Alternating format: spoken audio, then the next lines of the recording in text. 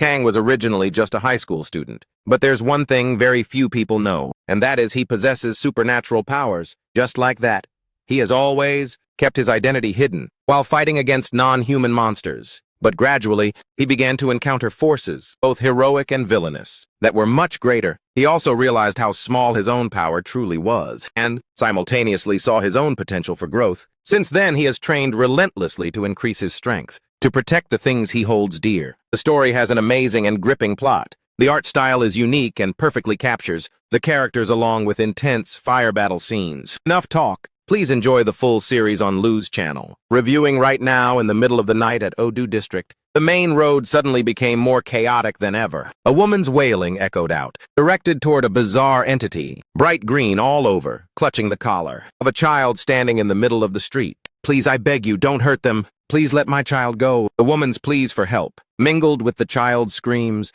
shaking in the hands of that monstrous creature. I'm begging anyone, please save my child. Ignoring the sobs and pleas, that strange green entity stood motionless, eyes fixed on the child in its grasp. Someone please save my son. The surrounding crowd could only buzz with talk. No one dared to step close. The monster kept the child to itself, because right next to it were scattered bodies, police officers who had fallen. While trying to approach and save the child, every force dispatched there had perished. What the hell is that thing?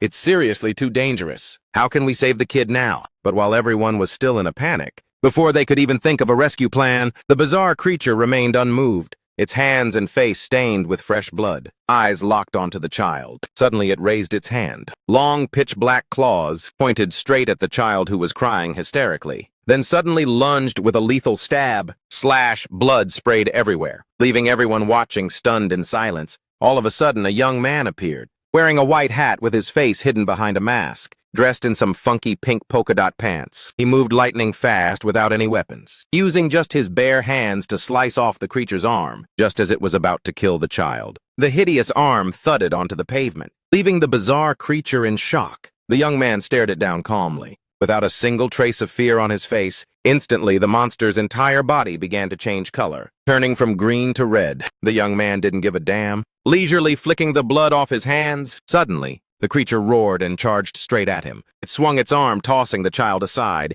Luckily, the mother ran up just in time to catch her baby. The freakish creature's face contorted. It leaped high into the air, raising its massive arm, as if to deliver a killing blow down onto the young man's head. Boom! The monster struck with such force that the road cracked, creating a massive, gaping crater. However, the young man simply tilted his body, stepping lightly to the side, easily dodging the devastating attack. Clenching his teeth, he delivered a direct kick to the creature's face. The powerful kick sent it flying, smashing it hard against the wall of an apartment across the street. But it didn't end there. The beast gathered its strength and bounded off the wall, charging straight back at the young man, opening its wide maw to reveal razor-sharp teeth intended to swallow his opponent whole. Once again, the young man threw an upward kick, aiming right for the monster's jaw. Its jaws slammed shut with a sickening crack, shattering several of its teeth. Without giving the creature a chance to recover, the young man immediately focused his power, unleashing hundreds of rapid-fire punches at an unbelievable speed, leaving the beast with no chance to fight back. But a moment later, its body changed color again, fading from red back to its original green. Now it lay sprawled out on the road, eyes rolled back, no longer moving an inch. Cheers erupted from the crowd. Everyone around began clapping thunderously. Several people shouted out in excitement, praising the young man for taking down the wicked creature. "You're our hero! Hey man, please tell us your name." The young man didn't respond to any of the cheers, only quietly turned his head and walked away. It seemed like all that praise was making him feel awkward. The mother, eyes still misty, called out softly after him, "Excuse me, young man." The young man stopped and looked back at her. "Thank you so much. If it wasn't for you, my child definitely wouldn't be alive. I don't even know how I can ever repay you." Hearing this, the young man remained silent, not saying a single word. His face showed no expression at all. He just quietly gazed at the woman. Then he crouched down, gathered momentum, and leaped, vanishing across the skyscrapers as he left the area. He disappeared before the stunned eyes of the crowd. A father turned to his son and said, "Tell me I'm not dreaming, right? Does someone like that actually exist?" The young man continued jumping across the roofs of the high-rise buildings, looking composed, his face not showing even a hint of emotion. Scene change. Seojeon High School in Incheon. An older teacher was lecturing the students, covering the material for that day's lesson. As you all know, natural disasters are abnormal phenomena caused by nature. As he spoke, the teacher turned around, writing various terms on the chalkboard. If we break down the kanji, disasters are the movements of heaven and earth. You can think of them simply as floods or storms. Finishing his writing, he turned back and scanned the classroom. Usually, people call catastrophes that cannot be stopped by human strength natural disasters. While lecturing, he glanced down at the group of students. His hand lightly pushed the glasses up the bridge of his nose. Don't you guys have any examples? Most of the students remained focused and listened intently, or were busy scribbling down notes. In the back of the class, a blonde-haired student complained under his breath, "This is such a massive headache. Looking at his handwriting makes me want to barf." The black-haired friend sitting next to him spoke up, while holding out his phone. "Hey, check this out. Get lost, I'm already feeling dizzy."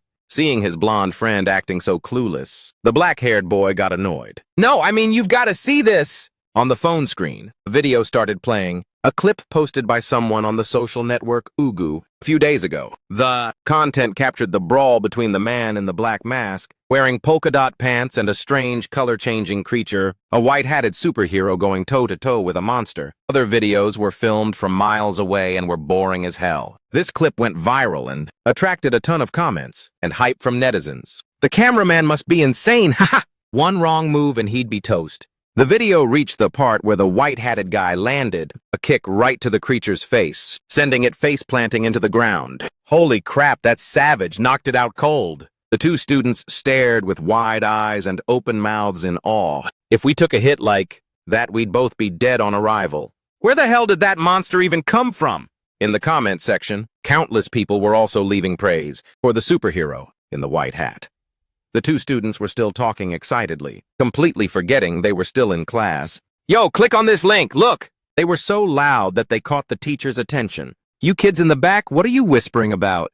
Right at that moment, the school's alarm suddenly blared loudly. "Warning! Warning!" An announcement broadcast from the school's PA system. The speakers boomed, making the students below look up in a frenzy. "Emergency alert, danger warning." The whole class started buzzing about the recent warning. School operations temporarily suspended. A voice from the control center broadcasted a danger warning. Honestly, no one cares what the specific threat is. The students hurriedly packed their books, getting ready to head out. The intercom voice continued steadily. "The dangerous individual, Lee In-jong, is currently believed to be hiding around the Incheon port area, but the exact location has yet to be confirmed, requesting all classes to be suspended. Teachers and students must dismiss immediately." All right, keep it down." The teacher slammed his notebook onto the desk, letting out a loud bang to grab the attention of the students who were itching to head home. "It's only the start of the semester and you're already making me play hardball." He scanned the room at the students, then started giving a few reminders before letting them go. "When you leave,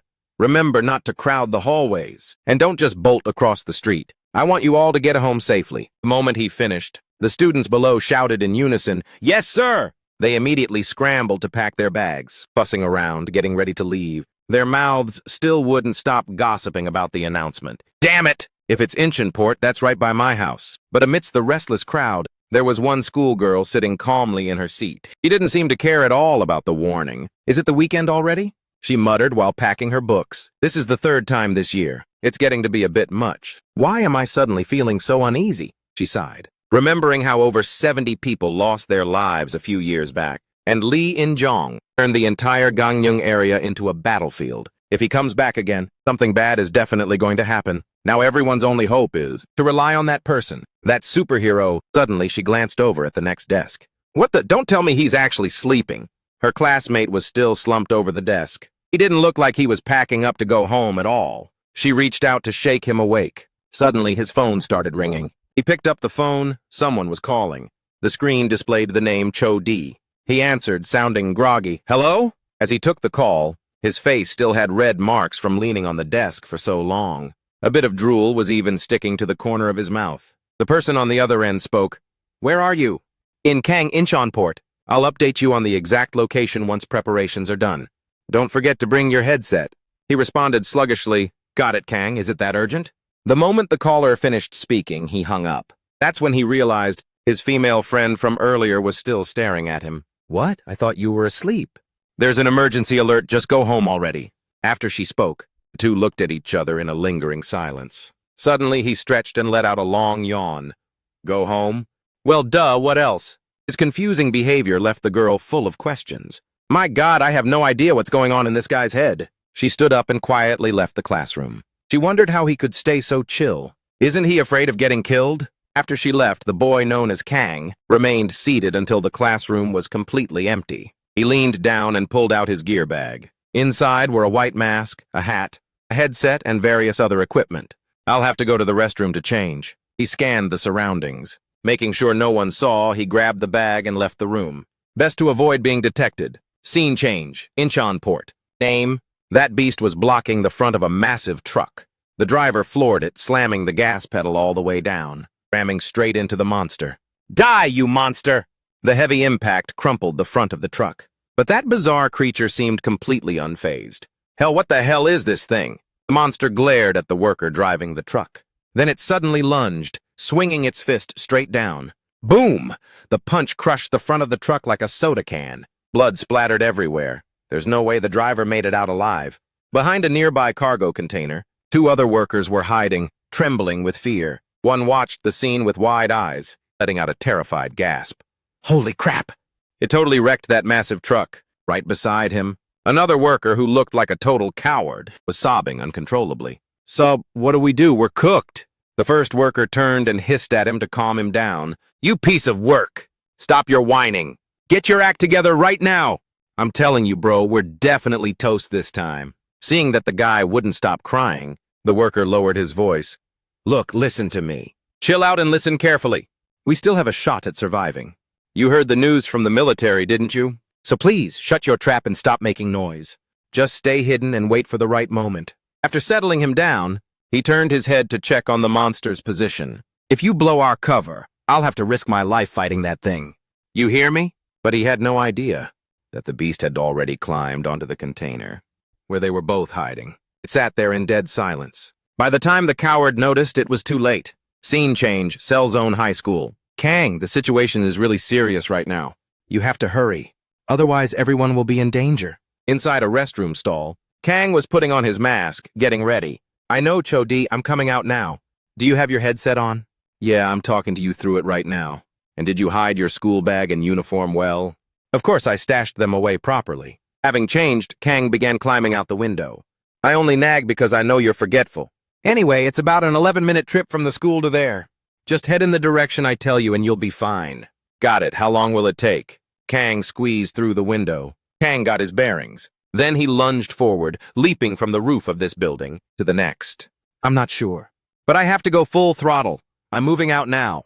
Scene change, Incheon Port. Both workers had already become aware of the monster's presence. They stared at each other in stunned silence. One worker gritted his teeth.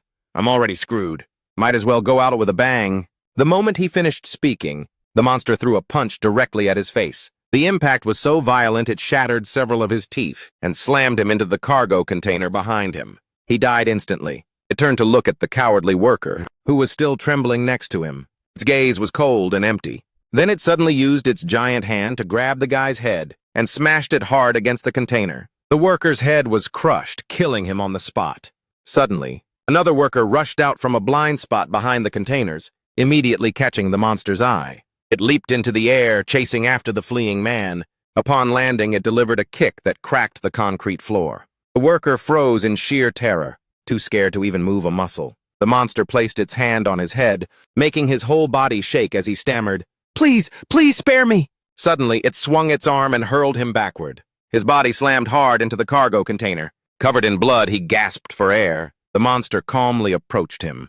The worker panicked, but his legs were frozen stiff. This was none other than Lee Yinjong, the monster that had killed over 70 people years ago. It was standing right in front of him. Fear paralyzed him completely. All he could think was that he was toast. Just then, a shout rang out, Stop right there! A wrench flew straight at the back of the monster's neck, forcing it to turn around. Supervisor! The injured worker called out tremulously to the newcomer. It was the supervisor holding a pair of iron pliers, glaring furiously at the monster. I told you to stop right now. You hear me, you pig-faced freak? Scene change. Kang was racing like a bullet down the road, heading toward Incheon Port. He was more than halfway there. While Cho-D continued to give steady directions through the headset, Just keep going straight and you'll arrive. Kang, there's just been another emergency news update. Throughout the entire journey, Kang focused all his strength on sprinting and leaping as fast as possible to reach the port in time. The henchmen of Li Yinzhong were also lurking nearby. They were all just a bunch of useless nobodies. But he couldn't afford to be careless, because Li Yinzhong's true power remained a mystery. Better safe than sorry, Chodi said over the comms. Kang interrupted her as he made a massive high jump. I see it, I'm there. Scene change, back at the docks. The worker shouted loudly to his supervisor. Supervisor Ann! He screamed to bring the man back to his senses. This is our only chance. Run now! The monster turned to look at the supervisor, its bloodshot eyes filled with pure rage. Supervisor, I thought you'd already bailed! The worker panted, tears streaming down his face from terror. Look at me, you ugly beast! Run, you idiot! Supervisor Ann roared, hoping the monster would focus on him to give the other worker an opening to escape. He knew perfectly well that he could have left that fool behind and saved himself. He could have escaped, but in the end, he couldn't bring himself to do it. Despite the blood dripping from his forehead, he kept telling himself he couldn't abandon the kid. A flurry of thoughts raced through Supervisor Ann's mind. Honey, Donggu, I miss you and our son so much. I guess this is where I fall. Yes, he understood completely. If he stayed to distract the monster, death was a certainty. He only hoped his wife and son would understand his choice. Suddenly, the monster spun around and changed direction. What's happening? Where is it going? The worker stammered. Supervisor Ann was also frozen in shock. When he saw it approaching the row of containers behind him, Please, please. Just get lost for God's sake, he whispered, his heart thumping wildly. Contrary to his faint hope, the monster gripped a massive container tightly, strained its body to lift it overhead, and hurled it with full force toward the supervisor. It's over. I'm toast. In that instant, Supervisor Ann was certain it was the end for him, but in a split second, Kang lunged in, kicking the container aside right before it could crush him. Supervisor Ann stood paralyzed with fear, his entire body too weak to react. Kang skidded to a halt, shielding the man, leaving him, the worker and the monster itself wide-eyed, in disbelief. Old man, I give you 1,000,000,000 points for that gutsy move. He joked casually, his fists tightening. Seems like I'm a bit tense, aren't you shaking too? Before Supervisor Ann could even answer, Kang stood his ground, eyes locked on the monster. Kang, can you hear me? Chodi's voice crackled in his earpiece. The creature also stood still, its glowing red eyes fixed on Kang, as if anticipating something. Chodi, what do you want me to say to this thing? Kang whispered. Just looking at it makes me want to barf, Chodi replied with a sigh. From the control room, Chodi watched everything unfold via the tiny camera mounted on Kang's helmet. Looking at the screen, Chodi's face darkened. This is tough, but we have to give it a shot. They had already discussed this strategy. Before fighting monsters like Li Yinzhong, they should try to talk first. Though he looked bored as usual, Kang listened intently to Chodi. Logically, cold-blooded killers like this monster should be taken out on sight. But if they could squeeze out its goal or purpose, it was better to talk than not. Instead of just killing blindly, gathering information was much more useful. Kang muttered, recalling what Chodi had once told him. Kang looked up at the monster and spoke in a steady voice. Hey, you know how to talk? He tried to get a few more words out, testing to see if it understood human speech at all. I've run into things like you a few times before. If you understand what I'm saying, then... ha ha ha! Before he could finish his sentence, the monster suddenly let out a bizarre sound. Its skin began to shift from green to a dark crimson. It burst into a bone-chilling laugh, making both Kang and Chodi frown in disgust. What the hell is this? Kang muttered.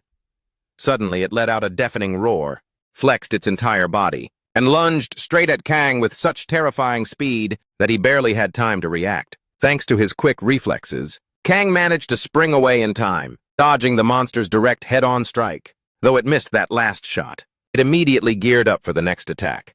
The moment it touched the ground, before Kang could recover, the monster swung its arm, intent on landing a devastating slap on Kang. The blow connected. Its hand whipped right into Kang's body, sending him flying backward, and slamming hard into the pile of containers behind him. Refusing to stay pinned down, Kang nimbly rolled and sprang back up, leaping onto the top of the container behind the monster. Damn, that thing is way faster than it looks. Kang blurted out, his eyes never leaving the beast. Looks like this one's even tougher than the one I faced the other day. Yeah, Chodi said worriedly from the other end. Are you okay? Yeah, huge mistake trying to talk to it. It's just charging in like a total psycho. Please don't let me watch you get wrecked out there. Up in the sky, a news helicopter carrying reporters was approaching the area where Kang was squaring off against the monster. The female reporter held her microphone for the live broadcast. "Yes, we are currently live on the scene at Incheon Port." Beside her, the cameraman panned the lens to capture everything happening on the ground, broadcasting live, so the public could stay updated on the situation in real time. From the Lee Yin perspective, "We are currently flying at an altitude of 600 meters above sea level. The scene is absolute chaos. Below us, the white helmeted hero has arrived, and the Lee Yinjong suppression forces have also deployed. Behind the rows of containers, a line of tanks, bomb disposal units, and dozens of soldiers stand ready to engage this monster." A soldier standing near the commander, the one with the prominent gold-patterned cap, shouted for everyone to maintain their defense and wait for orders. "Do not open fire without authorization." A soldier stepped forward, respectfully addressing him as Colonel. "Colonel, because the port entrance is too narrow, the armored vehicles and electrochemical weaponry are unable to move inside, sir." The colonel nodded. "Understood. Tell them to sit tight and wait for instructions." The soldier remained hesitant after hearing that. He turned and asked tentatively, "But Colonel, if we go with Plan A, I'm afraid—" Before he could finish his thought, the colonel cut him off. His voice dropped. "You still don't grasp the true power of the Lee Yinjong."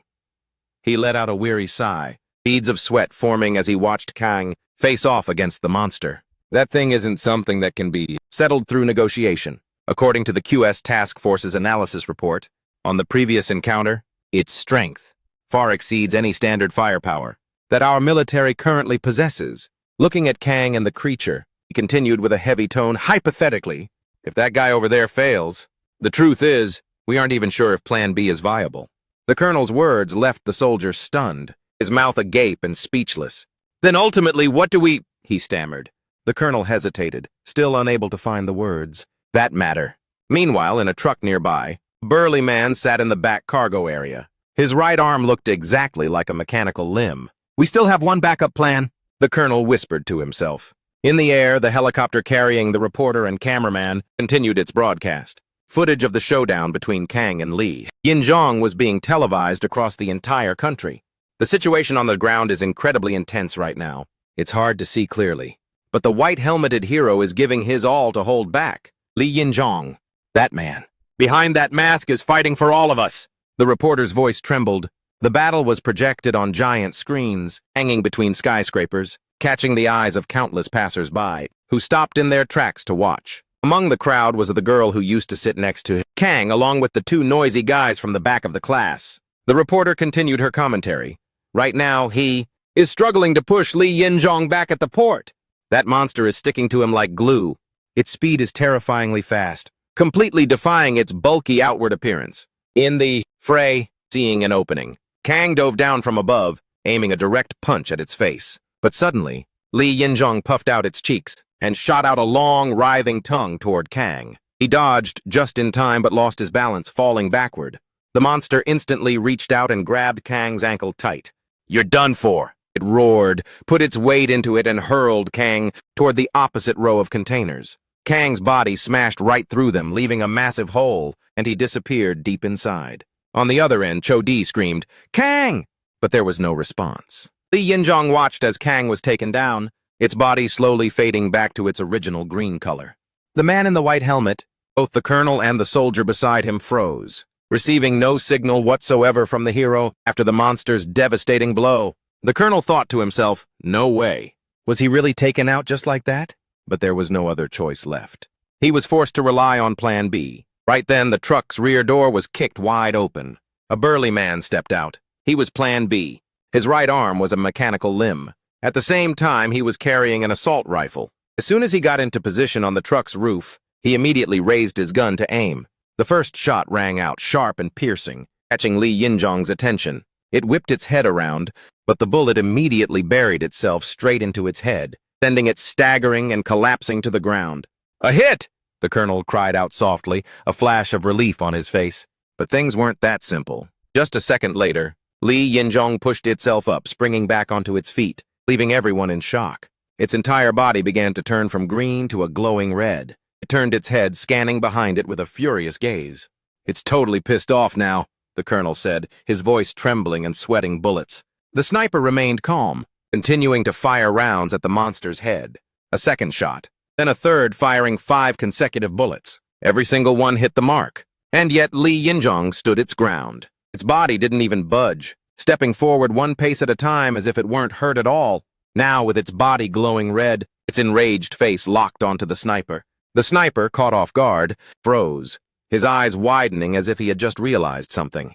Li Yinzhong also turned to look. Its gaze shifted toward the stack of containers, where Kang had been thrown. Right from that hole, sudden noise came from within. Kang crawled out, his body seemingly unscathed. Phew, almost flew straight into the ocean, Kang grumbled, brushing the dust off his shoulder. On the other end, Chodi breathed a sigh of relief, her voice shaky. Thank God. You're actually okay. Yeah, it finally showed a weakness, Kang replied, his voice full of determination. Right, I think so too. I just don't know how to finish it off yet. Chodai nodded, breaking into a sweat. Li Yinzhong appeared confused at the sight of Kang still standing strong. Except for a few scratches, Kang looked it straight in the eye, lightly shifting his feet to prep for a counterattack. Suddenly he lunged forward, charging straight at the monster, at a speed almost invisible to the naked eye, leaving Li Yinzhong no time to react. Its eyes widened in pure shock. From above, Kang delivered a heavy kick right onto the crown of its head. The monster's face contorted from the sheer impact. Before it could even let out a roar, Kang immediately spun around and drove a punch straight into its mouth. Clenching its upper jaw, he used all his strength to hoist the monster's entire body up before slamming it hard onto the concrete floor. The impact was so violent it created a massive shockwave. The blast of wind blew everything nearby away. Even the helicopter in the sky began to wobble. After taking the full force of the attack, the monster's head was buried deep in the ground. Its body faded back to its original green, lying motionless. Everyone at the scene, as well as the viewers watching on their screens, were left speechless, their jaws dropping in amazement. Even Chodi didn't expect a single strike from Kang to have such devastating, destructive power. We can't see clearly right now, but the shockwave was incredibly powerful. The reporter, still on the live broadcast, spoke with a voice full of wonder. Just when it seemed like everything was over, the monster suddenly began to stir, grunting, It braced its arms, trying to lift its head off the ground. Under the stunned gazes of everyone there, just as it looked like it had enough juice for another round, thud! The moment it managed to lift its head, it collapsed right back down. This time, it was clear it wouldn't be moving again. It's over. It's really finished, right? It can't get back up, someone whispered. On the other end, Chodi was so stressed, she was sweating buckets. Yeah, it's a goner. I can see its skull is completely crushed. If it tries to crawl back up, I'll direct you to keep hitting it and finish it for good, Kang replied to Chodi calmly, his expression steady and without a trace of worry. This guy won't power up like that monster I ran into back at... Where's the Kizango erosion? Kang thought to himself, suddenly picturing the monster many times larger. The Li Yinzhong he had faced before. Erosion, right? Kang muttered, breaking into a light sweat as he recalled that brutal battle. Chodai let out an exhale. Ha, ha, ha. For real, just watching this fight is enough to give me the chills. High above, a strange-looking man with long white hair was quietly observing Kang. The rumors were true, what a ruthless brat. He smirked. Beside him was someone completely wrapped up from head to toe. It was clear both of them had been standing there, watching the entire intense struggle between Kang and Li Yinzhong from start to finish. Even so, he hasn't gone all out yet, right? Dan Zhang, the white-haired man said. It seemed Dan Zhang was the name of the covered figure standing next to him. We should probably show our faces a bit, shouldn't we? He chuckled and suddenly leaped from his hiding spot, landing right behind Kang. What? What the hell? Chodai panicked while Kang also turned around, startled. Who are you? Kang asked in a low voice. The man let out an eerie laugh. His face and the back of his neck were covered in bizarre tattoos. His eyes are seriously creepy. Kang frowned. The white hat hero, the man sneered, his gaze piercing deep. Where did this guy jump out from? Chodi whispered, confused by the long-haired stranger who had just appeared. Kang quietly glanced up toward Dan Zhang, the one still shrouded from head to toe, and then spoke, Chodi, I think there's another one up there. Wait, what? Chodai gasped. Dan Zhang remained motionless, simply watching without making a single sound. This is so bizarre, a reporter whispered, while broadcasting live to the audience watching on their screens. A suspicious person has just appeared right in front of him, the white hat hero, the one who took down Li Yinzhong. They seem to be exchanging words, but we can't quite hear what's being said. However, the news is spreading like wildfire. Everyone is dying to know this stranger's identity.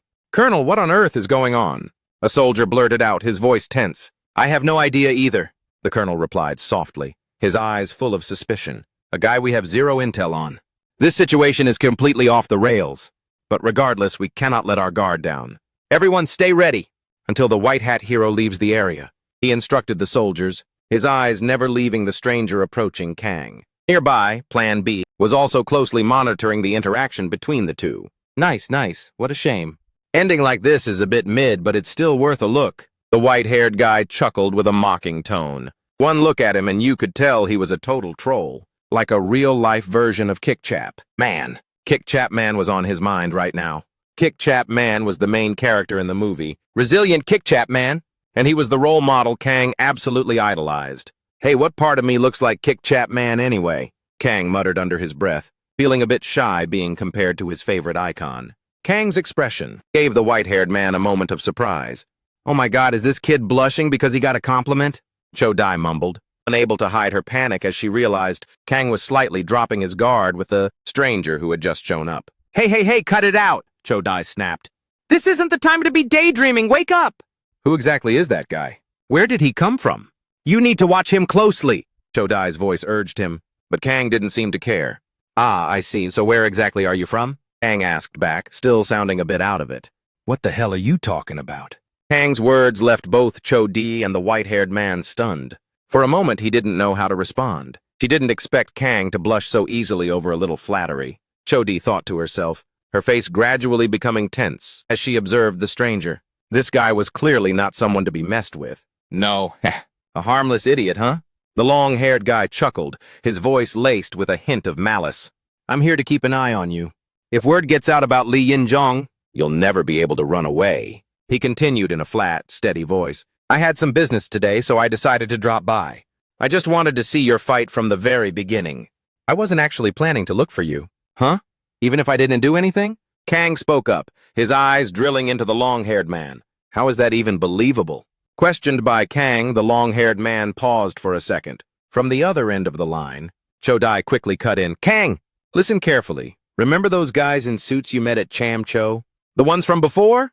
They acted all friendly and then pointed tasers at you. That guy, too, also showed up out of nowhere that day. Just like this situation right now. Who knows, this guy might be a government agent, too. Cho-Di's voice dropped, becoming dead serious. Or maybe he's with the military. We don't know why he's here yet, so you need to figure out a way to get out of there immediately. Kang stayed silent, listening without answering. Suddenly, the long-haired man spoke up with a smirk. Fine, it seems you're a bit uncomfortable. Then let's have a more interesting chat. He narrowed his eyes at Kang. What are you called in Senkai again?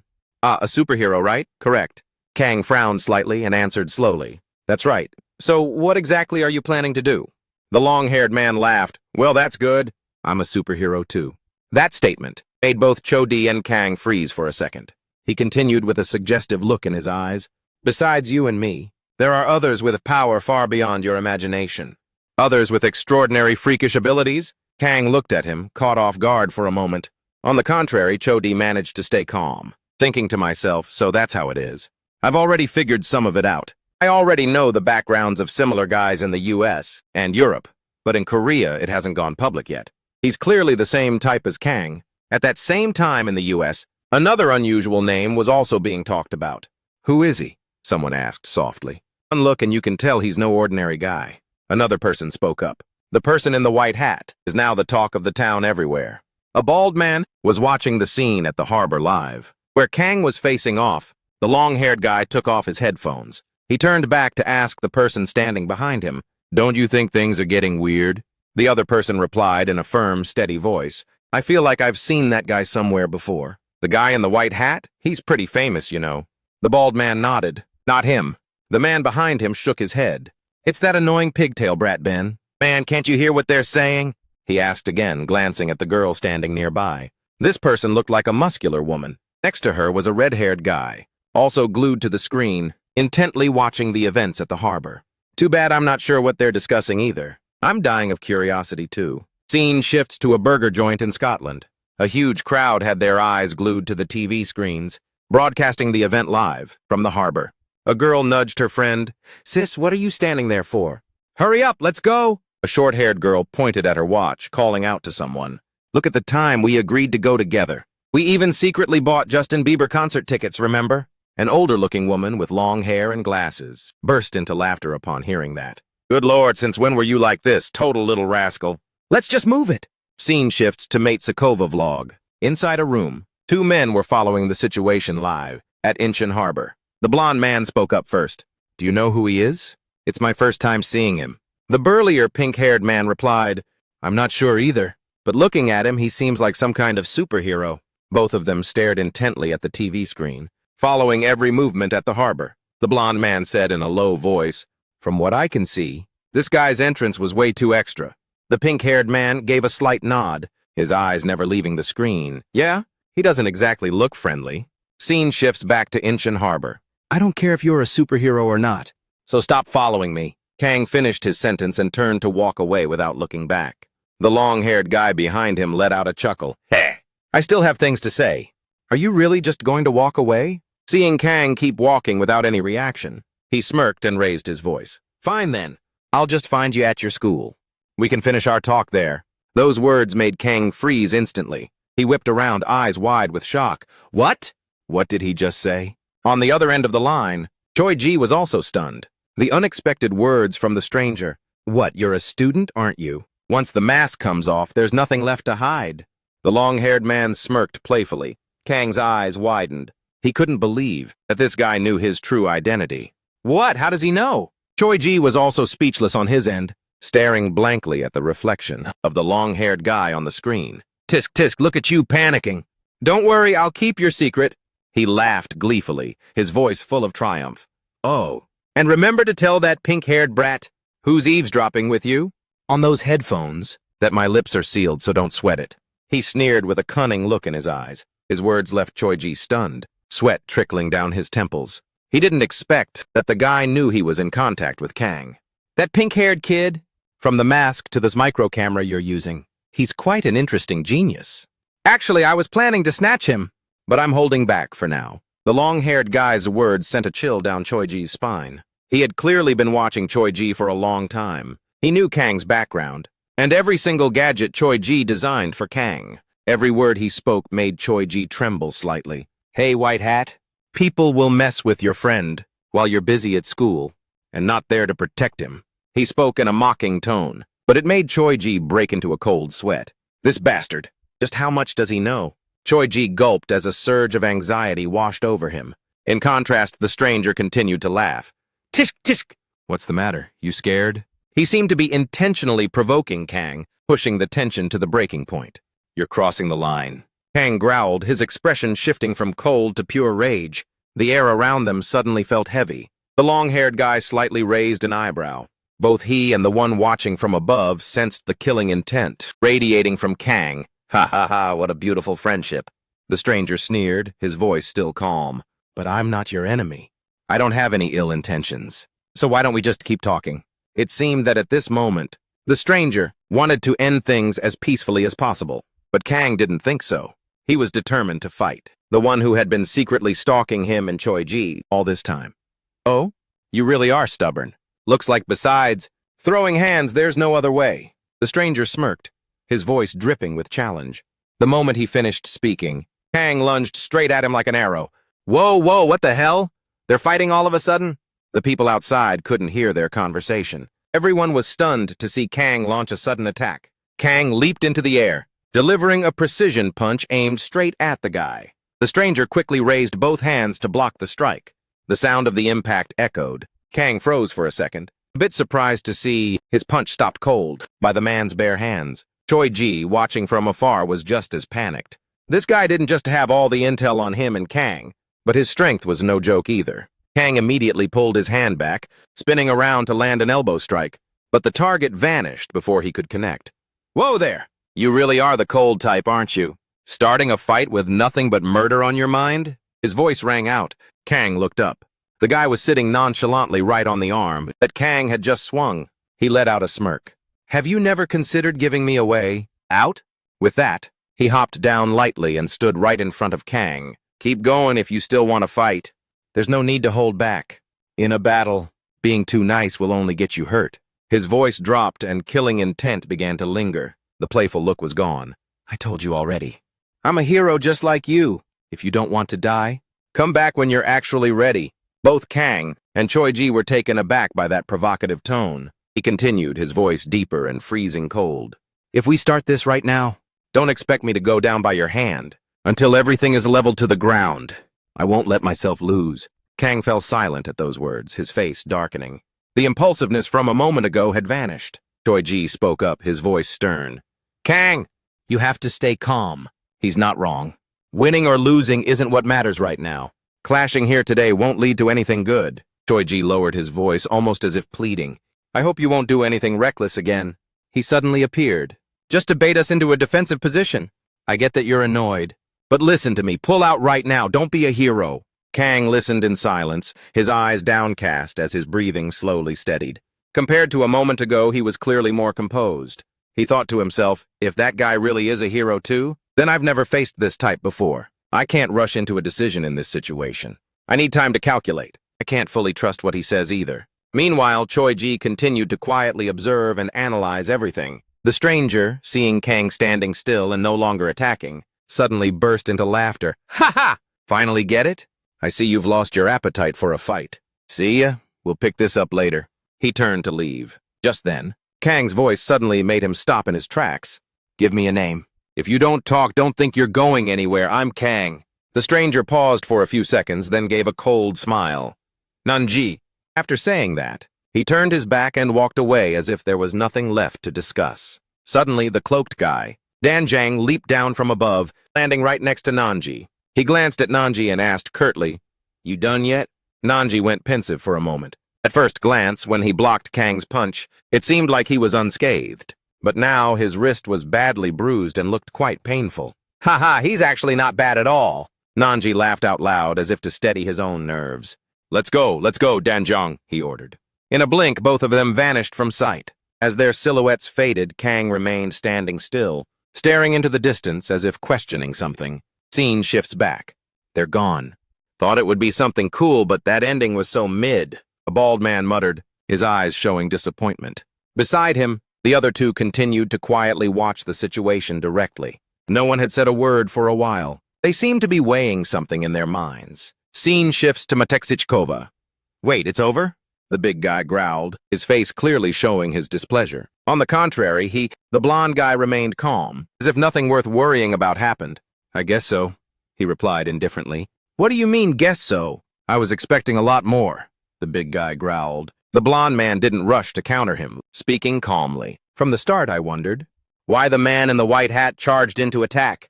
But if they had really fought, the entire surrounding area would have been leveled. If we were dragged into the middle of that battle, I'm afraid there would have been many casualties. He looked at his teammate. That was my gut feeling. But luckily they both stopped, deciding not to keep fighting. Hearing that, the big guy frowned and roared, Damn it! This sucks. They aren't even bros or friends. Why the hell are they holding back? Scene shifts back to Incheon Port. In the distance, two workers who had been saved by Kang were leaning on each other, walking toward him. Wait a second, we want to thank you. Team leader Ann spoke up, while supporting the injured worker, walking closer to Kang. Yes, thank you. He let out a heavy breath. Thanks to you, we're still alive. I must repay this debt. Team leader.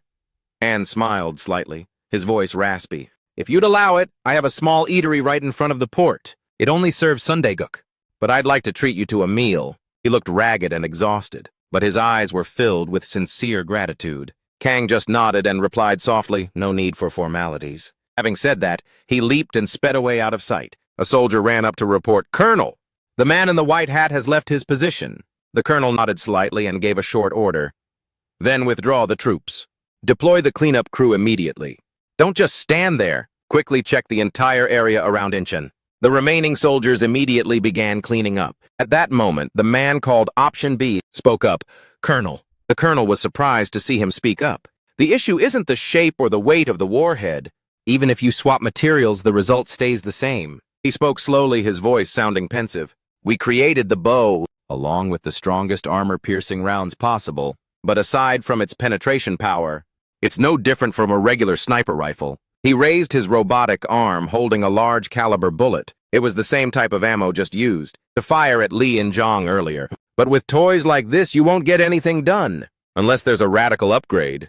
You guys will just be throwing your lives away for nothing. After speaking, he squeezed hard. The large bullet cracked and deformed as if being crushed within his mechanical palm, yet his gaze remained dark, as if he was still bothered by the previous round of shots. The colonel nodded and replied firmly, I understand. I will report this to the DT Research Department immediately. He dropped 2 or 3 large bullets that had been crushed flat. The sound of metal hitting the ground rang out softly. Ring, ring, ring, the phone started ringing. The colonel pulled the phone from his pocket. He froze for a second when he saw the caller's name, then quickly pressed the answer button. Commander, what are your orders, sir? A voice came through from the other end. In a commanding tone, what's the situation? Yes, hearing the voice alone was enough. To know this person was the colonel's direct superior. Yes, the man in the white hat has left. According to the report, Lee, In-jong was successfully neutralized by him. The colonel reported, keeping his voice steady, Why did I have to be the one to call you first? Didn't I order you to report immediately as soon as everything was over? The voice on the other end was stern and full of authority. Yes, he was P.O. Bin, the commander-in-chief of the anti-In-jong squad, and also the colonel's direct commanding officer. Yes, sir, I was just about to report, Commander. The colonel replied, sweat breaking out on his temples. The colonel briefly showed signs of anxiety. His eyes flickered with panic upon hearing P.O. Bin's words. Now listen closely. P.O. Bin's voice rang out decisively. As I mentioned before, moving Lee In-jong's body is the top priority. Central Administration, National Forensic Service, Damage Control Department. They've already stepped in, so don't sweat the small stuff, just stick to the plan. Ensure the body is safely loaded onto Aircraft 101. You got it? The colonel bowed slightly, his voice respectful. Copy that. The aircraft has landed and is receiving the body, sir. At the port, the soldiers were coordinating, lifting the body of the monster that Kang had just taken down, loading it onto the aircraft parked nearby. But once the body leaves, we won't have any authority left. Colonel, order the troops to pull out immediately. And that's that for our responsibility. P.O. Bin's voice was sharp and final. Understood, the colonel replied. The line on the other end went dead without hesitation, ending the conversation. The colonel's face darkened for a moment. He remained silent, staring into space as if calculating his next move. Right after hanging up, P.O. Bin immediately dialed another number. The phone rang repeatedly until a voice answered. Hello, what's the deal? No, it's nothing big. I just wanted to report. P.O. Bin's voice was completely different now. Compared to his conversation with the colonel, he was now humble and cautious. Lee In-jong's body has been processed. The number of injured is approximately 14. There are currently 2 critical cases, and as for the rest... But before P.O. Bin could finish his sentence, the person on the other end cut him off. The voice was cold and detached. That has nothing to do with me. How long are you going to keep yapping?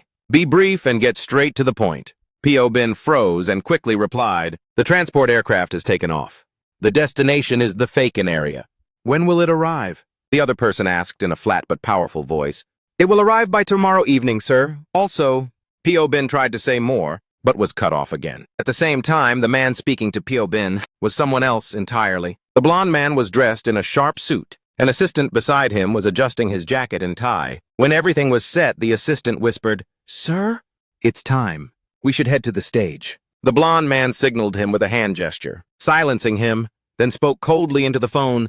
Listen up. The speech is ready. Now hang up. And I'm warning you. Don't you dare yap about this nonsense ever again. This is your final warning, got it? I'm so sorry, Commander. Seeing the other man lose his patience, P.O. Bin scrambled to apologize and hung up immediately. He adjusted his tie while muttering under his breath. These guys think they're so sharp, but they're really just ants under my boots. When dealing with trash like that, you have to be calculated and smart.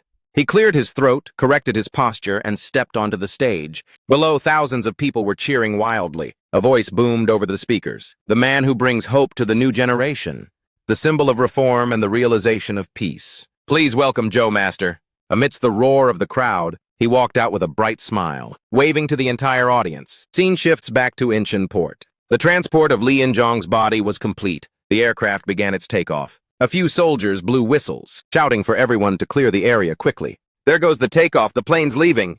A soldier looked up. Watching the aircraft hovering in the sky, he softly asked the colonel, What's the deal with Aircraft 101? Before the colonel could even answer, the soldier continued, I heard it belongs to DT.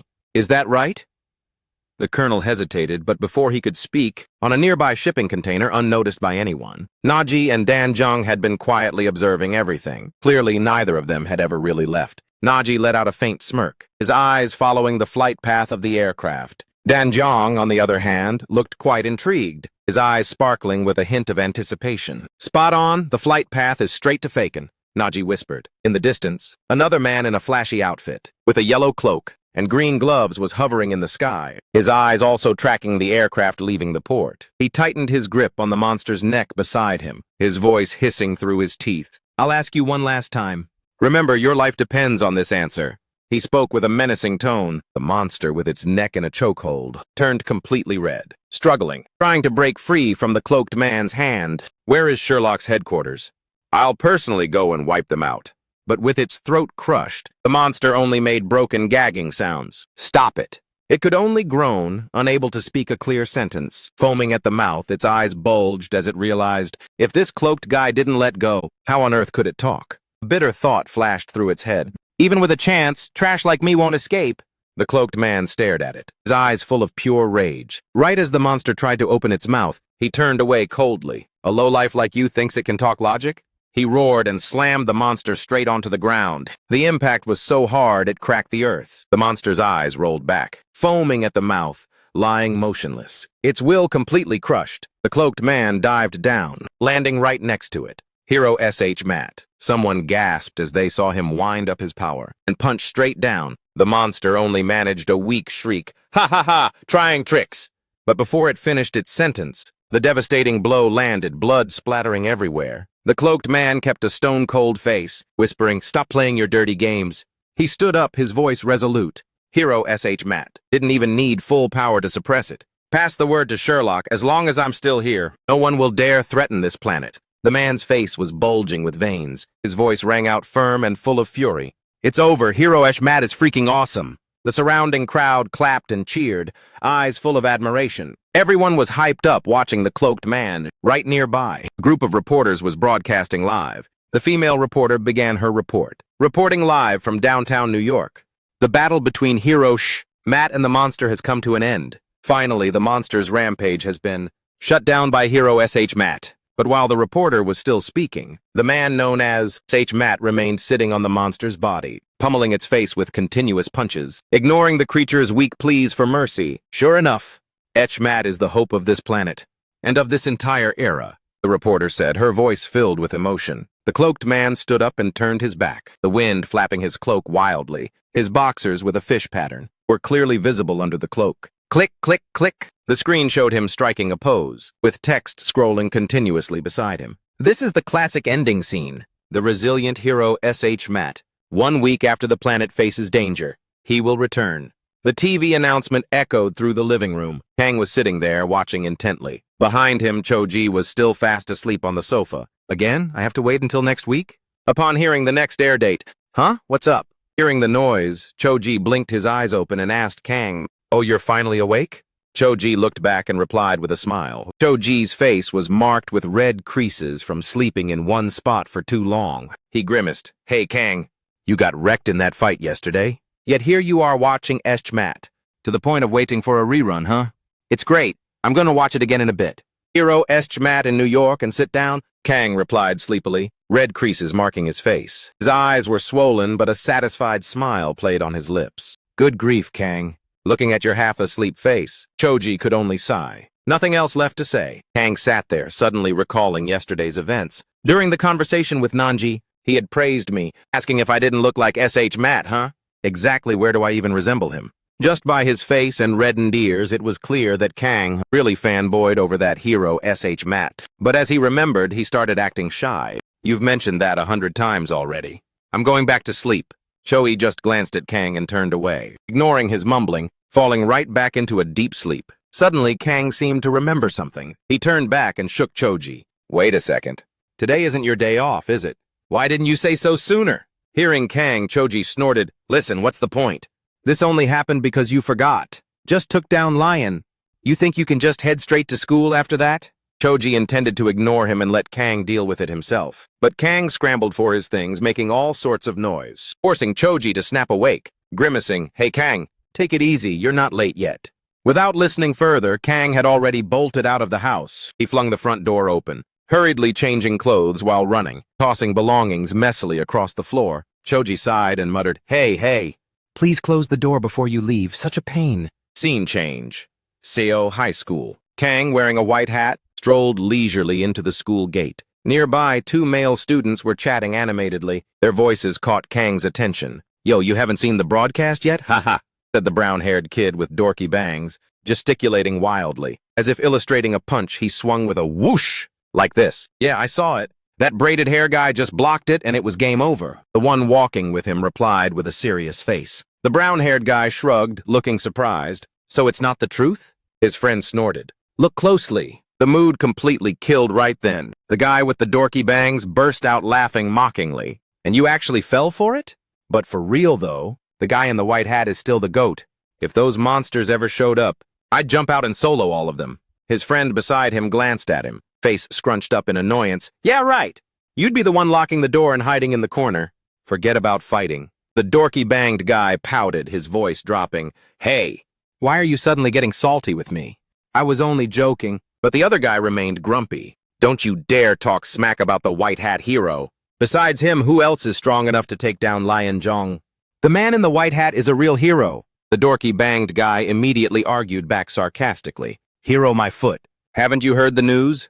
The guy in the white hat is just a military plant. He's fake." He waved his hands around for effect. "I bet he's actually just a robot, not even human." Kang heard this, his fists clenching as veins popped out. He couldn't believe someone dared to call him a mindless machine. The companion grew frustrated, hearing his friend babble on. "Drop the nonsense. You're talking out of your neck.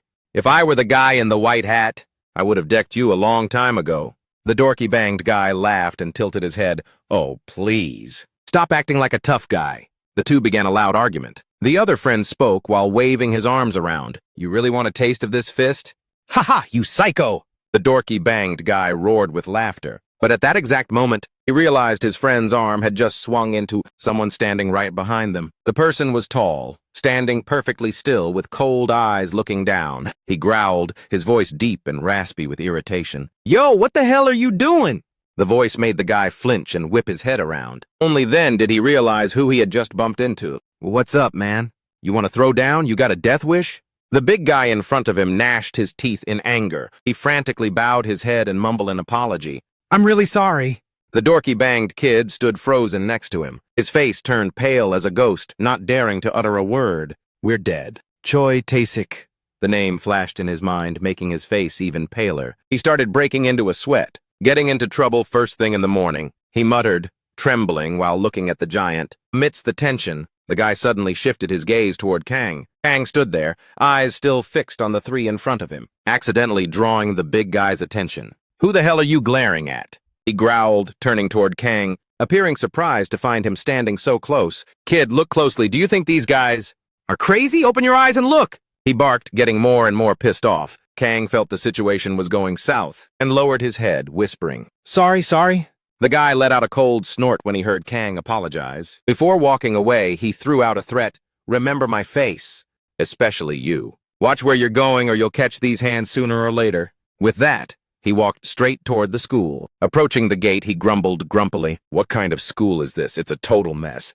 It's May and they're still wearing heavy coats. Freaks." The dorky banged kid watched him go and swallowed hard. "That guy didn't even bother to bring a backpack. We almost got cooked, man." "Yeah, no kidding," his friend replied, still shaking. The dorky banged kid glanced over and lowered his voice. Have you ever heard of Gumho?" "Ah, I've heard of it, but I don't know much." At the mention of Gumho, his friend's face went pale and his shoulders slumped. The dorky banged kid continued, his joking tone gone. "Gumho is an organization established in Mabong. They're a pack of straight-up thugs, but don't get it twisted, they aren't stupid at all. Every one of them is incredibly skilled in their own freaky way. Those guys are overwhelming. Mess with them and you're cooked. I heard a rumor that some members of Gumho are actually students, right here at So High." His friend flinched, sweat beads forming as he looked around. "At our school?" "But our school is brand new. How can there even be any seniors or upperclassmen?" The dorky banged kid took a deep breath. "Like I said, this school is their main hangout spot. And that guy who just started beef with us is the leader of that crew." The other guy bit his lip and stammered, "Oh my God. That trash is at the same school and I had no clue. Usually I'm pretty sharp, you know." After saying that, he panted heavily as sweat poured down his face. The dorky-banged kid waved his hand. Knowing or not doesn't change a thing. Compared to Lion Jong, Gum-ho is nothing. Skipping school all the time, showing up late for opening day. Anyway, let's just keep our distance from them, for our own peace of mind. Yeah, we have to, his friend mumbled, nodding. Scene change. Inside the classroom. Hong? Hong! The shout made the black-haired girl wake up with a start. "God, you scared me," Hong muttered, her eyes still drowsy. Her friend in the row in front, with dyed bright hair, crossed her arms and leaned back in her chair, glaring at her. "I've called you like 10 times, you idiot!" "You've been sleeping since this morning." The girl narrowed her eyes at Hong, her voice sharp. "How much longer are you going to keep that look on your face? Snap out of it." While speaking, she reached out to touch the bandage on Hong's cheek. "Why are you even sneaking into another class to mumble like this? You think you're my mom or something?" Hong frowned and talked back. The other girl paused, a flicker of sadness on her face. At that exact moment, Kang strolled in and sat down at the desk next to Hong. As soon as Kang sat down, the bright-haired girl glanced at him and blurted out, "Oh, hey!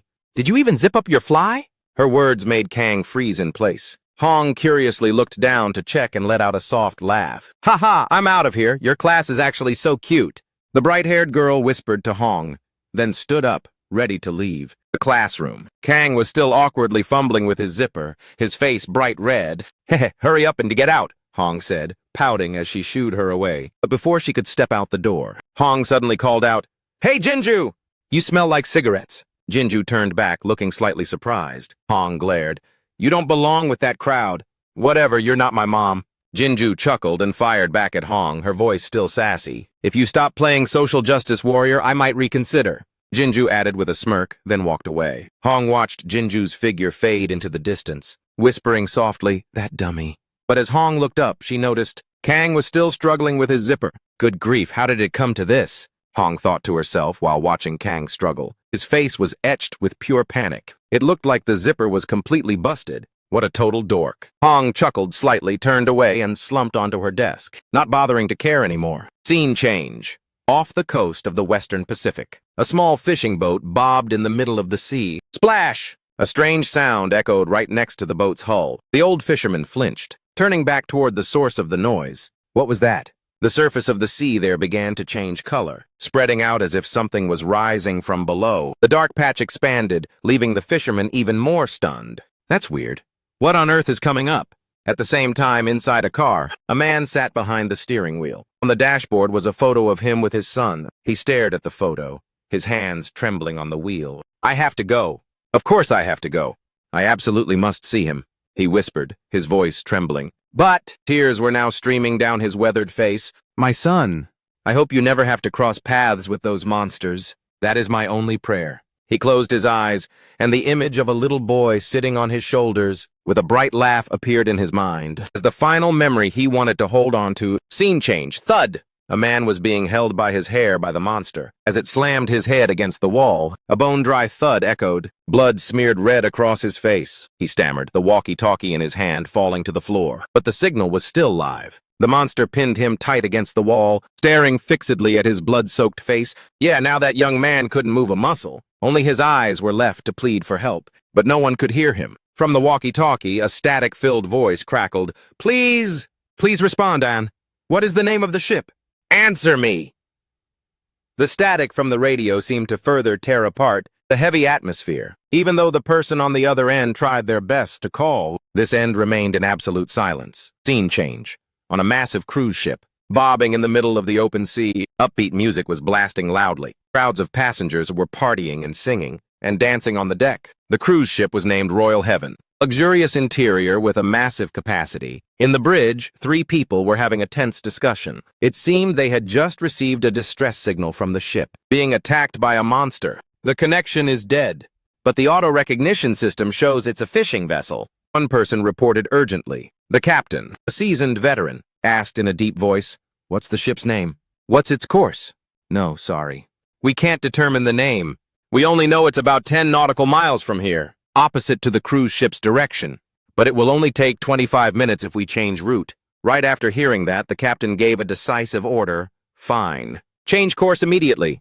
Prepare for an emergency rescue. Scene change. On the small fishing vessel, a man stood there. His hands were stained with blood, unclear whose it was. At his feet, a young man lay motionless, surrounded by fresh blood splatter. Beside him was a stuffed penguin, neatly wrapped like a gift someone had once prepared. The man just stood in silence. His lifeless eyes stared straight out at the night sea. From afar, the lights of a rescue ship were gradually appearing, drawing closer and closer. Scene change, school grounds. Man, I'm freaking starving, a male student complained, clutching his stomach. I'm begging you, can you just shut up? You're always whining about being hungry and thirsty. His friend sitting next to him frowned and waved him off. In the long line of students waiting for lunch, two boys from the back of the class were also whispering about the video of Kang from the other day. My mom hasn't been giving me much food lately, Kang lamented. Because I've gained weight again.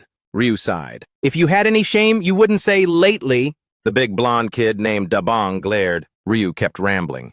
By the way, why aren't there any decent-looking girls in our class to go on a date with? For real? As he spoke, Ryu looked around shiftily, casting a disdainful look toward a female student standing behind Dabong.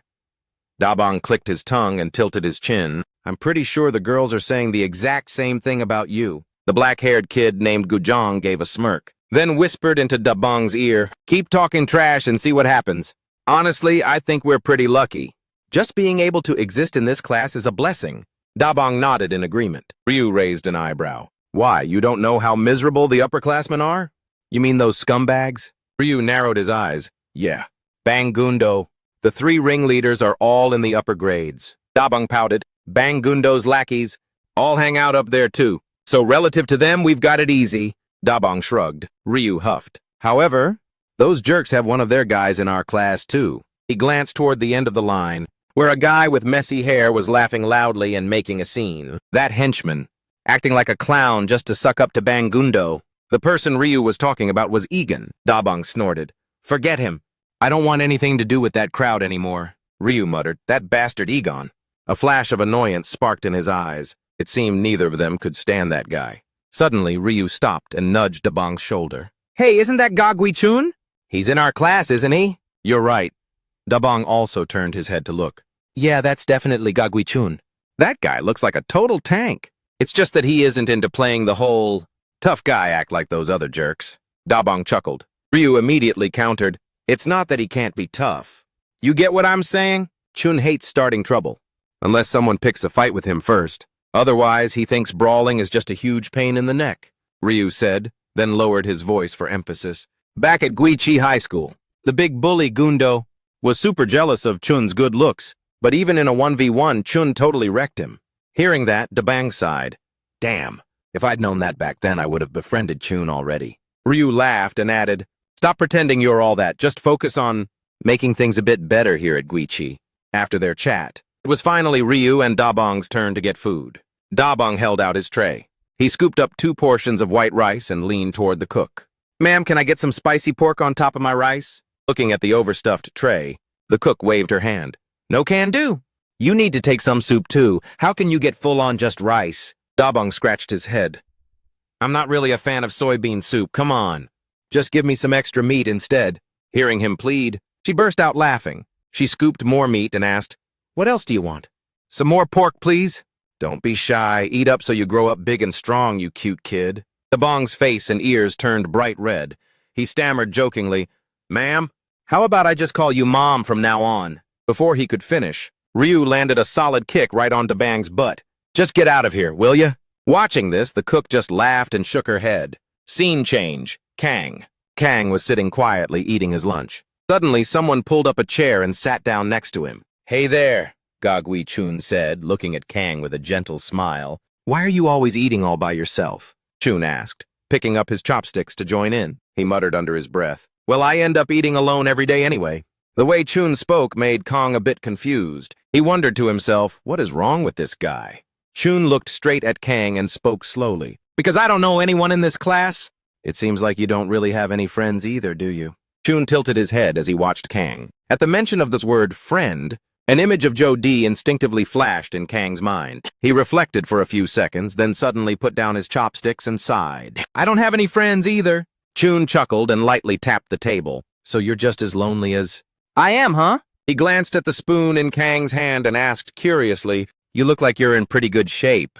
Do you play sports?" Kang kept eating and replied, "Yeah, just self-trained taekwondo." Seeing that Kang wasn't being too distant, Chun excitedly suggested, "How about this? Let's eat together from now on." Kang thought it over for a moment, then nodded. "Sure, why not?" Right at that moment, wham! A student was kicked and sent flying across the room, landing right in front of where the two were sitting. The kid rolled once and hit the floor hard, groaning as he scrambled to crawl back up. A shrill voice barked from the entrance. "You pigs, get the hell out of the way! Do you need a punch to the face to move your pathetic asses?" The shouting filled the entire dining hall. The student who just got kicked bowed down. "I'm sorry, I'm so sorry." Behind him was a group of students with flashy hair, led by Choi Tae-sik, the thug Kang had run into earlier this morning. Another guy in the group smirked. "Good thing you know how to apologize." "You idiots! Is this your first time seeing someone cut the line?" He growled with a sneer. "I don't have much patience, you hear me? Damn it!" Choi Tae-sik stood arrogantly in the center, surrounded by Bangundo's subordinates. Their presence made the canteen go dead silent in an instant. In the corner, Ryu gritted his teeth and cursed under his breath. "Those bastards." Dabong pulled his friend's arm and whispered a warning. "Just shut it, okay? They're with Gundo's gang." Meanwhile, Kang and Chun remained unfazed. The two of them didn't even bother to pay attention. Kang casually went back to finishing his meal. Choi Tae-sik narrowed his eyes and scanned the room. His voice turned cold and sharp. "Man, I'm already in a shitty mood today. You dogs! I'm gonna sweep through this place and wreck 5 of you just to blow off some steam." Scene change. United States. In a high-security meeting room, 2 men were in the middle of a tense discussion. The older man with slicked-back hair and glasses said, "Mr. Secretary of Defense, please be patient." "I told you, we needed to move fast." The secretary exhaled sharply, his voice urgent. "I hear you, but right now we have no choice. But to stay calm and wait it out?" The secretary slammed his hand on the table. "This is hopeless." "How much longer do we have to wait? While out there, countless lives are at stake?" Just then, the door swung open. The man in glasses turned slightly. "They're here." Stan and Galen walked in, accompanied by Poe and Wit, the two who had monitored the live stream. When Kang faced off against Nance in Incheon, Poe spoke up immediately. "We haven't heard anything concrete yet." She looked visibly annoyed. In contrast, Wit stood by, keeping his composure. The man in glasses nodded. "The situation is critical. I'll give you a brief rundown on the way. But be warned, the worst-case scenario has happened." He stood up abruptly, his voice pleading. "The worst?" Poe frowned, her voice trembling slightly. "What do you mean?" The man continued. "Recently, a cruise ship carrying 3,000 people was attacked by something non-human, right in the middle of the ocean." Hearing this, Wit whispered, eyes fixed on the floor, "In the middle of the sea."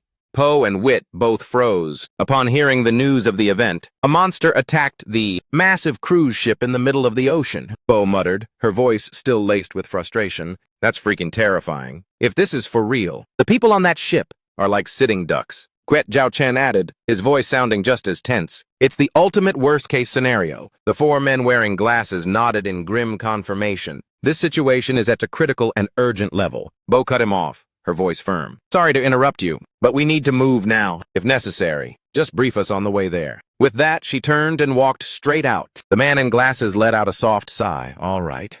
Then hurry to the helicopter that's standing by." He turned to Quiet Zhao and Poe as they left the room. Before closing the door, he didn't forget to address the man, who remained in the room. "We're heading out immediately, Mr. Minister. Is there anything else you'd like to relay?" The minister sat motionless, looking pensive. His voice dropped low. "No, just make sure that everyone comes back safe." "Understood, sir."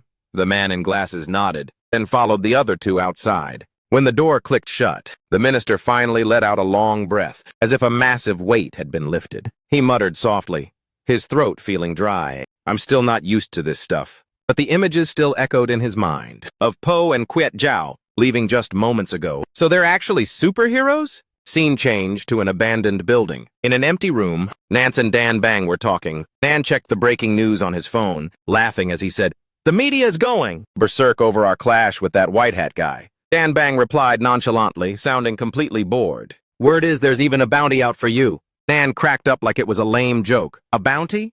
Maybe we should go out and ask them about it. Did we even commit a crime?" He was looking down, reading the newspaper. Suddenly, he burst out laughing, as if this whole thing were nothing but a comedy. Dan Bang shot him a side eye, her voice turning serious. "This is no joke. You know they were live streaming back then, right? Nans folded the newspaper, his eyes sparkling with amusement. It doesn't matter anymore. I had my reasons for showing up.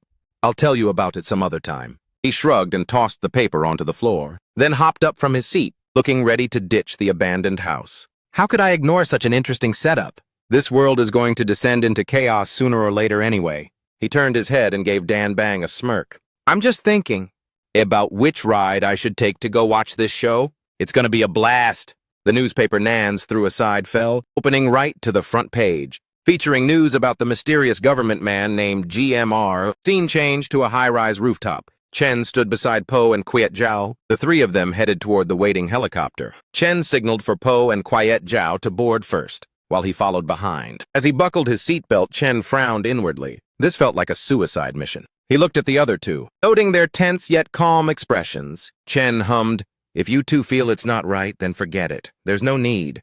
But then he cut himself off and shook his head slightly. I'm being ridiculous. What am I even talking about? The helicopter door slammed shut. The pilot spoke up. LC-100 is cleared for takeoff. The helicopter vibrated slightly, then slowly lifted off the ground. Chen thought to himself, this is the first time in my life I've had to fly. And straight out into the ocean. All because of a disaster caused by those mutants. Once the helicopter stabilized in flight, Chen began to analyze the situation for Po and Quiet Zhao. This LC-100 is the fastest helicopter in the U.S. It's only about 500 nautical miles from here to the Chopra area. It'll take us about 2 hours to get there. He took a breath, looked at his two teammates, and continued. On the way, I'll explain the whole situation, so you both have the full picture. Chen slowly began his presentation. His voice was steady, but his eyes betrayed a deep sense of tension. Around 4 p.m. today, an SOS signal was sent to the naval base, off the coast of Virginia. The report stated the ship was under attack by a mutant. He paused, glanced at Bo and Quiet Zhao, then went on. That ship is the SS Obra, carrying 2,500 passengers and 500 crew members. The Royal Paradise Cruise is an international luxury liner, running the route between the U.S. and the U.K. Chen sighed softly, his voice dropping an octave. We aren't sure exactly what's happening on board yet, but the Navy quickly realized just how dire the situation is. Bo and Quiet Zhao remained silent, focusing intently on his analysis. Since the enemy is a mutant, we immediately requested backup from you two. However, at that time, you were still in Scotland. Chen frowned slightly, his voice sounding self-reproachful. He couldn't just sit idly by and watch everything go south. While you were away, headquarters of the Mutant Termination Squad and the demolition team deployed their forces. A total of 5 squads were sent to the scene, Quiet Zhao asked in a raspy voice. Are they still engaged in combat? Chen nodded weakly, his expression growing grimmer. They arrived on site at 8 p.m., but less than 20 minutes later, we lost all contact. They were practically wiped out. Hearing this, Bo and Quiet Zhao looked visibly shaken. Quiet Zhao muttered, "Only 20 minutes?" Chen pursed his lips, his voice trailing off. Actually, there's an even more serious problem. Quiet Zhao knit his brows. What else? Chen took a deep breath, his voice heavy. Currently, the SS Obra is on autopilot. If this continues, it will dock in Florida as scheduled. Quiet Zhao nodded, saying firmly, so? Which means we must prevent that thing from setting foot on the mainland at all costs. Chen adjusted his glasses with trembling hands. That's right. That's why the F-40 aircraft, equipped with miniature nuclear weapons, has been ordered to destroy the ship in the middle of the sea before it can reach the shore. Quiet Zhao choked back a curse, letting out a scoff. Those lunatics. Beside him, Bo clenched her fists tightly, her eyebrows furrowed in intense stress. Clearly, both of them never expected anyone to make such an extreme decision, when no one even knows how many survivors are left on board. Chen let out a faint sigh, his voice wavering. I'm not comfortable saying this either. What's happening there? Or who's still alive? We're completely in the dark. Seeing Chen trembling, Bo spoke up slowly. Her voice was sharp. You don't need to be so pessimistic. Because I'm here now. Scene change, Sejong Incheon College. Choi Tae-sik stood in the middle of the cafeteria, growling. You guys are dead meat. You pigs. I'm gonna go around and wreck 5 of you just for the hell of it. The student who had just been beaten down was coughing violently, struggling to sit up. Choi Tae-sik walked over and yanked him up by his hair. You're the first one. I was just in the mood for some fruit, but you got in my way and killed my vibe. He gnashed his teeth, his face contorted with rage. The student trembled and stammered. I already said I was sorry. Choi Tae-sik growled mercilessly. Shut your damn mouth! I'm not done with you yet. Just then a female voice rang out with anger, drawing everyone's attention. Cut it out right now, you bastards! Everyone turned around. Choi Tae-sik's face darkened when he saw Hong striding toward them. Her eyebrows were knit tight, her gaze full of defiance. He growled, "What did you just say?" Hong replied coldly without a hint of fear. "You heard me. I told you to stop right now, you piece of trash." Everyone in the cafeteria watched the scene with their jaws dropped. No one thought anyone would have the guts to stand up and face them. Choi Tae-sik, Ju, and Da Bang were all stunned, thinking to themselves, that's real brave and real dangerous. Even Chun was just as surprised. Only Kang kept a perfectly calm face as usual. He simply glanced up, his mouth still chewing his food steadily. Choi Tae-sik's lackeys looked at Hong with a sneer, as if they were certain she was just asking for trouble. But Hong stood her ground, her fierce gaze locked onto Choi Tae-sik without a hint of fear. At that moment, Shin Chu realized Hong had left her seat a while ago. She was still in a daze from seeing Choi Tae-sik show up. Hearing Hong's words, Choi Tae-sik roughly shoved the student he'd just beaten aside and stepped close to Hong, mocking her. "What did they put in your food today, huh? You know exactly what kind of scumbag I am. I've never been one to hold back on hitting a girl." He gnashed his teeth, his face full of murderous intent as he glared at Hong. Hong simply gave a cold smirk, her voice flat as if discussing something trivial. "How much of a lowlife a dog like you isn't exactly news." Hong's nonchalant response infuriated Choi Tae-sik. He swung his arm, aiming for her face, but at that exact moment, another hand suddenly clamped down on his wrist. Gagwi Chun had been standing behind him the whole time. Chun growled, his eyes as sharp as knives. "You guys are just trash. Do whatever you want. But I won't tolerate studying with such filth." Kang watched this, feeling a flash of surprise. He didn't expect Chun to actively jump into a brawl that had nothing to do with him. This guy really is a freak, Kang thought to himself. Hong also widened her eyes at Chun, while Choi Tae-sik growled in fury. "You're a real weirdo, aren't you?" Choi Tae-sik's crew started buzzing. "Who's this guy?" One with spiky hair asked in a low voice. Another replied quietly, "That's Gagwi Chun. He's from the high school. Word is he's no pushover." In another corner, Da, Bang, and Ju were also buzzing as they saw the tension rise. "Holy crap, they're about to throw down!" Chun is about to give Choi Tae-sik a real beatdown. Ju impatiently pushed forward. "Move your damn head so I can see!" Da Bang had to lean over so Ju could strain to get a better look. Choi Tae-sik suddenly let out a long sigh, then abruptly spun around, launching a powerful kick straight at Chun. Chun was sent flying back, sliding across the floor. Choi Tae-sik growled, "Are you out of your mind?" But he froze the moment he realized Chun had used both arms to fully block the kick. He only slid back, appearing completely unscathed. Chun pulled himself up and spoke in a defiant growl. "You got anything else to bark about?" That comeback made Da, Bang, and Ju in the distance nearly cheer and clap. Da Bong muttered, his eyes red with excitement. "Finally, you've run into a real brick wall." Ju nodded in approval. "Show them who the real boss is around here." Gagwi Chun Kong remained silent, observing the scene. His expression was no longer as indifferent as before. His eyes were now glued to the fight. Hong stood beside him, watching with bated breath. Chun suddenly lunged forward, launching a lightning-fast front kick aimed straight at Choi Tae-sik's face. He managed to get his hands up to block, but still stumbled back, nearly falling over. Before he could steady himself, Chun closed the distance, landing a direct punch right to Choi Tae-sik's jaw. The hit landed clean, making him recoil, his face twisted in pain. Choi Tae-sik's face was distorted, visible after Chun's punch. Something felt wrong. The guy with the spiky hair stood there lazily. Choi Tae-sik and his lackeys all froze when they saw him getting served like that by Chun. Choi Tae-sik choked back a groan as if swallowing his pride and spat blood out of his mouth. He smirked. "Not bad.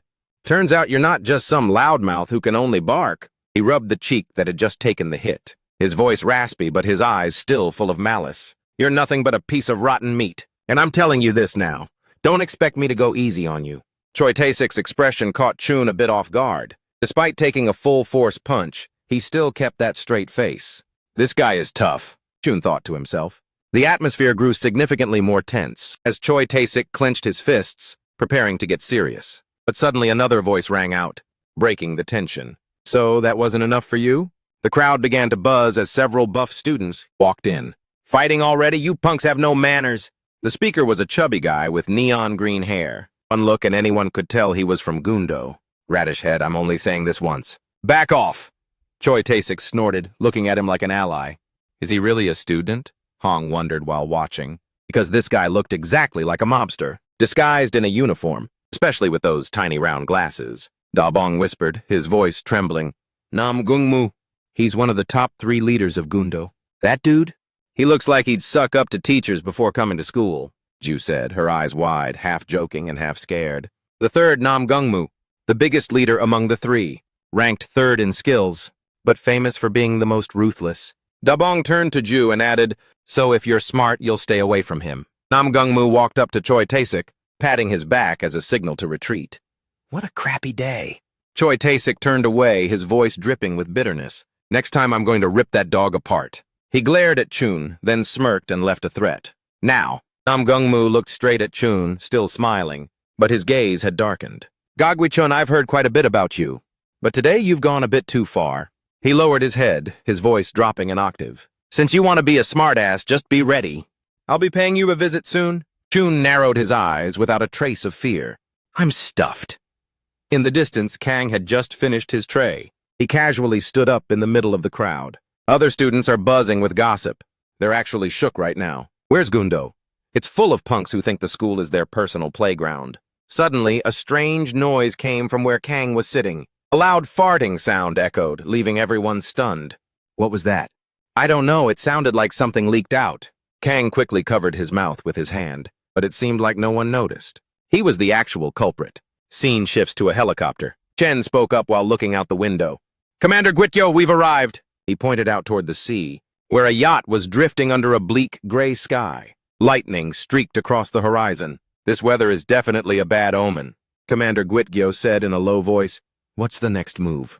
Chen and Khan looked down at the sea with worried eyes. There wasn't a single light left on it now. Everything was surrounded by a gloomy darkness. Ben opened the door while booting up the equipment. He spoke as he worked. We're hovering at 1,000 feet. Are you guys doing okay?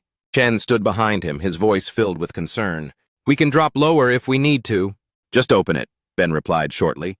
Click. Sharp, dry sound echoed. The helicopter door swung wide open. Before Ben and Guityo left the cabin, Chen hurriedly gave instructions through the headset. Through the device I just attached for you. We'll stay in contact. It's activated by a unique biometric system, so as long as you're all right. The connection won't be cut. At that moment, all 3 were wearing identical headsets. Just like Chen said, I'll be the comms lead, updating your location, mission progress, and any other anomalies from your side. Copy that? They nodded and moved to the edge of the door, ready to jump from the helicopter. Before that, she turned to tell Chen to report to the higher-ups. Tell them we've arrived. Tell them to scrap the nuclear plan. She looked Chen in the eye with a determined gaze. Yes, ma'am. I'll do it as soon as you hit the ground. Chen nodded with a stern face. Good luck to you both. As soon as those words were spoken, he lunged out of the cabin, falling into the darkness. Guityo jumped right after him. The 2 of them free-falled through the air, then quickly landed on the deck of that gloomy yacht. The moment they touched down, B and Guityo immediately scanned the entire perimeter of the ship. The scene before them was pure chaos. Bodies and bloodstains were scattered all over the floor. Most were the corpses of the government forces sent in earlier. Currently, it's impossible to determine if any passengers or crew members are still alive. Does it hurt? Guityo remarked coldly in a low voice. To wipe everyone out on this scale, it's definitely a mutant. He nodded, scanning the area before speaking quickly.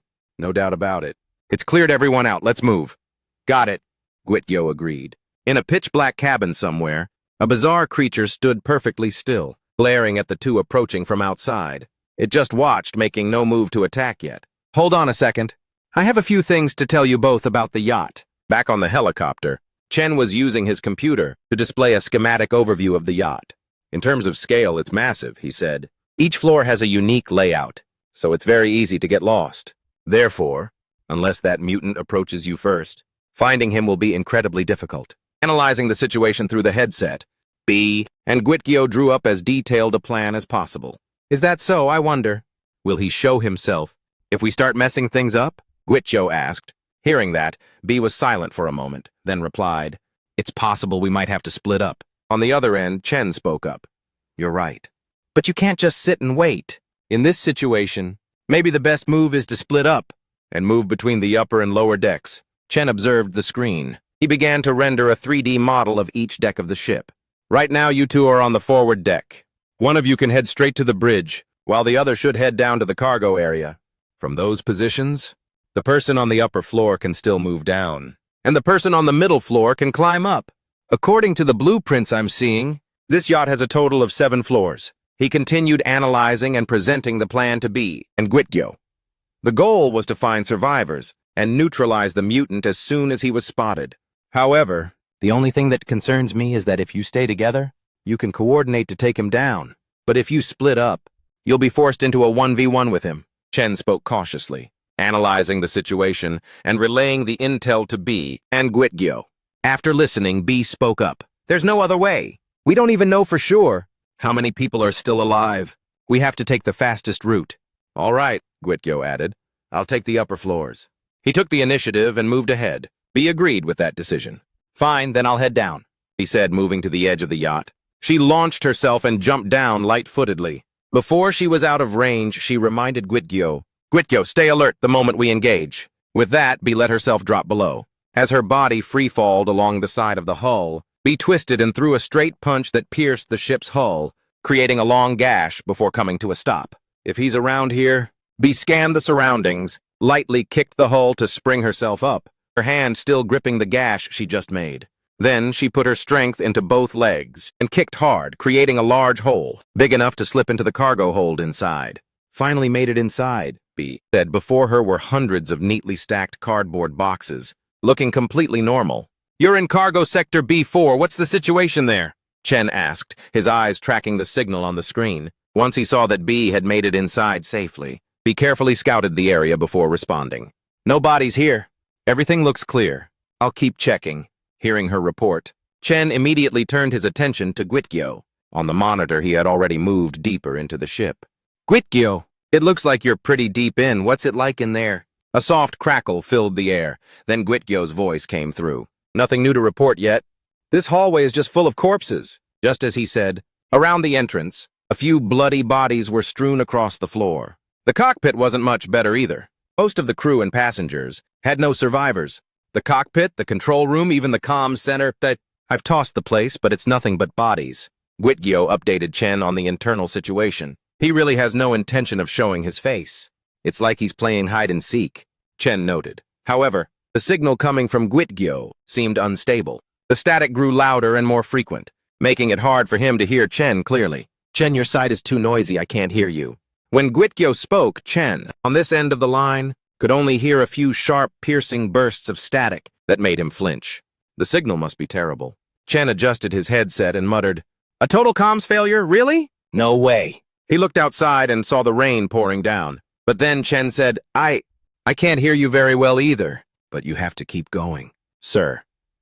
He thought to himself that given their current position, the Namua Triangle might be causing the interference. Communication was vital right now, because they were all split up. Chen silently calculated his moves. Meanwhile, Gwitgyo was still moving around, observing. What's this? My shoes are soaked. It looks like he just stepped on something. Suddenly, a man let out a faint groan from behind him. The man's face was pale, and he was almost motionless. He looked just like a talking corpse. As soon as he heard the sound, Gwitgyo turned his head around. He saw the man white as a sheet, still muttering under his breath. My wife by a monster? He's alive, a survivor, Gwitgyo thought to himself. He immediately approached the man and reported to Chen. Chen, I found a survivor. But all the while, the man continued to moan soullessly. My wife, you demon, you bastard! He turned to look at Gwitgyo and kept repeating his crazed ramblings. You fraud, you scumbag! The man's condition was far from okay. He was just hallucinating with no sign of being lucid. Gwitgyo guessed that sheer terror must have driven him to this state. On the other end, the signal at Chen's side wasn't any better. He could hardly hear a single full sentence from Gwitgyo. Communication is useless now. Chen thought to himself, I intended to track their location, but this connection is making it impossible. The only thing I can do is get a spare headset ready, though I'm not even sure it'll work, Chen muttered, blaming his own helplessness. Communication was pretty much a lost cause at this point. Over at B's position, Chen had cut out. She tapped her earpiece lightly, trying to reconnect with Chen, but there was no response. What the hell is this? Damn it, is it the weather? Seeing that no one was answering, he decided to turn back and continue the search. Suddenly, a voice called out from behind, Ngok-than? Hearing her name, B turned around. A little girl was hiding behind the cargo shelves, peeking out at her. The girl asked, You're a Stenner, right? You've come to save us, haven't you? She saw a child standing before her, still alive. B replied, "Yes, but I'm no lady." Scene change. Meanwhile, Gwitgyo stood before a large room. Several bloody handprints were smeared across the door. It looks like total chaos broke out here. He pushed the door open and stepped into the banquet hall. The metallic stench of blood was much stronger in here. Gwitgyo walked on, deep in thought. He tried reaching for his earpiece, but it seemed the signal was completely dead. Suddenly, Gwitgyo spotted someone up ahead. B was standing with her back to him in the shadows. "B? B?" Gwitgyo called out. Her presence caught him off guard, making him freeze. B slowly turned her head toward Gwitgyo. Her eyes were hollow, staring blankly as if the life had been drained out of them. She didn't look like herself at all. "B, why are you up on this floor?" he asked. However, instead of a proper answer, she only let out a bizarre sound. The atmosphere instantly turned heavy and suffocating, leaving Gwitgyo stunned. Suddenly, her eyes bulged and she lunged straight at Gwitgyo. In that split second, she revealed her true form, her mouth tearing open all the way to her ears. Row upon row of razor-sharp teeth were exposed. It let out a roar, charging at Gwitgyo with insane speed. Crunch! A dry, sickening sound echoed. The monster's jaws seemed to have clamped down on something. Thanks to his quick reflexes, Gwitgyo managed to dive away from where he was standing. His face contorted as he scrambled back. Blood began to seep out. Gwitgyo backed toward the door.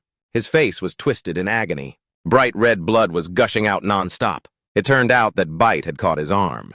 His right arm was now missing a chunk from the shoulder down. Blood wouldn't stop pouring from the wound. What the hell is going on here? Gwitgyo thought, panicked. Before he could even counterattack, the monster opened its toothy maw wide again. Its blue tongue flicked out, ready to swallow him whole. Bam! A loud crash rang out. It lunged at Gwitgyo, so fast it was almost a blur. But this time he dodged just in time. Missing its mark, it slammed hard into the wall behind him. Gwitgyo immediately scrambled away, ducking behind a pillar in the middle of the room. I was really careless, he thought to himself. He pressed his body flat against the back of the pillar, carefully monitoring the situation. Blood continued to seep from his severed arm. If he hadn't dodged in time just now, his head would have been gone. He couldn't wrap his head around it. That couldn't have just been an illusion. Gwitgyo clearly remembered that when he first walked in, the person standing there was definitely B. But then she suddenly transformed into a monster and attacked him. Could it be mimicking other people's forms? How could it fake being B? Gwitgyo speculated privately, still shaken from the attack. I know I let my guard down, but how does it possess such terrifying killing power? He glanced down at his stump, where blood was still flowing. The monster had bitten off a part of the wound, tearing it right up to the shoulder. Suddenly, sensing imminent danger, Gwitgyo immediately ducked down. At that exact moment, the monster lunged, throwing a punch that shattered the pillar where he had just been standing. The monster's true form was now fully exposed. Even so, remnants of B's face still clung to its grotesque flesh. Seizing the moment before it could retract its arm, Gwitgyo delivered a powerful kick with all his might, sending the creature flying. It slammed into another pillar in the room, smashing it to pieces. The moment it hit the ground, it scrambled back up.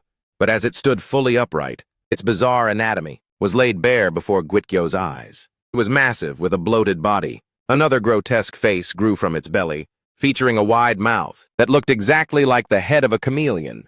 B's face was still merging into that distorted visage. This was its true form. How can it actually shapeshift? Unreal, Gwitgyo thought, amazed. Suddenly he yanked at the black cloak he was wearing, stepping on the hem, and ripped off a piece. He used that scrap of cloth. He tightly bandaged the severed arm to stop the bleeding. Damn it, this thing is really driving me crazy, Gwitgyo hissed, tightening the bandage. While making sure the wound was temporarily stabilized, he glared at the monster, growling, "Give me back my arm, you son of a bitch!" The moment he finished speaking, the monster roared and lunged straight at him again. Despite the threat, Gwitgyo stayed cool and didn't flinch. Scene cuts to the helicopter. The sky was turning increasingly grim. In the torrential rain, Kem remained focused on observing, tracking B's position, and Gwitgyo's through the computer screen. Good thing the ISEkai radar earpiece is still functional, Kem muttered. He continued to watch B's movements intently, and Gwitgyo's on the monitor. Gwitgyo's voice patterns were quite strange. It looked like he was in the middle of a brutal fight. On the screen, the signal representing Gwitgyo kept moving erratically, unpredictably. Seeing the storm outside getting stronger, the pilot turned around to report the situation to Kem. "I'm aware of that," Kem replied, his voice calm as if he'd already prepared for every worst-case scenario. "We'll have to land right on the deck." Scene shifts to the cargo hold below the yacht. The little girl who met B earlier was holding her hand, leading her toward an empty corner inside. Arriving there, the girl cheered, "Everyone, Goddess B is here!" B was shocked by the scene before her. Deep in the cargo hold, a large group of people were huddled together. The moment they saw B appear, the crowd showed sheer joy and amazement. "Goddess B, is it really her?" Seeing so many survivors, B asked, "Who are you all?" An elderly man nearby answered, "We are the survivors." Nearby, a 10-year-old boy peeking from behind a crate looked at B and whispered in awe, "That's Goddess B. She looks exactly like she does on TV." Another man sitting nearby also spoke up, "We're currently laying low. The people on the lower decks have scattered to hide everywhere." Knowing there were still survivors on this boat, B told herself she had to finish off that monster soon to save everyone. "Goddess B, I know this is a lot to ask, but please save us!" Someone in the crowd suddenly cried out in desperation. Scene cuts back to the large room upstairs. Gwitgyo was locked in a fierce struggle with the monster. On the table, a wine bottle fell and shattered into pieces after being struck. Right after, the monster stepped on the shards. The atmosphere in the room turned chaotic. Gwitgyo and the monster chased each other, at a speed so fast the naked eye could barely keep up. Every shove and collision sent furniture flying, turning the entire room into a wrecked battlefield. As the monster closed in on Gwitgyo, it swung its arm to deliver a heavy punch. But Gwitgyo was quick-witted enough to use his remaining arm to block the blow. It continued to thrust its sharp claws toward Gwitgyo's stump, the very spot it had just bitten off. It didn't expect Gwitgyo to counterattack so fast. He kicked it straight in the bicep, keeping his distance and parrying the lethal strike. Both of them froze momentarily after Gwitgyo's surprise move. He thought to himself that if he hadn't lost an arm, this would still be an even one-on-one match. Suddenly, the monster opened its mouth wide, as if to swallow him whole. It assumed Gwitgyo had no strength left to fight back, but Gwitgyo unexpectedly threw his other leg up, kicking it right under the jaw, forcing its mouth shut. Just as it was knocked backward, Gwitgyo immediately leaped back to keep a safe distance. The monster lay sprawled on the floor, not yet able to move. He frowned, calculating his next move. It was still in its true form. Its shape-shifting ability was only scary for the disguise. It wasn't that dangerous in actual combat. Gwitgyo reached up to adjust his hat, and then took a deep breath. "I guess I have to end everything right here." The air around him suddenly grew still. As he looked up, his eyes glowed with a faint blue light, a sign that he was activating another ability. In response, the monster also stood up abruptly, as if sensing something strange radiating from Gwitgyo at that moment. He suddenly noticed a wine barrel nearby. After a few seconds of calculation, he immediately rushed over and kicked the barrel with immense force, shattering it into pieces. The wine inside splashed everywhere. At that exact instant, Gwitgyo stared wide-eyed as strange objects erupted from the broken barrel. They looked like shards of frozen wine, suddenly shooting straight toward the monster. Everything happened so fast that the monster didn't have time to react. The frozen shards of wine pierced its entire body. It seemed that thanks to Gwitgyo's powerful kick, the frozen wine fragments had turned into razor-sharp weapons, forcing the monster to its knees. Gwitgyo remained standing there, his eyes emitting a cold light. He reached out and grabbed a wine bottle from the table, then smashed the bottom against the edge, shattering it. The wine inside started to pour out. Just when it seemed he was going to use the broken glass as an offensive weapon, the flowing wine suddenly froze solid instantly. The broken bottle had now transformed into a jagged ice blade. Gwitgyo gripped the frozen bottle tightly in his hand, pointing the sharp tip at the monster. "Sorry, but I'm done playing games with you." His voice was ice-cold, showing clear annoyance. With those words, Gwitgyo lunged forward, aiming the sharp ice point directly at the monster. Scene shifts to Galen Gwitgu, a young guy from Hen. He looks harmless at first glance, but his gaze is as sharp as a razor. In a room resembling an interrogation chamber, Gwitgu and B are there, apparently discussing something. In the adjacent room, through a one-way mirror, Kem, along with the bald man, who had previously accompanied P and Gwitgyo, was observing the two. Kem was a former international CE officer, while the bald man was named Ben, a senior biotech engineer. "Broad has been eliminated," Kem said, referring to Broad, a name associated with a notorious gang from the States that had once crossed paths with Gwitgyo in a clash that shook the entire government. Ben added, "Those street thugs were also caught and tortured. In the cold, rumor has it the government is still dealing with a major headache over this." "No cap for real." Kem gave a slight nod. Hearing this, Ben chuckled. "Wow. Cleaning up that trash actually gave the state sleepless nights?" Suddenly, the receiver crackled to life and P's voice came through. It seemed she and Gwitgyo had begun their exchange. Kem signaled Ben to be quiet. Shh, let's hear what they're saying. Pei looked directly at Gwitgyo. Her voice was steady. Taking bullets and taking down thugs with ease. You're clearly not an ordinary person. You're a superhuman, aren't you? P stood facing Gwitgyo, who was now sitting in a chair. The scene looked exactly like he was being interrogated after a major crime. How did you do it? Your wound stopped bleeding. In an instant. I know you did it yourself, so don't try to hide it anymore. The moment she finished, Gwitgyo's eyes glinted with a cold light. He stared intently at the glass of water P was holding.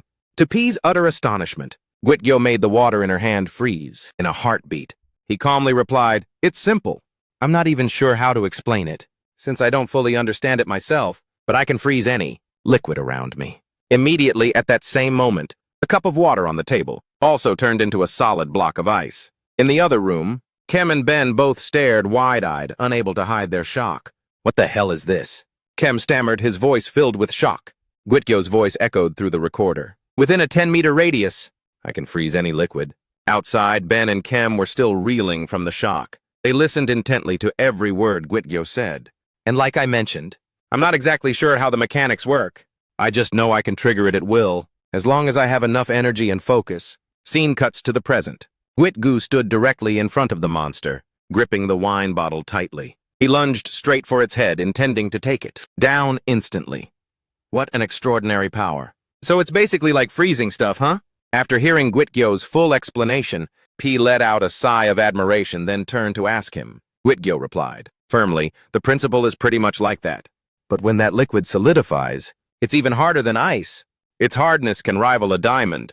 His eyes had returned to normal by then. He was surprised. So, that means you can even change its physical properties. Incredible. She held the glass of water, testing it to see if the content was truly frozen solid. Given the situation, that could absolutely become a lethal weapon. Gwitgyo nodded. Of course. If you solidify a liquid and then apply force to it, at that very moment, the wine bottle in Gwitgyo's hand pierced through half of the monster's face. The flesh around the wound was nearly shredded. Gwitgyo's voice continued steadily as he talked to P. It has more destructive power than most cannons. The monster shrieked in agony, clutching the mangled half of its face. Blood-curdling screams echoed through the room. Immediately after, it clenched its fist and threw a direct punch at Gwitgyo. He couldn't dodge in time and was sent flying backward, slamming hard into the stairs. Gwitgyo coughed violently, blood trickling from the corner of his mouth. Clearly, that last hit really messed him up. He leaned against the stairs, gasping for air. I missed. Even with full power, I couldn't land a direct hit because I lost my balance. He thought to himself, staring down at his stump. Losing an arm had seriously nerfed his combat strength. Gwitgyo could be seen, gently rubbing his side where he'd just been tagged. Suddenly, he snapped his eyes upward. The monster was charging straight for him. Its body began to glow red, signaling it was absolutely triggered. Crash! The monster slammed into the stairs, demolishing part of the steps. Luckily, Gwitgyo managed to dodge just in time. He scrambled away, but the monster was right on his tail. Its entire body had now turned a burning red. Turning back and seeing it still sticking to him like glue, Gwitgyo couldn't hide his surprise. He muttered, I already blew off half its head. Yet its speed hasn't dropped at all. Scene shifts to P running along the corridor. She was moving so fast she was practically flying. She thought nothing unusual in the basement on the 4th or 5th floors. Everything looks okay. The rumbling echoing around here made her certain she was close to the main hall where Gwitgyo was in a death match with the monster. Suddenly, her earpiece crackled. Even with the patchy signal, P could still catch some broken sounds. Static. P stopped, focusing her hearing to listen closely. Amidst the static, she recognized the voice. Kem was trying to tell her something. Though the signal was almost gone, P managed to get the gist of it. She immediately bolted again, zipping through. Scene shifts to the ship's deck. Kem's helicopter had landed. The rain was still dumping down with no sign of letting up. On the computer screen, the locations of Gwitgyo and Pei were clearly shown. Both were constantly on the move. Gwitgyo is definitely in the middle of a brutal scrap, he thought, staring intently at Gwitgyo's signal pinging across the map. But why do I have such a bad feeling about this? This fight has been dragging on for way too long. Kem muttered to himself, his face showing clear signs of impatience. Scene cuts back to the main hall. Gwitgyo and that monster were still locked in a chase. But the situation wasn't looking good at all. His vision was starting to get blurry. His eyes were turning bloodshot, a sign that Gwitgyo had burned through too much stamina and energy. "My eyes are fading," Gwitgyo whispered to himself. The loss of an arm, combined with total exhaustion, was eating away at his physical strength bit by bit. Right now, the monster had closed the gap right behind him. Suddenly, Gwitgyo's gaze flicked up to the ceiling. He had just spotted something. It was a fire sprinkler head, the kind that sprays water during a fire or explosion. "Can a kick strong enough activate this thing?" he muttered with no time left to hesitate. Gwitgyo immediately lunged forward and delivered a powerful kick to the sprinkler head.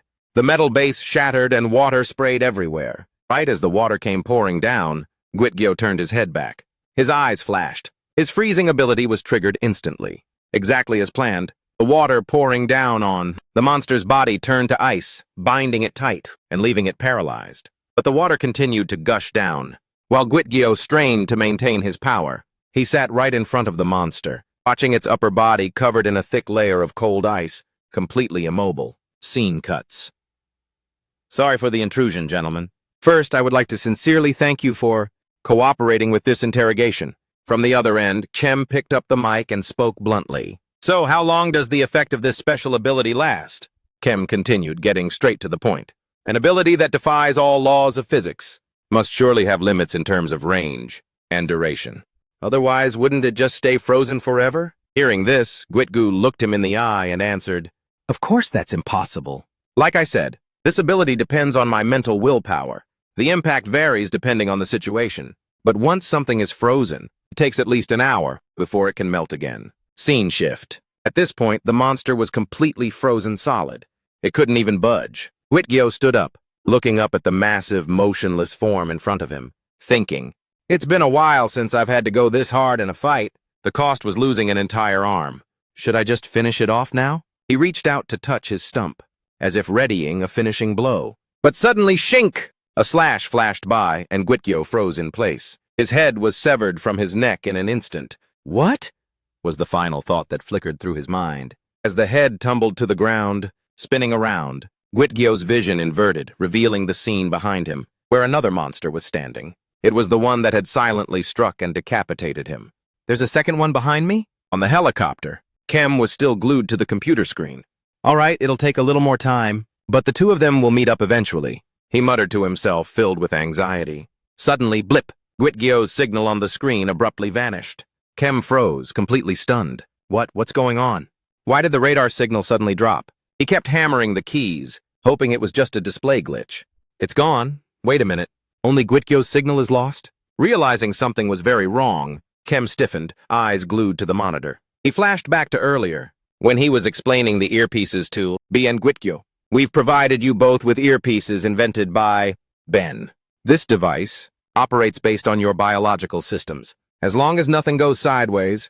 Chi suddenly shuddered and muttered under his breath. "No way." He kept tapping his fingers on the keyboard, looking more and more stressed out. His face clearly showed signs of anxiety and fear. The pilot sitting in front heard the noise. He also turned his head to look back. But he had no idea why Chem was so rattled. Right then, on the location display screen, Bo had closed in on Quit Dao's position. Scene changes. Bo leaps up, lunging straight toward the tightly shut door. She kicked through the door with both feet bursting inside. A loud crash rang out, catching the attention of the monster, which had just decapitated Quit Dao. Upon landing, Bo immediately scanned the surroundings. The first thing that caught her eye was the grotesque form of the hideous monster, with long fangs and wide, bulging eyes. Nearby, the massive body of the first monster, which Quit Dao had frozen, remained standing motionless. Finally, Bo's eyes landed on the headless body of Quit Dao slumped on the floor. Beside it was the severed head still rolling on the ground. Unable to believe the sight before her eyes, Bo's eyes widened in horror as she stared blankly. Scene changes, although they didn't show it outwardly. Everyone was actually very grateful when he joined the team at that time. Bo and Quit Dao were sitting on a park bench. It seemed this was a moment, right after Quit Dao agreed to join the team. "Including myself," Bo said softly, but Quit Dao just sat there in silence, not replying to her. "Chem was stoked, you know," Bo continued. Only then did Quit Dao speak up quietly. "That annoying guy." Speaking of Chem, Quit Dao instinctively recalled the image of him excitedly, showing him an outfit that looked a lot like Bo's costume, then asking if he wanted to try it on. Not really. It was a uniform Kem designed himself. I'm never wearing that thing. KuBI replied coldly. Suddenly, Bo changed the subject. Those mutants out there are more dangerous than you think. In front of them, a little boy holding a balloon was excitedly playing near a nearby fountain, just like the emergency we faced yesterday. No one knows what kind of monster will appear, or what kind of situation we'll end up in. Even if there's only a 1 in a million chance of survival, Bo kept watching the boy as he reached out to touch the fountain. Even if one of us goes down, I hope the other person keeps a cool head to make the right move. As she finished speaking, the boy suddenly fell backward onto the ground when the fountain unexpectedly sprayed harder. Fair enough, KuBI muttered softly, his eyes still glued to the boy. The kid had just tumbled over, his hand letting go of the balloon string. Depending on each situation, retreating is always a viable strategy. Bo spoke up again, her gaze still fixed ahead. My point is, don't rush in and mess up the plan, just because you can't keep your emotions in check. The boy now realized he had dropped the balloon, but it had already floated high out of reach, leaving him to stare up in regret. When you can't control yourself, you won't be able to reach your full potential. Bo continued slowly, one important thing is to stay alive. You have to protect the world, even if it means we have to make sacrifices sometimes. But at that moment, the boy had already started tearing up because he lost his favorite balloon. Suddenly, KuBI's eyes lit up. He had just used his power to do something. You're talking absolute nonsense, KuBI blurted out grumpily. His words immediately caught Bo's attention. She turned to look at him, while KuBI muttered, if the enemy is something even you can't defeat, I'm out of here in a heartbeat. KuBI stood up and turned to walk away, because that would mean it's something I can't handle. I'm not the sentimental type. If you die, I don't give a damn, he said coldly. On the opposite side, the boy who was crying a moment ago now burst into happy laughter after seeing something. Whatever, I'm out. After saying his piece, KuBI turned and walked away, without looking back. Bo glanced slightly toward him. It seemed she had noticed something strange. The fountain right in front of that boy was now completely frozen solid. The special thing was that the water had frozen into the shape of a balloon. This was clearly the work of KuBI using his powers just moments ago. Watching the scene, Bo just stayed silent. She didn't call him out, only giving a slight smile. Scene changes as those memories came rushing back. Bo's emotions seemed to have reached their breaking point. She kept her head down, but she couldn't hide the intense rage burning all around her. I really was talking absolute nonsense. At this moment, seeing Bo appear, the bizarre-looking monster also growled. Its body began to tremble and turned a deep crimson. Out of pure rage, suddenly a massive boom echoed. A streak of light suddenly shot upward, at a speed nearly invisible to the naked eye. Anything in the path of that light was blown away. Now it became clear that it was Bo. Her eyes glowed with a brilliant golden light. Her fist swung out, lunging straight at the monster. She was so fast that it couldn't even react, only able to stand there and take the full hit. Bo's fist slammed hard into its face. The force was so great its face completely caved in, and its teeth shattered into pieces. Bo twisted her wrist, slamming the monster's head into the floor. Its face was now completely deformed. A gaping hole was left right where Bo had struck, and its massive fang had snapped right off. Bo gritted her teeth tightly. Suddenly, she froze. Realizing she was standing before the severed head of KuBI, Bo's expression darkened as she stared at his face. KuBI's eyes were still wide open. He had died before he could finish off the monster, though he couldn't even close his eyes in peace. Bo slowly leaned down, reaching out as if to gently touch KuBI's face. Suddenly, the monster just took a heavy punch. Suddenly it lurched up from behind, lunging forward to snatch Bo. It swung its claws and grazed her shoulder, making Bo stumble, as if it had sliced Bo's arm clean off. The monster froze in shock. When it saw that it had only shredded a piece of her outer coat, it looked at its trembling hands, which bore a slight slit like a knife cut. But her arm remained completely intact. Bo didn't even care. She silently placed her hand over KuBI's eyes, helping him close the eyes he hadn't time to shut. Bo stood straight up and turned around. A brilliant golden glow erupted around her. Her eyes flared with pure rage, glaring straight at the monster. Feeling the overwhelming aura radiating from Bo, the monster trembled in fear. It immediately jumped back, trying to keep its distance. But before it could react, Bo had already lightning-fast grabbed one of its pincers. Squeezing so hard the monster screamed in agony. Yet Bo's expression didn't even flinch. Then she spun, channeled her strength, and hurled it away. The monster was slammed down and skidded across the floor. Anything in its path collapsed. shattered to pieces. It slammed into the wall, leaving a massive wet crater, while coughing up blood. Bo walked past, the carcass of a monster that had been frozen earlier, slowly approaching the beast that she had just pinned to the wall with her throat, Bo said coldly. Since the day I started taking out trash like you guys, today is the worst day yet. Seeing Bo approach, the monster's entire body began to shake. In her hand was a pincer, a part of its body that Bo had just ripped off when she threw it. Before, Bo had gripped the pincer with both hands and forcefully tore it in half. Fine, I'll do exactly what you pieces of garbage did. Bo's voice went ice cold. You can't even begin to imagine the way you're going to die. As her rage boiled over, Bo's eyes gradually turned a glowing gold. A sign. She began unleashing her power to deal with that monster. Suddenly, the monster bolted up, clinging to the back wall with its remaining pincers. Letting out a frenzied roar, it braced its entire body, then lunged from the wall, launching itself straight at Bo. Its mouth gaped open as if to swallow her whole. When the distance was just an inch away, it extended an arm as sharp as a blade, slashing at Bo. But Bo swiped her hand just in time, parrying the strike, then suddenly delivered a sharp uppercut, smashing directly into the monster's face. The punch was so powerful it sent the beast reeling backward. Its last fang shattered into pieces before it could even clear its head to counterattack. Bo followed up with a heavy cross, landing flush on its cheek, distorting its hideous face completely. Right after, Bo stepped in, unloading another devastating blow, dead center on its face, sending it flying back to crash into a massive pillar. The impact was so violent the pillar cracked open. Debris and stones rained down onto the floor. Today I'm gonna make you wish you were dead, Bo hissed in a piercing voice. But honestly, you don't even deserve to live. Long enough to suffer. As she finished, she calmly walked closer, her cold gaze locking onto the monster. Hearing those words, it was petrified. But after taking that brutal series of hits, it had no strength left to run, only able to huddle there, shivering. I'm about to send you to hell! Get up! Bo barked, her eyes blazing with fury, staring straight at the monster. Its mangled face twitched, letting out ragged, pathetic moans. While Bo wasn't paying attention, the monster's corpse that Quit Jiao had frozen earlier was slowly disintegrating. It seemed the effect was about to wear off. Scene change. Any news from up there yet? A voice echoed through the vast meeting room. Since Kem requested to abort the strike, it's been radio silence.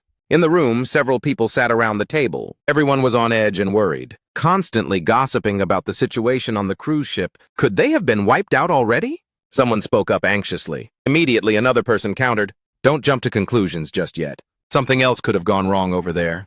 Furthermore, the signal is still being jammed by the weather conditions. The room was buzzing as everyone shared a different opinion, every face etched with tension. For now, I move to raise the alert level. Mr. President, a man proposed solemnly, establishing a connection with Shopra is glitching, but it's not too late to dispatch surveillance aircraft. As he continued, someone else abruptly cut him off. Dispatch surveillance planes?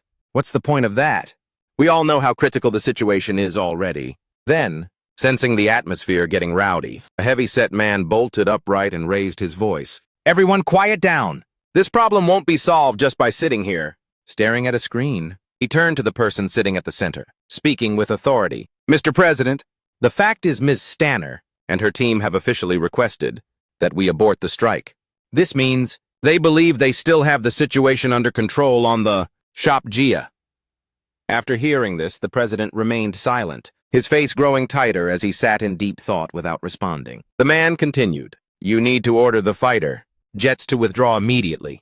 Suddenly, another voice cut in, not necessarily. He countered the heavy-set man's opinion, taking both him and the president by surprise. Supporting such a weak decision is exactly what turned this headquarters into the hot mess it is now, he said coldly. I'm starting to wonder if you're the bad apple, spoiling the whole bunch. The other man continued to taunt him. Hearing that, the big guy roared, what did you just say?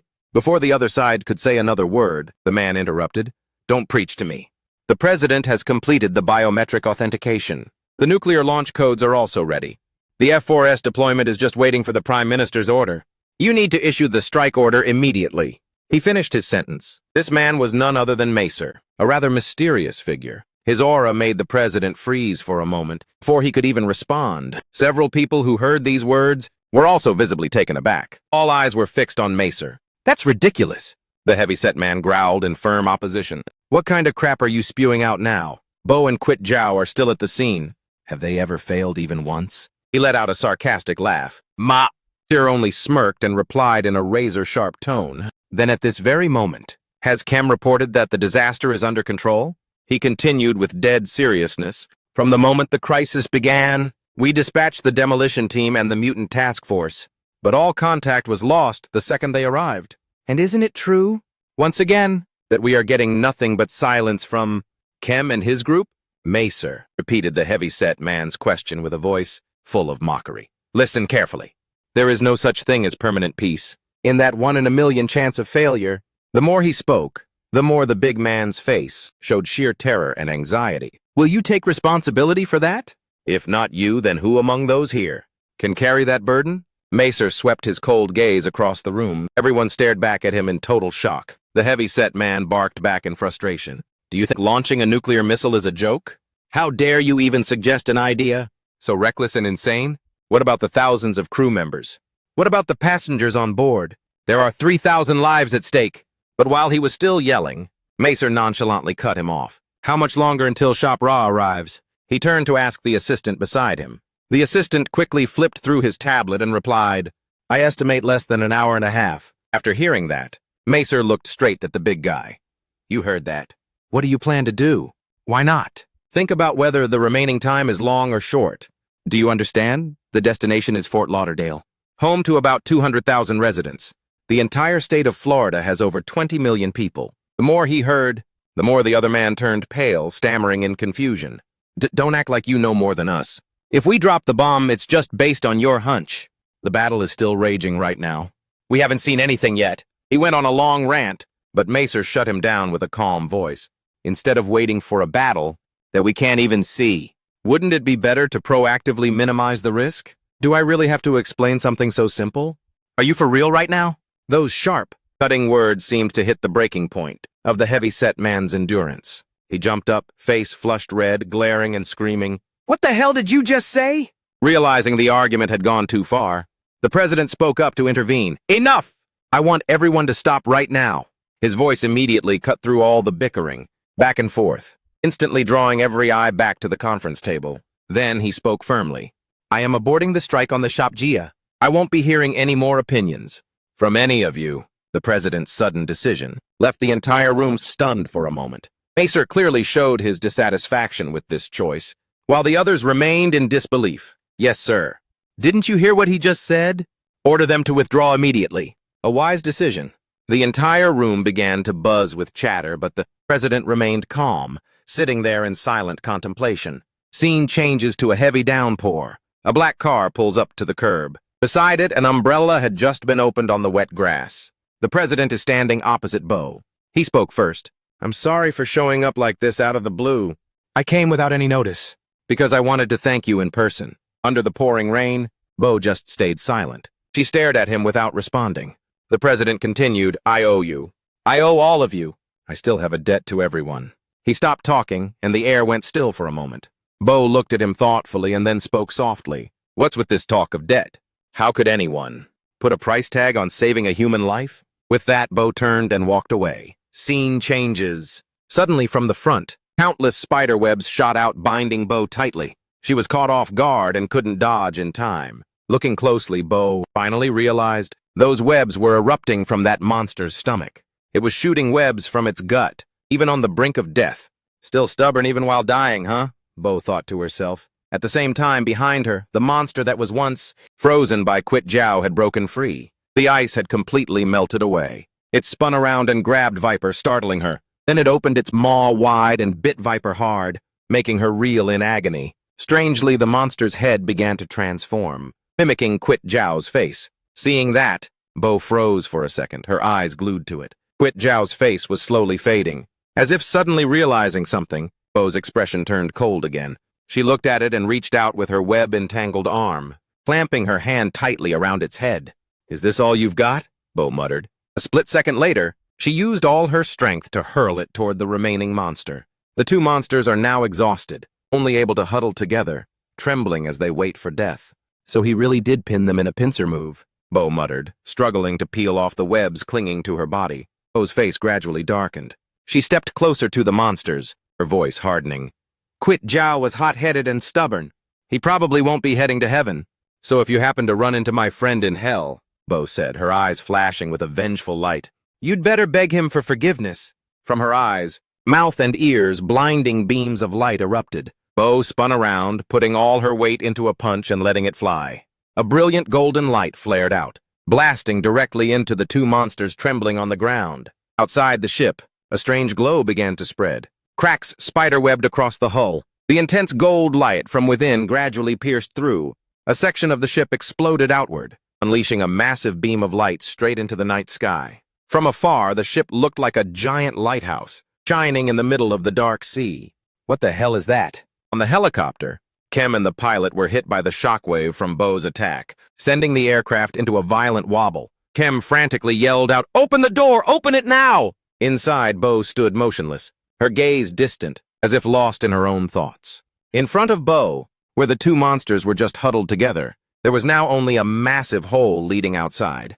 The two monsters seemed to have been completely obliterated by her strike. All that remained were two legs, likely from the larger one. Kem stepped off the helicopter, his eyes wide with panic as he took in the scene. He was stunned to see a gaping hole torn through the ship's hull. Unbelievable. What on earth was in there? He muttered.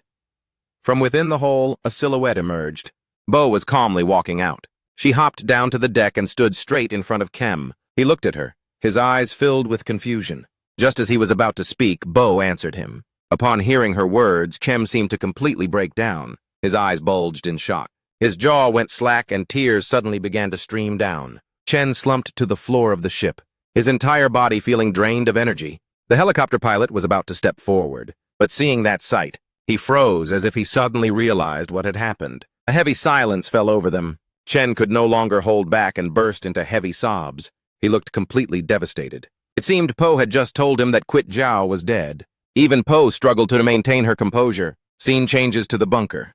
A man is on the phone, his face looking tense, as if the news he's receiving is critical. As soon as the call ended, he quickly hung up and rushed to the main briefing room. He pushed the door open and walked in. The sound made everyone in the room turn to look. He immediately announced that the monsters on the shop yacht had been neutralized. Bo had secured the win. The entire hall couldn't believe their ears. Everyone's eyes went wide in amazement. Macer only showed a flicker of surprise, but didn't seem happy at all. A sudden cheer broke out. No one could hide their joy. They were shouting with hype.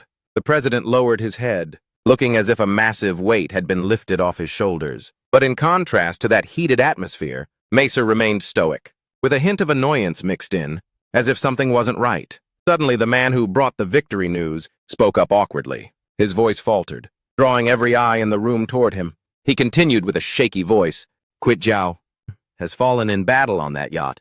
Hearing this, the president froze, his face struck with disbelief. The entire hall fell into a sudden silence. Everyone looked somber. The triumphant mood vanished in a heartbeat. Only Macer showed no sign of regret or sadness at the news of Quit Jiao's death. Scene cuts again. On the live broadcast, news about the shop, the Royal Paradise yacht, which just docked at Fort Lisa, Florida. A swarm of reporters is crowding the harbor. The news anchor's voice blares from the TV. "We are currently recording the full extent of the damage on this luxury yacht. Rescue teams are on standby at the port, providing medical aid to the crew and passengers." Inside a living room, Kang is flopped on the sofa, holding a bowl of noodles with his eyes glued to the TV screen. From the bathroom, the sound of someone slurping noodles echoes out. Kang frowned and muttered, "I told him to wait. Every single time he drives me insane." He called out loudly, "Hey, Lim Kang!" But it seemed Kang was too busy watching TV and enjoying his noodles to even notice. He snapped again, "Hey, I'm talking to you!" The shout was loud enough to make Kang jump as he quickly replied, "What, you need toilet paper? What the—" He acted flustered, wiping some sauce off the corner of his mouth as he spoke. "I told you to wait, didn't I?" Choji was muttering in a frustrated voice, then suddenly froze. His eyes darted toward the pot of noodles on the table, and he gasped in panic. "Oh man, I totally forgot," he whispered to himself. "I gotta cook some more right now." Kang hurriedly grabbed the pot, intending to whip up another batch. By now, Choji had walked out of the bathroom, his voice dripping with irritation. "You ate it all, didn't you? I'm not letting this slide anymore. Today, you're gonna learn a lesson." But right in front of Choji, Kang sat there as still as a statue. His eyes were fixed on the TV screen. Choji got even more heated. "No way.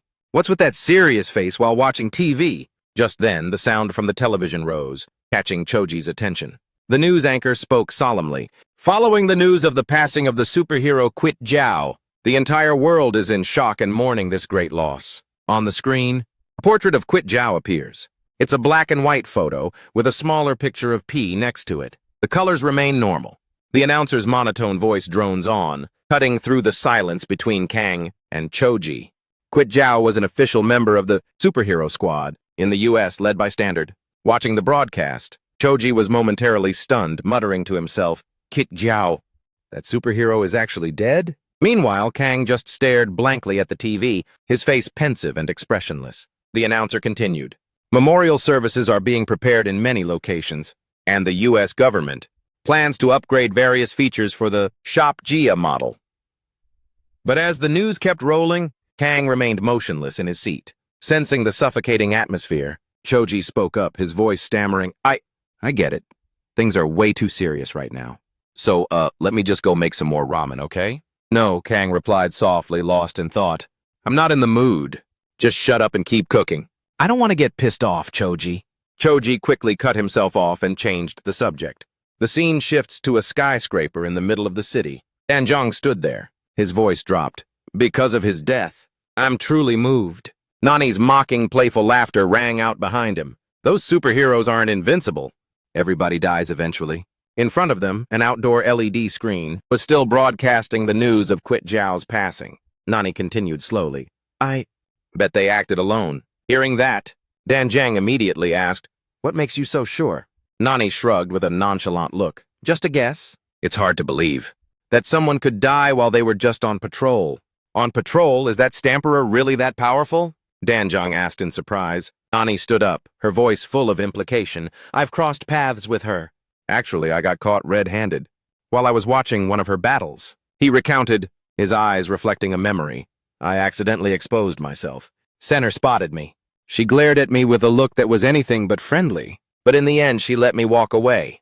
Danjang couldn't help but exclaim, That's surprisingly kind of her. Nani smirked and continued, If she hadn't let it slide back then, I probably wouldn't be standing here talking to you right now. Finishing his sentence, he laughed and jumped straight off the building. The ring of a phone pierced through the quiet morning. In the silence, Chen sat in the car and dialed Ben. On the other end, Ben was still groggy. Hearing the call, he sat up asking sluggishly, Chen, where are you right now? I heard you were back. But why are you calling from this burner number? Chen's voice on the line was urgent. I'm using a spoofed SIM. Listen closely, man. Things just got real serious. Chen's expression darkened slightly, and his voice turned heavy. KuBI's body has disappeared. Hearing that news, Ben was instantly wide awake on the other side. He bolted up, asking frantically, What? How is that even? From his end, Chen calmly continued, his voice low, I don't know the details yet, but don't let a word of this leak out. This information is top secret. Even though KuBI's funeral was canceled, the situation is about to get really messy. The car Chen was in continued to speed down the highway. He went on, There's a meeting about this tomorrow. I'll explain everything then. But before that, I need you to dig into a few things regarding the KuBI. This time Ben asked back, You mean that yacht? Got it. What do you want me to look for? Ben gave a slight smile. Nothing I can't handle. I've already sent you the details. Just leave the rest to me. Chen nodded in response. Thanks, man. I'll see you in Washington, D.C. The call ended. The mood between them seemed to settle into a heavy silence. Both Chen and Ben understood. They couldn't imagine anyone being so heartless as to mess with a deceased body. The scene shifts to Choji walking aimlessly down the street. He sighed softly, muttering with a vague sense of annoyance. Where on earth did she go? Why couldn't I make her stay? Scene shift. Check your sister's email right now. If anything happens, you should let me know. A woman's voice rang out. She continued in a nonchalant tone. Since I'm heading back to the States this time, I won't be coming back here for a while. Without a genius like me, they won't be able to pull off anything. A woman with light pink hair stood with her back to Choji. I'll send you some living expenses every month. But don't blow it all at once. She turned around with a smile. Also, if you have some free time, go find yourself a job. Maybe a part-time gig. Scene shift. Choji kept walking aimlessly, his face looking glum.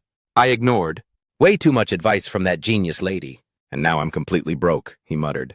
I haven't even been splurging, but my money is just vanishing.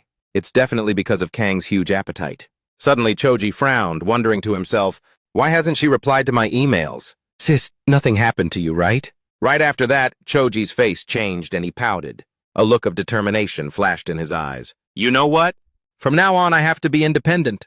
I'm 18 now. I'm going to make a ton of money. Fair and square. Suddenly, his gaze landed on a nearby utility pole. A strange flyer was posted there. Arm wrestling competition. Winner takes home a huge prize. The text 8,000 for the champion caught Choji's eye immediately. The competition was held at Gym Teague, Chun this Sunday. Seeing that figure, Choji was stunned, his eyes practically glued to the flyer. He quickly reached into his pocket and pulled out his phone to call. Hello, hello? The other end picks up. A teasing voice rings out, Oh, my little angel. What a surprise, you actually picked up. Not napping in class, huh? Choji says while keeping his eyes glued to the flyer. I'm taking a closer look at something here. The other side responds with a bit of background noise. I'm in PE class right now. Choji thinks for a second and asks, Wait, why is it so loud over there? I told you it's gym class. On the other end, Kang answers, his voice mixed with the wind. I'm out on the field. Kang is with Gonchun and Jiabang. Seeing Kang on the phone, Gonchun puts an arm around him and teases, Who is it, your girlfriend? Behind them, Ju is strolling along as well. Jabong is panting, trying to keep up from behind. Chun turns back and shouts at Jiabang, Pick up the pace! We're almost at the school store. But as soon as Jiabang catches up, Ju sticks out a hand in front of him and says bluntly, Gimme 30. Bucks, it's your turn to pay? Hearing that, Jiabang freezes, scratches his head, and asks, What the hell, $30? Ju snaps back immediately. What's that supposed to mean? It's because you and Lim Kang eat like absolute pigs. At this point, Kang finally speaks into the phone to Choji. Choji, why are you calling me? Over here, Ji is still struggling to peel the ad off the utility pole. Observing this, he thinks to himself, Looks like Kang is hanging out with friends. Even though he sleeps all the time, he made friends pretty fast. I'm actually kind of proud of him. Seeing Choji go silent, Kang calls out again, Hey! Choji? Choji finally mutters back, It's nothing major. Hey, remember how I promised to take you out to eat? He looks up with a serious tone. Forget that for now. This Sunday, I need you to come with me to this place. Seeing Choji suddenly change plans, Kang doesn't object, just lets out a simple, yeah, sounding quite curious. Scene shift. In Washington, D.C., Chen and Ben are sitting together discussing. Chen stands in the middle of the room, his voice tightening as he looks at them. The cameras have replayed everything they recorded. We'll now begin the briefing on the incident on the shop Jia. The atmosphere in the meeting room turned heavy. Chen began summarizing the entire situation. In just a few days, we've recorded approximately 100 cases, including those missing, deceased and injured. Since the ship was isolated at sea, the official casualty count has been compiled. Quite accurately, Chen continued, his voice dropping an octave. The damage spread within the radius of the mutants' activity, almost oozing out like a silver coating. These mutants didn't stray too far from the ship's upper deck. Thanks to that, the casualties didn't spiral out of control. Most of the credit goes to the demolition squad and the main headquarters of the mutant extermination team. The major battle that erupted on deck drew the mutants' attention to the upper floors, making it easier for guests to evacuate, which significantly reduced the death toll. Chen paused and looked at Poe and Ben. Both remained silent, focusing intently on his words. He adjusted his glasses, then continued. Next is the origin of the incident on the yacht. The biggest misstep this time, compared to previous occurrences, was the fact that two of them appeared at once. At that point, Chen faltered for a moment as Poe suddenly spoke up. Interrupting, she said, Let me handle this. Poe's statement left both Chen and Ben momentarily stunned. Poe briefly recalled the memory before speaking. The first one I encountered was a spider-type mutant. It spat silk from its abdomen, then lunged at Quit Jiao with 8 razor-sharp legs. She took a breath, her voice steady. The way it decapitated Quit Jiao, even a quick glance made it clear. It was like a finishing blow from a giant spider. The image of Quit Jiao's head rolling on the floor flashed briefly in Poe's memory. She reached a conclusion with a firm voice, even though I didn't witness it firsthand. But from what I observed, that spider was clearly stronger than the other mutants. It wasn't fast, nor was it so tough that Quit Jiao wouldn't be able to hold his own. Poe frowned and continued, I'm guessing Quit Jiao must have fought the frozen one first. There was definitely a fierce battle, and then he was ambushed by that spider when he was already gassed. She narrowed her eyes, her voice dropping lower. That frozen thing had a bizarre shape, with a head like a chameleon, and somehow it could shapeshift into other people, Poe recalled with a serious tone. Even when it attacked me, it was still halfway through shape-shifting into KuBI. This is just my speculation. I'm not sure who else it mimicked, but it's highly likely that KuBI was blindsided by that very shape-shifting ability. She finished speaking, even without witnessing the entire battle firsthand. Po was still able to use her deductions to piece everything together in the most logical and authentic way. After hearing the whole story, Ben just let out a soft sigh, resting his chin on his hand with a weary look. Just hearing about it gives me a headache already. This is serious. Chen suddenly spoke up, looking directly at the two of them. If we look at this incident, along with the series of mutant events before it, then the hypothesis Ben once proposed doesn't seem to stray far from the truth.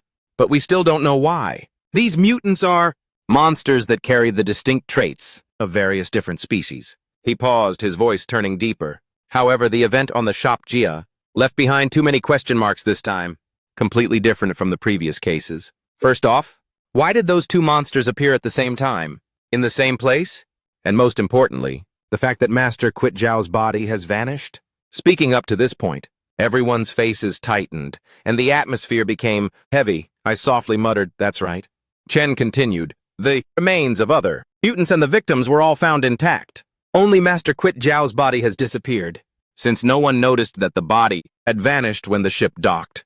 There's a high chance it was taken away before the authorities could arrive." Suddenly, Ben interrupted Chen with a mocking tone. Either he ascended to heaven, or KuBI got beheaded, and then came back to the mortal world to walk his own path. Chen ignored Ben and went on, "Since the specific details are still unclear, the most likely theory right now." Po interjected, her voice dropping lower, "is that someone stole that body right on the ship." Her expression flashed with a streak of anger. Chen nodded and replied quickly, "Exactly. It vanished without leaving a single trace." He glanced at Ben. He asked, "Ben, how's the matter I asked you about?" Ben nodded. "Yes. I've reached out to the hotline of the Royal Paradise Cruise. The shop Jia was equipped with a security camera system across the entire vessel." He used his hands to gesture and continued, "I've requested them to restore all data from the monitoring system. It's expected to take a week to process, but they promised to provide the footage as soon as it's ready. I'm positive that, just by reviewing the footage from the banquet hall, where Master KuBI fell, and checking the surrounding areas, we'll find a clue." At the mention of KuBI, the tension grew even tighter. Every single person's eyes shone with a look of vengeance. "At any cost, we will smoke out whoever stole his body." Scene change. What, Sunday? On the computer screen in an internet cafe, a notification for an arm wrestling contest appeared, matching the flyer Chosi had seen before. The T-Shik squad gathered around, staring at the ad. Arm Wrestling Championship, Aliyah Cup, open to all genders and all weight classes. Looking at the prize money, everyone started buzzing, "Holy crap! That's some serious bank right there." Suddenly, a guy shouted out in frustration, "I freaking hate these official tournaments. Nothing but small time, nobody's participating. But the cash is honestly hard to pass up." He then barked an order, "Go tell Gundo!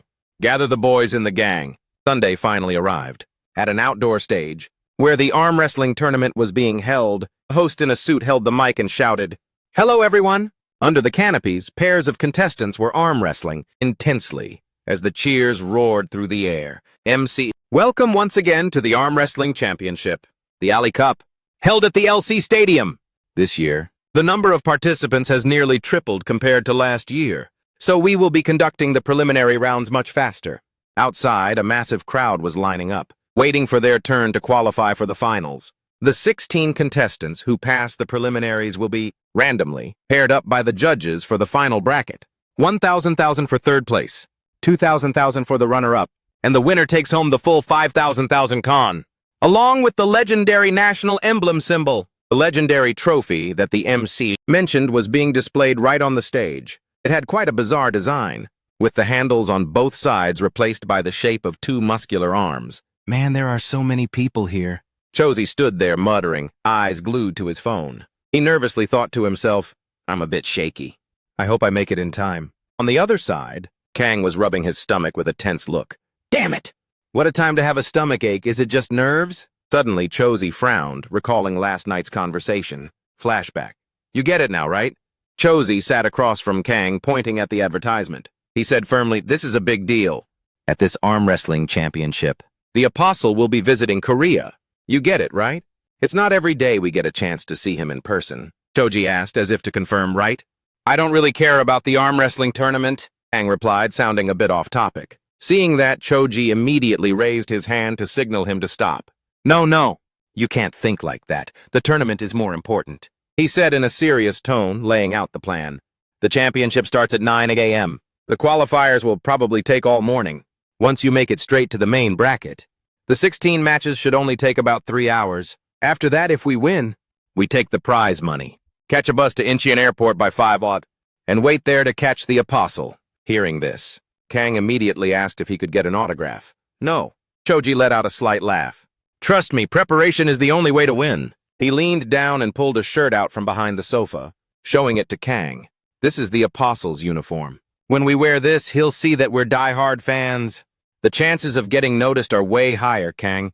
Kang looked at the shirt and blurted out, a perfect genius! It's going to be a long, exhausting day. Scene change, number 82. Is contestant Kang here? Nearby, a manager called out loudly, making Choji and Kang both snap their heads around. Hearing the search for the contestant, Choji asked, What's your number? Kang looked down at the number pinned to his shirt and muttered, I'm number 82. Choji widened his eyes. Dude, what are you still standing there for? They're calling you! Straighten your back and get moving!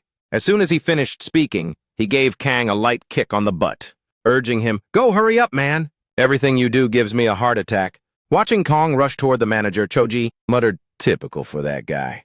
Number 82? The manager asked. Yes, Kang answered decisively. Suddenly, Choji called out after him, Hey, Kang! Hearing that, Kang turned back in surprise. Choji spoke seriously, gesturing with his hand. Remember the training? Just do exactly that. If you lose, you lose. Don't sweat it. Kang went silent for a moment, then gave a slight nod. The scene from yesterday suddenly flashed back in his mind. It was when the two of them were practicing arm wrestling. Control your strength carefully. Don't just blow them away. You have to act like you're struggling. Got it? If people suspect you're a superhero, it's game over. Kang just slightly raised his hand and replied, That's pretty tough. I hope this is over with quickly. Right then, a voice rang out right in Kang's ear. What's this? As he turned around, he discovered a tough-looking thug standing right in front of him, blocking his path. With a scrutinizing gaze, a paper with number 117 was pinned to the man's chest. Clearly, he was Kang's opponent for this round. I know this tournament accepts all weight classes, he growled with an arrogant air. But at least set me up with a decent opponent. You expect me to play around with a kid? Or do they want me to actually snap this kid's arm? He let out a contemptuous laugh, his voice full of provocation. Kang remained silent, looking slightly dazed but offering no response. Seeing no reaction from his opponent, the guy pushed even further. His voice hissed with a threat. You'd better worry about keeping that wrist intact, kid. I'll take it easy on you, got it? Just then, the judge called out loudly for number 82 and number 117 to the floor. The preliminary match began. Both Kang and the tough guy stepped up to the table, getting into position and waiting for the command. Maintain your posture. Number 117, the judge reminded, don't lift your elbow. The opponent leaned back a bit, a malicious intent flashing in his eyes. Meanwhile, Kang stood opposite him, filled with worry. I'm so nervous. I have to control my power. Sweat beaded on Kang's forehead. His hands were cold and clammy. The judge gripped their hands, placing them correctly, and shouted, Ready? As he gripped Kang's hand, the guy's mouth curled into a smirk. This kid is weak as hell, he thought to himself. I've changed my mind. I'm gonna crush him for fun. Go! The judge's voice boomed. Immediately, the guy used all his strength to slam Kang's hand down on the table. I'm gonna wreck you, he growled, pushing with everything he had. But just as his hand was about to hit the table, Kang's eyes flashed. He tightened his grip, surged with power, and slammed the man's hand back. Thud! The sound of the impact echoed, startling the surrounding crowd. The opponent's hand was forced onto the table. Kang wins! In utter shock. The winner is number 82, the referee stammered out loudly. The contestants waiting in line also turned to look. What was that whispering? I heard something like a violent gust of wind. Or was I just imagining things? Seeing things might get out of hand. Choji scratched his head with an awkward smile and waved Kang over. Ha ha, nice job, come here. The opponent was weaker than I thought. He must have been injured already. Way to go! Right then, behind them, number 117 was being carried to an ambulance on a stretcher, his arm swollen and bruised. He gritted his teeth and cursed under his breath. Damn it! Choji glared at Kang in frustration, whispering a nag. What the hell was that? I thought there was an actual earthquake. Do you want the whole world to know you're Superman? Kang quickly waved his hands in defense. No, it's not like that. For a second, I thought I was going to lose, so I accidentally used a bit too much force. It's harder than you think.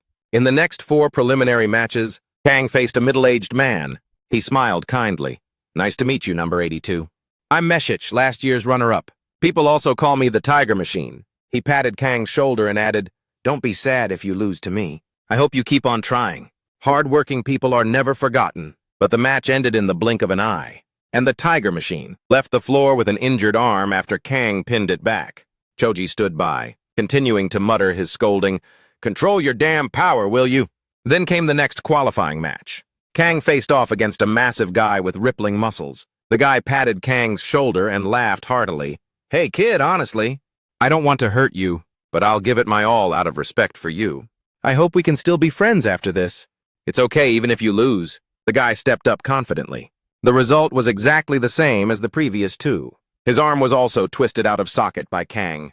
Choji sighed and snapped again. Do you even know how to chill out? The host stood on the stage, watching the ambulances, taking people away one by one, secretly worrying about these unusual injuries. This is bad. How many more people are going down? Finally, after all the qualifying rounds concluded, a man holding a list in his hand raised it high and spoke with a booming voice. Thank you all for your patience. The long preliminary rounds have officially come to an end. And now the final knockout bracket begins. As soon as the host finished his sentence, a roar of cheers erupted from the stands. Everyone was hyped. He continued, We will now announce the top 16 contestants, who advanced through the qualifiers. At the same time, the matchups will be drawn randomly right now. Then he held the paper up and started reading out loud. First off, representing our international guests. Ranked 4th in the World Arm Wrestling Rankings, number 17, Nicholas Chasso.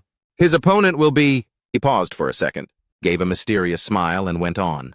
A man possessing extraordinary strength. Hidden behind that gentle smile. The second matchup, from the Superhuman Martial Arts Academy, carrying the spirit of Northern Martial Arts, number 99, Lemongu. Down in the stands, 3 people in matching uniforms cheered in unison. Master, you're the GOAT! Master Munga, go give him hell! The remaining one, a stern-looking old man, muttered, Win this, Mungu. I've spent so much money training you all this time. You better at least make the top 3 for me. That was Obankon, his master. The host continued. The next contestant, a high school student, a massive fan of the Apostle. He has crushed countless opponents to be here today. A rising star in the arm wrestling world, number 82. Lim Kang Kong heard this and was a bit stunned, surprised to find himself being called a rising star, and Lim Kang's opponent. The host paused and then raised his voice. A man who runs persistently every day to build his strength. Number 59, the running monk Yogi from below. 3 monks in yellow robes clapped in unison to cheer for Master Yogi. Master, you are our pride. Go all out, Master. Wishing you all the best. The host chuckled. Don't underestimate that boy, just because he's a high school student. Next up, number 51, Namgumu, on the stage. Namgumu smirked with a glint in his eyes. I don't care who they are. The final winner will definitely be me, the host said enthusiastically. If I didn't announce it, no one would believe he's just a high schooler. Right? Ha ha! And his opponent, number 103, Chotasik. Chotasik stood below the stands. Hearing Namgumu's name, he frowned and muttered, So unlucky. Of all people, I had to run into that airhead. The host continued. He's famous for being a troublemaker, who once caused a scene in the preliminaries because he couldn't control his temper, and he still looks just as dangerous now, down below. Gundo's lackeys burst out laughing and whistled. Wow, some internal beef, huh? Just break his arm, Tasik. Show him who the real airhead is. Ha ha. The 3 monks from earlier watched the students and whispered. Seeing them reminds me of when you first joined the temple. Number 14. Namo Amituofo. The host changed his tone dramatically. And next, holding an undefeated record in street fights. Number 14, Jung. He suddenly froze, scanning the area and then laughing awkwardly. But it seems number 14 isn't here. He must have wandered off somewhere. So number 14's opponent is absent, meaning it will be number 127. Banguno was below the stands. The lackeys were screaming at the top of their lungs, chanting Banguno's name. Everyone realized he is indeed the leader of the entire Banguno gang. The host quickly continued the announcements. Next pair, number 4 versus number 120, number 66 versus number 40, and finally, number 119 versus number 29. The host continued announcing the list of the remaining contestants. However, he read them quite fast. making a nearby contestant snap in annoyance. Wait, are we just here as extras? Why are you rushing through it like that? The host hurriedly replied that time was tight. I hope everyone understands. After speaking, he turned back to the list and that was it. This is the official bracket. Even though there are no weight limits this year, many high schoolers still managed to make it through to this round. Right now, it's hard to tell who is just an ordinary person. It's just like in those manhwa series. The tournament bracket appeared clearly on the big screen. Everyone was locked in and ready. The host took a breath and announced, "The knockout round starts now. Scene change." On a flight landing in South Korea, a man, muscular and wearing a striking red shirt, with a giant letter C printed on it, grumbled, "Cough, cough. This cold weather just won't quit. Wearing these tight pants is wedging my butt. It's been forever since I've flown in such tight clothes. And I'm not just complaining because it's inconvenient." Sitting next to him was another man. Seeing this, he spoke up. "The entertainment agency requires you to wear your uniform and greet the fans right outside the airport. It's all written in the contract. I know it's a pain, but please bear with it, Dion." The muscular man named Dion closed his notebook and turned to his assistant. "The fans waiting out there for me must be stoked. Just think about my influence." The assistant smiled slightly. Of course. The schedule of a superstar only exists because of the fans, those who stayed up all night waiting for us. Tomato Man will make his appearance. Yes, Dion, the lead actor of the superhero movie, Resilient Tomato Man. The assistant flipped to another notebook, looked closely and reminded him, "Stop with the poetic talk. Just talk normally." Dion wrapped himself in a blanket, pulling his collar up. "Fine, my bad. I'm gonna catch some Z." The assistant sighed. "Sure, get some rest. We still have plenty of backup plans." Cut back to the arm wrestling arena. The match between Cho Tae-sik and Nam Gumu is about to begin. Both take their starting positions. The referee shouts, "Number 103 Cho Tae-sik versus number 51 Nam Gumu." Cho Tae-sik looks at his opponent and snorts, "Yo, Carrot Head. We're sweeping first place, and I'm taking the runner-up spot. Got it? After I smoke you, I'll take care of the rest." Either way, the prize money gets split anyway. Gumu hears this and smirks, speaking in a steady tone. "If that's the case, wouldn't it be better if I handled things?" Gumu's mocking attitude irritates Cho Tae-sik, growling, "What the hell are you rambling about?" Gumu slowly takes off his glasses and grins. "I'm just stronger than you, that's all. Do you really hate looking at me that much? Where exactly do you think you stand with me? I'm staying right here, understand?" A red-haired lackey standing nearby sees Gumu taking off his glasses and mutters, "It's over. That Carrot Head is about to get bodied by Cho Tae-sik." The others turn and ask, "Wait, what do you mean?" The guy shrugs and smirks. When he takes those glasses off, it's a wrap. It means he's getting serious. It's like he just broke the seal. Another guy jumps in. "I've never seen him without his glasses. Now that you mention it, what is he so insecure about?" The redhead says thoughtfully, "He's self-conscious about his small eyes." At this moment, Nam Gumu had taken his glasses off completely, revealing tiny eyes that didn't match his arrogant look at all. Cho Tae-sik bursts out laughing and says, "So, you actually took them off. Fine, I get it. To you, pride matters more than brotherhood, doesn't it?" "All right," the host spoke up. "Everyone, get ready to start the match." As soon as he finished, Nam Gumu and Choi Tae-sik both tensed up, putting all their strength into pinning their opponent's arm. At another table, Kang was facing the monk Geodong. Geodong looked straight at Kang and said in a deep voice, "These eyes aren't easily fooled. I can feel it. The terrifying vortex of power inside you." Lim Kang froze for a second, surprised by those words. Geodong continued, "Just like me. You carry an extraordinary strength within you." Kang stayed silent, just staring at him intently. Geodong raised his hand in a stance and smiled. "Now let me feel your strength. Come on." Kang was a bit flustered. His eyes quickly followed the monk's movements. The host's voice rang out, drowning out everything else. "Whoa! A shocking result!" The crowd buzzed. "This is unbelievable. Le Mungu from Jumu Academy just defeated Nikolai. Chazaro, a formidable international arm wrestler."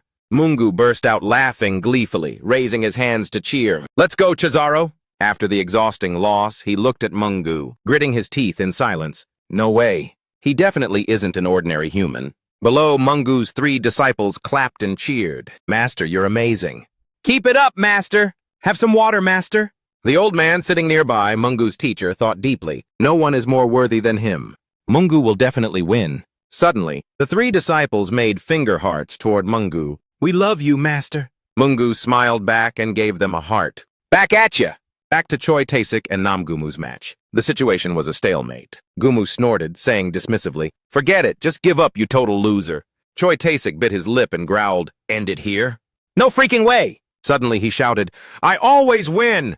and poured in all his strength. Choi Tae-sik twisted Gumu's arm back, slamming it hard onto the table to take the win. He glanced at Gumu and said sarcastically, "Haven't you heard the saying?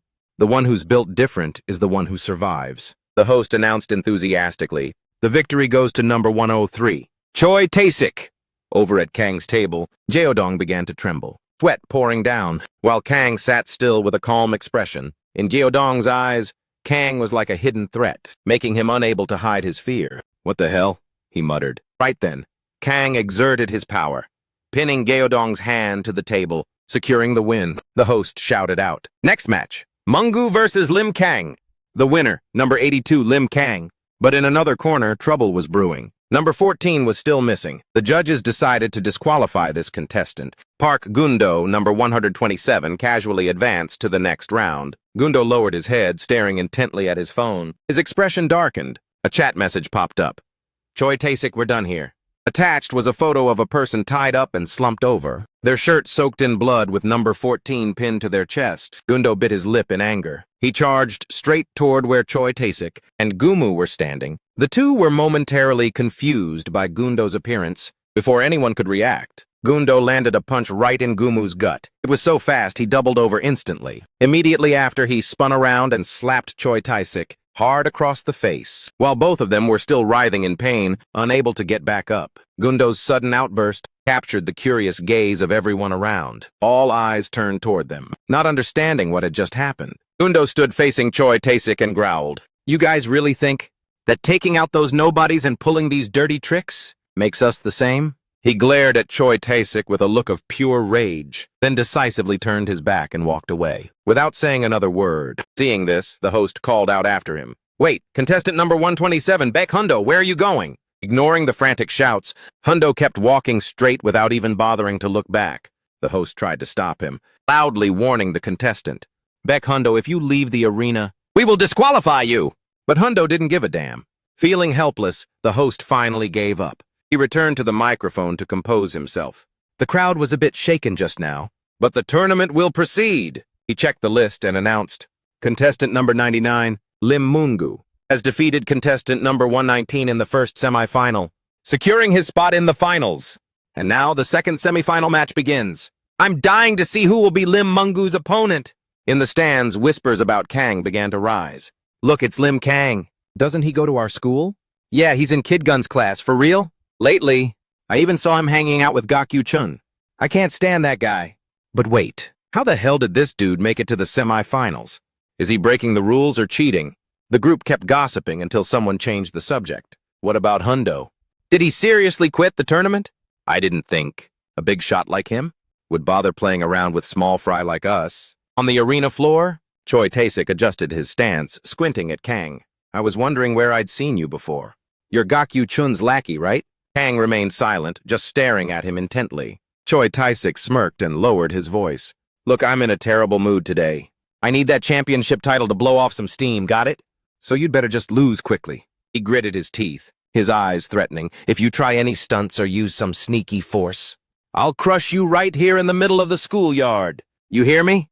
The referee's voice cut in, shouting, "Ready to start!" Both of them simultaneously gripped each other's hands. Kang stared intensely at Choi Tae-sik, while Tae-sik tensed up and hissed through his teeth, "Hey you! I told you not to use your full strength."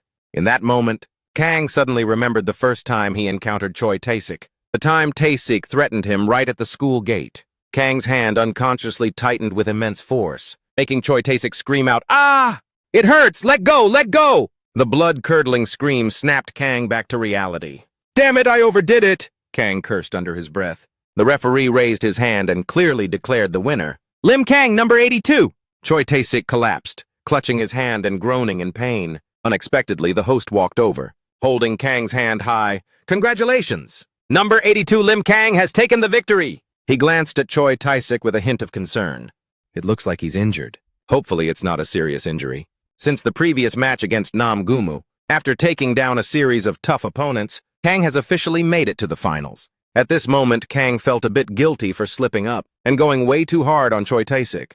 The final match of Ala Cup, the most anticipated arm wrestling tournament of the year, has officially begun. Scene change to Incheon Airport. Suddenly, a monster appeared looming over the runway. It just stood there, seemingly having no intention to attack yet. In the waiting room, Choji breathed a sigh of relief seeing Kang advance smoothly to the final match. On the stands, when he spotted Choji, Kang happily waved his hand. Choji responded with a thumbs up and a proud smile, thinking to himself, "Good job, I'm proud of you, Kang." Suddenly, near Choji, excited cheers erupted. "Master, let's go! Give it your all, Master Mungu!" 3 disciples following Mungu were shouting with all their might. "Master, please look at us just once!" "Win this, Master!" "We love you, Master!" Seeing this scene, Choji could only stand aside, frowning and muttering. "These guys are absolute lost causes. Blinded by that money for real," the host shouted with excitement. "And now the final match officially begins!" Facing Kang, Mungu flashed a friendly smile and introduced himself. "I'm a practitioner of the Northern Martial Arts School, and also the head coach of Superhuman Martial Arts Academy. My name is Lee Mungu." He reached his hand out toward Kang. "Win or lose, let's make this a match with no regrets." Kang nodded and shook Mungu's hand. "Yes, I look forward to it too." The host continued enthusiastically. "The 2 final champions have locked hands. The pressure here is absolutely insane. Who will stand at the peak of glory?" The 2 opponents gripped tightly, getting into position. Even though the match hadn't started yet, the atmosphere was tense as hell. Under the stands, Choji also clenched his fists, muttering, "Come on, Kang, keep it natural." Mungu's old trainer watched intently, whispering a prayer, "I believe in you. Go get that victory." The 3 disciples following Mungu looked worried. "Let's finish watching this before we head back." As soon as the host's signal ended, Mungu and Kang tightened their grip at the same time, putting all their power into the pull. The crowd's murmurs went dead silent. Every eye was fixed on the table.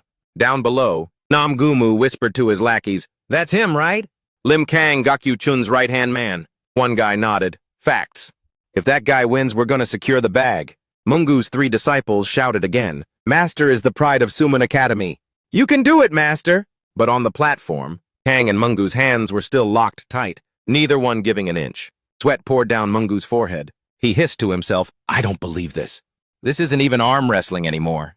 It feels like I'm trying to hold back an elephant's leg. One slip and I'm toast." Suddenly, Kang slightly leaned in and exerted his force. Mungu's arm was slammed onto the table and he collapsed. Under the stands, Choji jumped for joy. "Amazing! That acting was so natural." Mungu's old trainer looked up at the sky in regret. "Good Lord, that was so close." The host walked over, raised Kang's hand high and announced, "And the final winner is number 82, Lim Kang." He looked at Kang with a proud smile, a truly special talent. "He makes me feel like I'm watching the arm wrestling king Ali in his prime. Congratulations, Lim Kang. Have you thought about how you'll use the prize money?" Hearing the question, Kang scratched his cheek and hesitated. I don't really know yet." Seeing this, the host let out a laugh. "Haha, is that so? You know, lately the world has been struggling with natural disasters and all sorts of humanitarian crises." He continued, his voice softening. "One way to share the burden is to use that money to help those less fortunate." Kang fell silent, deep in thought. He muttered to himself, "Help the less fortunate, huh?" The host nodded. "Exactly. Disasters are happening everywhere, but compassion knows no borders or nationality. There are many ways to donate, you can think it over." At that moment, Kang's gaze landed on a group nearby. They were holding up signs calling for action.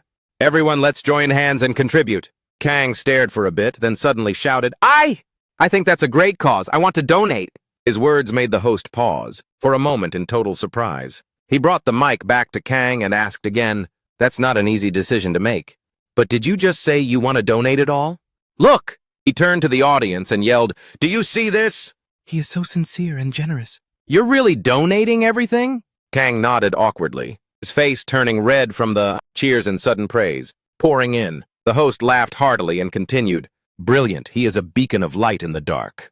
A hope in the midst of despair. Young people like him are our true future." Number 82 is definitely going to achieve extraordinary things. Under the stands, Choji was drenched in sweat, his lips trembling. "Good Lord, I'm about to lose it because of him."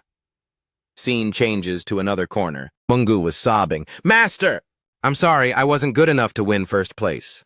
The old man beside him let out a soft sigh. He placed a hand on Mungu's shoulder, speaking reproachfully, yet comfortingly, "Come on now. Mungu, you are a martial artist. You shouldn't cry even if you fail, no matter how much regret or sadness you feel." He looked at him, his voice softening. "Anyway, second place still brings home 20 million won. That's plenty. Stop crying like a baby. Think about what you've achieved." As he finished, the old man's eyes also turned red, and tears rolled down. Seeing this, Mungu looked up emotionally. He blurted out teasingly, "You're crying too, master." The two disciples standing nearby froze. They stared wide-eyed as their master wiped away his tears. Meanwhile, Kang and Cho-ji had just stepped outside. Kang had a massive lump on his head, Cho-ji's handiwork, all because he dared to donate the entire prize money on his own. Cho-ji glared at Kang and muttered, "Luckily, we can still catch the bus to the airport."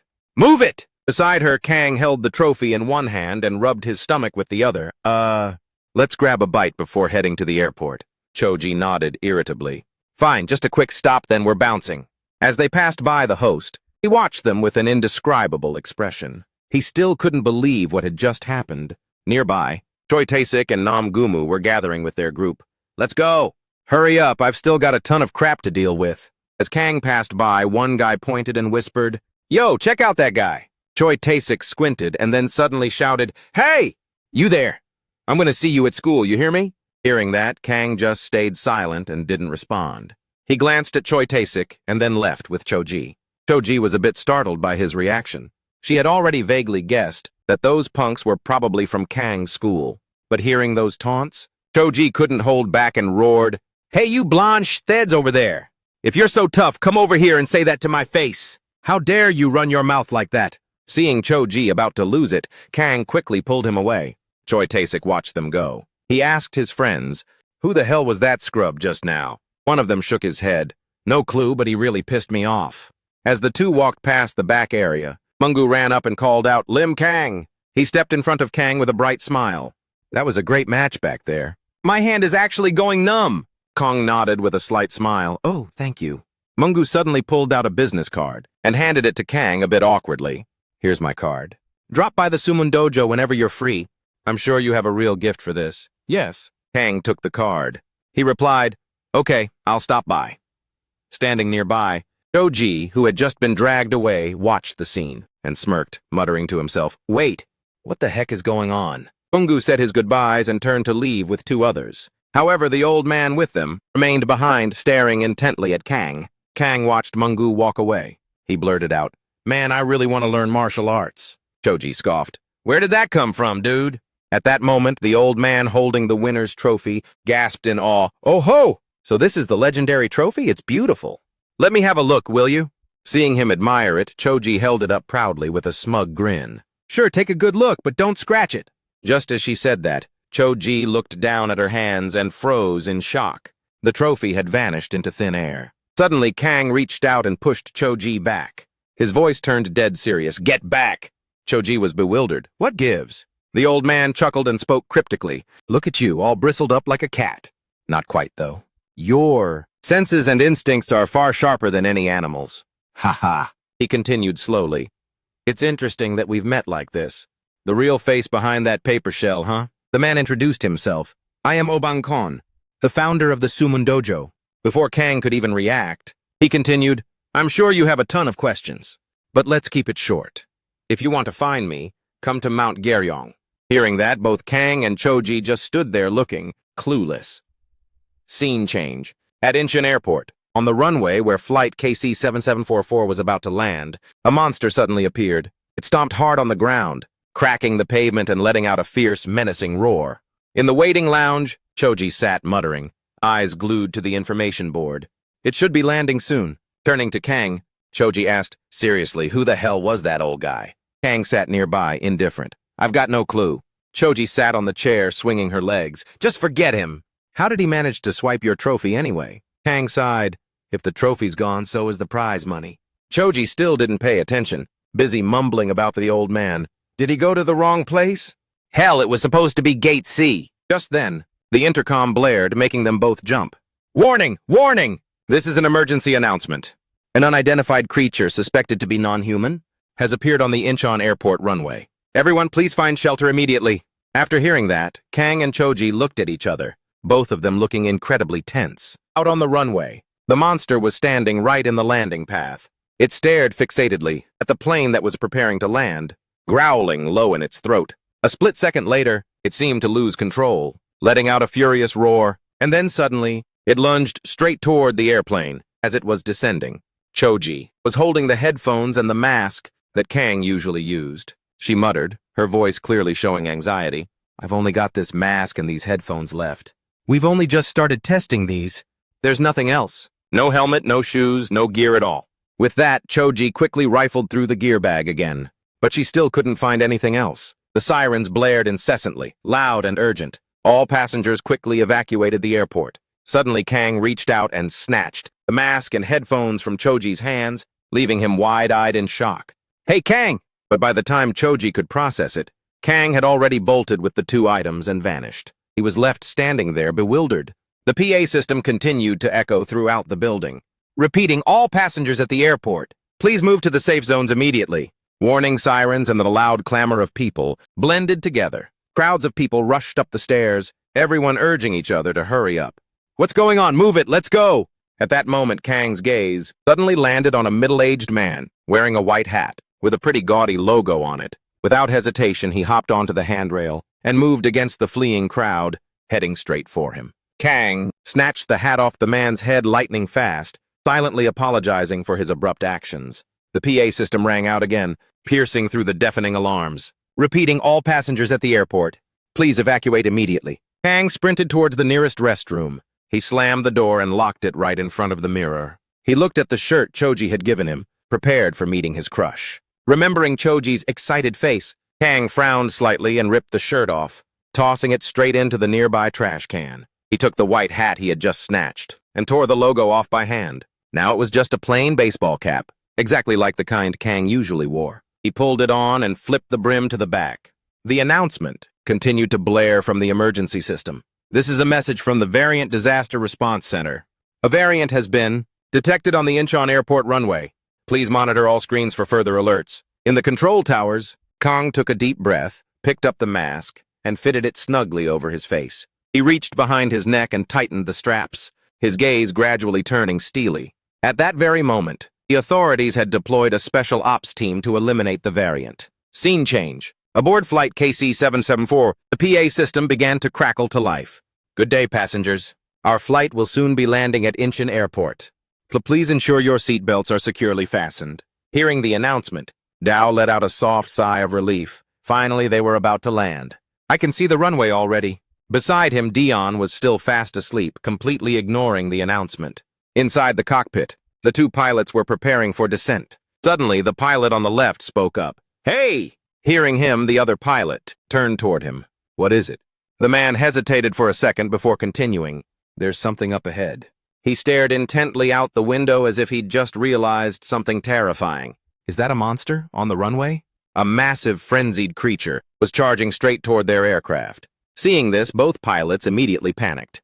It's a variant. It's coming right for us. Change course now. Maintain altitude. The pilot on the left screamed, gripping the controls and pulling back hard. Outside, the monster sprinted a few more steps, and then came to a sudden halt. It crouched low, coiled its strength into its legs, and leaped straight into the air. It shot up, appearing right in front of the plane's nose. The pilots let out a blood-curdling scream. No, no, no! The aircraft swerved violently, its nose pitching up to avoid the monstrous creature. Realizing it couldn't land a head-on hit, the monster instantly shifted toward the wing. It swung its arm, slashing deep into the wing structure. The wing sustained catastrophic damage. The plane began to wobble and lost control, sending the passengers inside into a total panic. Ah, what the hell is happening? After crippling the wing, the monster plummeted back down, landing nearby. Passengers began screaming in terror. Dion, waking up with a huge bump on his head, asked in a daze, What just happened? I'm not really sure either. Inside the cabin, the PA system continued to blare. The aircraft has sustained severe damage. We are forced to make an emergency landing. The plane is no longer airworthy to continue the flight. In the cockpit, despite the chaos, the pilot tried to keep his cool. Brace for an emergency landing! The massive plane wobbled, plummeting down while completely off balance. Everyone, please brace yourselves for a very hard impact. The landing gear deployed, but it was too late. The plane hit the ground. The fuselage snapped in half. The nose section kept skidding out of control, tearing up the runway before finally coming to a stop. The monster stood there, watching grimly. It growled with a wheezing sound at the broken aircraft. Suddenly, it spotted a forklift nearby. It lumbered over and gripped the body of the vehicle tightly. Scene changed to the nose of the plane. Most of the passengers were seriously injured after the brutal landing. "Arg, my ribs," one person groaned. Another passenger stared out the window, his voice trembling. There's a variant on the runway." The other person froze instantly. By then, the monster had lifted the forklift high. Seeing the danger, the man immediately shouted, "Run! Get out!" The monster leaned back, pulling the vehicle behind its shoulder. Through the glass, the panicked passengers realized it was about to hurl the vehicle at the plane. "Abandon the plane, now!" The forklift left the monster's hand, flying fast toward the nose section. Just when the impact seemed unavoidable, from behind, he landed lightly on the front of the aircraft. Then, in an instant, he lunged forward to face the incoming forklift. Once the vehicle was in range, he coiled his body and delivered a massive kick, sending the heavy machinery flying back the way it came. Seeing this, the monster froze for a split second. Its eyes never left Kang. He stood there calmly as the forklift slammed into the ground right behind him.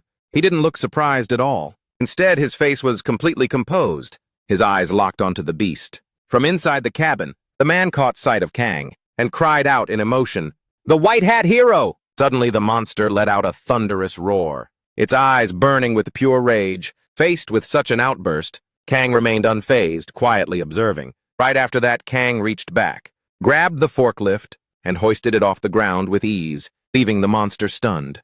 In a flash, Kang spun around and hurled the vehicle straight at the beast. The forklift barreled toward it, smashed the ground right in front of it, and then bounced right back toward the giant creature. The monster reacted quickly, leaping into the air just before the vehicle could skim over its head. The impact of the forklift on the pavement kicked up a thick cloud of smoke. Just as it cleared the smoke, it was shocked to see Kang already right there at eye level. Before the monster could even react, he twisted his body, channeled his power into his leg, and delivered a powerful kick straight into its torso, making it groan in agony. While the monster was still reeling from the lethal blow, Kang clenched his fist and threw a heavy downward punch, aiming right for the top of its head. Boom! The monster couldn't dodge in time and took the full hit. Kang's punch slammed it hard into the ground, sending a shockwave through the area. Kang landed and looked toward the cloud of dust billowing where the monster had just been flattened.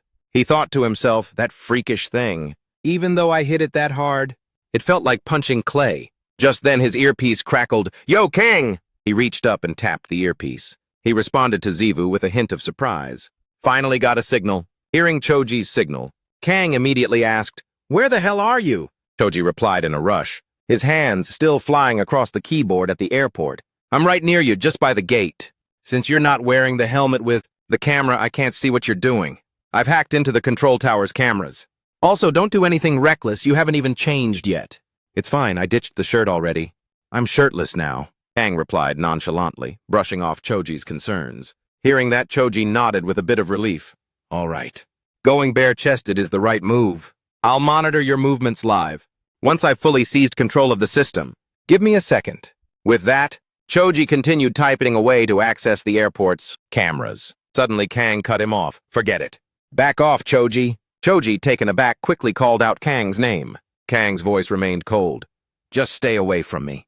Before he could finish his sentence, out of nowhere, a fist flew straight toward him. Caught off guard by the sudden attack, Kang took the punch right to the face before he could defend himself. Hearing the strange noise, Choji cried out in panic, "Kang!" He didn't bother to reply, having been hit. Unexpectedly, he leaned back slightly and immediately seized the opportunity. Before the monster could retract its arm, Kang grabbed it tight. He spun and delivered the massive slam, throwing that hulking body 10 meters away. It smashed directly into a massive pillar nearby. Kang charged in immediately before the creature could counter.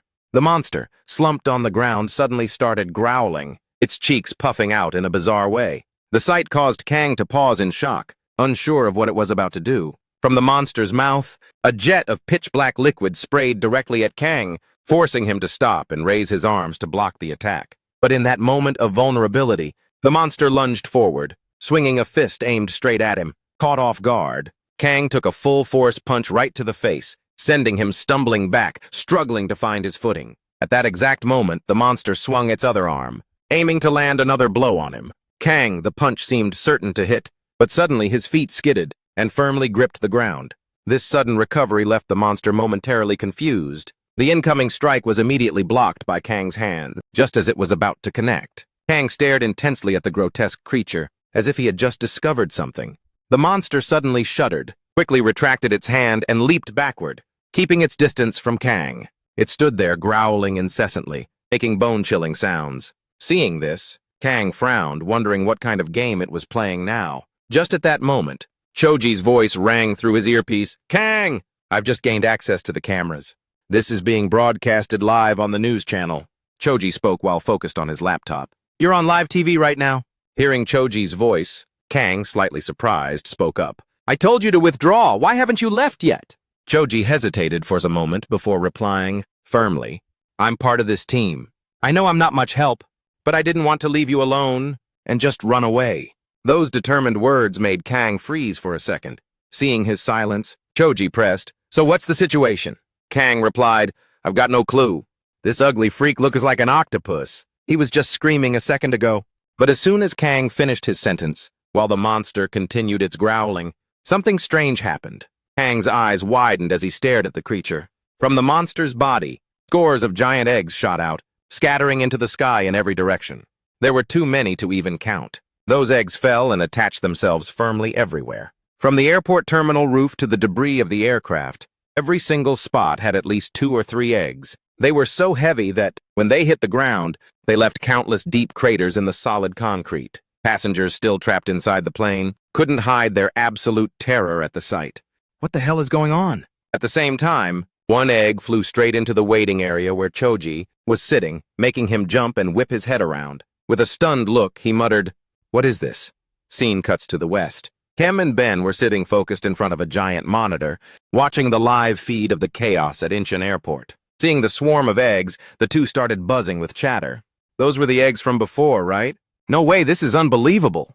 This is only going to make things worse." Vo, standing between them, just silently watched the screen without saying a word. Ben began counting the eggs, his voice tense. "How many now?" 1, 2, 3, 4. Kim adjusted his glasses and whispered, "This is a total anomaly." "Will he, that guy in the white cap, be able to handle this alone?" Hearing that, Ben turned and asked, "Doesn't the white cap guy have any teammates?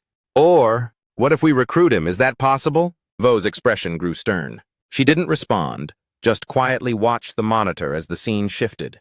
Inside the waiting room where Choji was hiding, the egg landed. Suddenly a cracking sound echoed. 2 hands with pitch-black claws suddenly burst through the shell, shattering the top and crawling out. Once the creature's entire body was out of the shell, it stood blankly in the middle of the room, silently scanning the area for anyone. By then, Choji had moved away from his computer desk and was hiding securely behind a large pillar. He was so tense he covered his mouth and held his breath, trying to stay dead silent. Suddenly, Kang's voice rang in his earpiece, startling Choji so much he almost jumped out of his skin. On the other hand, it successfully caught the monster's attention, forcing it to turn its head toward him. Choji responded. Kang's worried voice rang out from the earpiece. He realized he'd forgotten to mute his mic. "Damn it, Choji!" he cursed under his breath.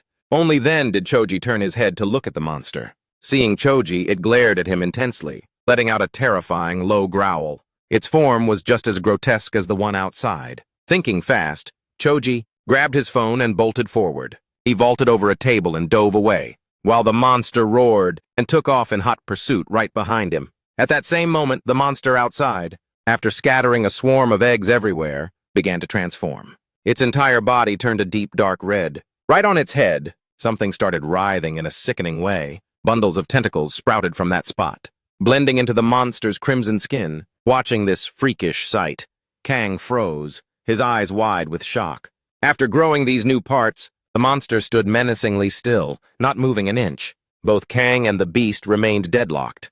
Neither made the first move. "Ah, shit, goddammit!"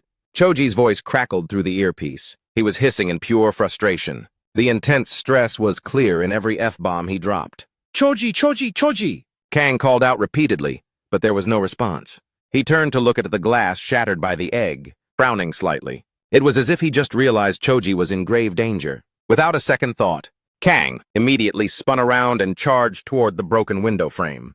"I have to save Choji first," he thought to himself. But just as Kang took off, another dark shadow suddenly appeared. Another monster that had just crawled out of an egg pounced to block his path. Kang gritted his teeth and swung a heavy punch right into its face. The strike was so fast the monster couldn't even dodge. taking the full impact and getting knocked backward. Not missing a beat, Kang threw all his leg power into a leap toward the glass doors. However, when he was just a few meters away, a massive monster suddenly appeared from the left, charging right next to him.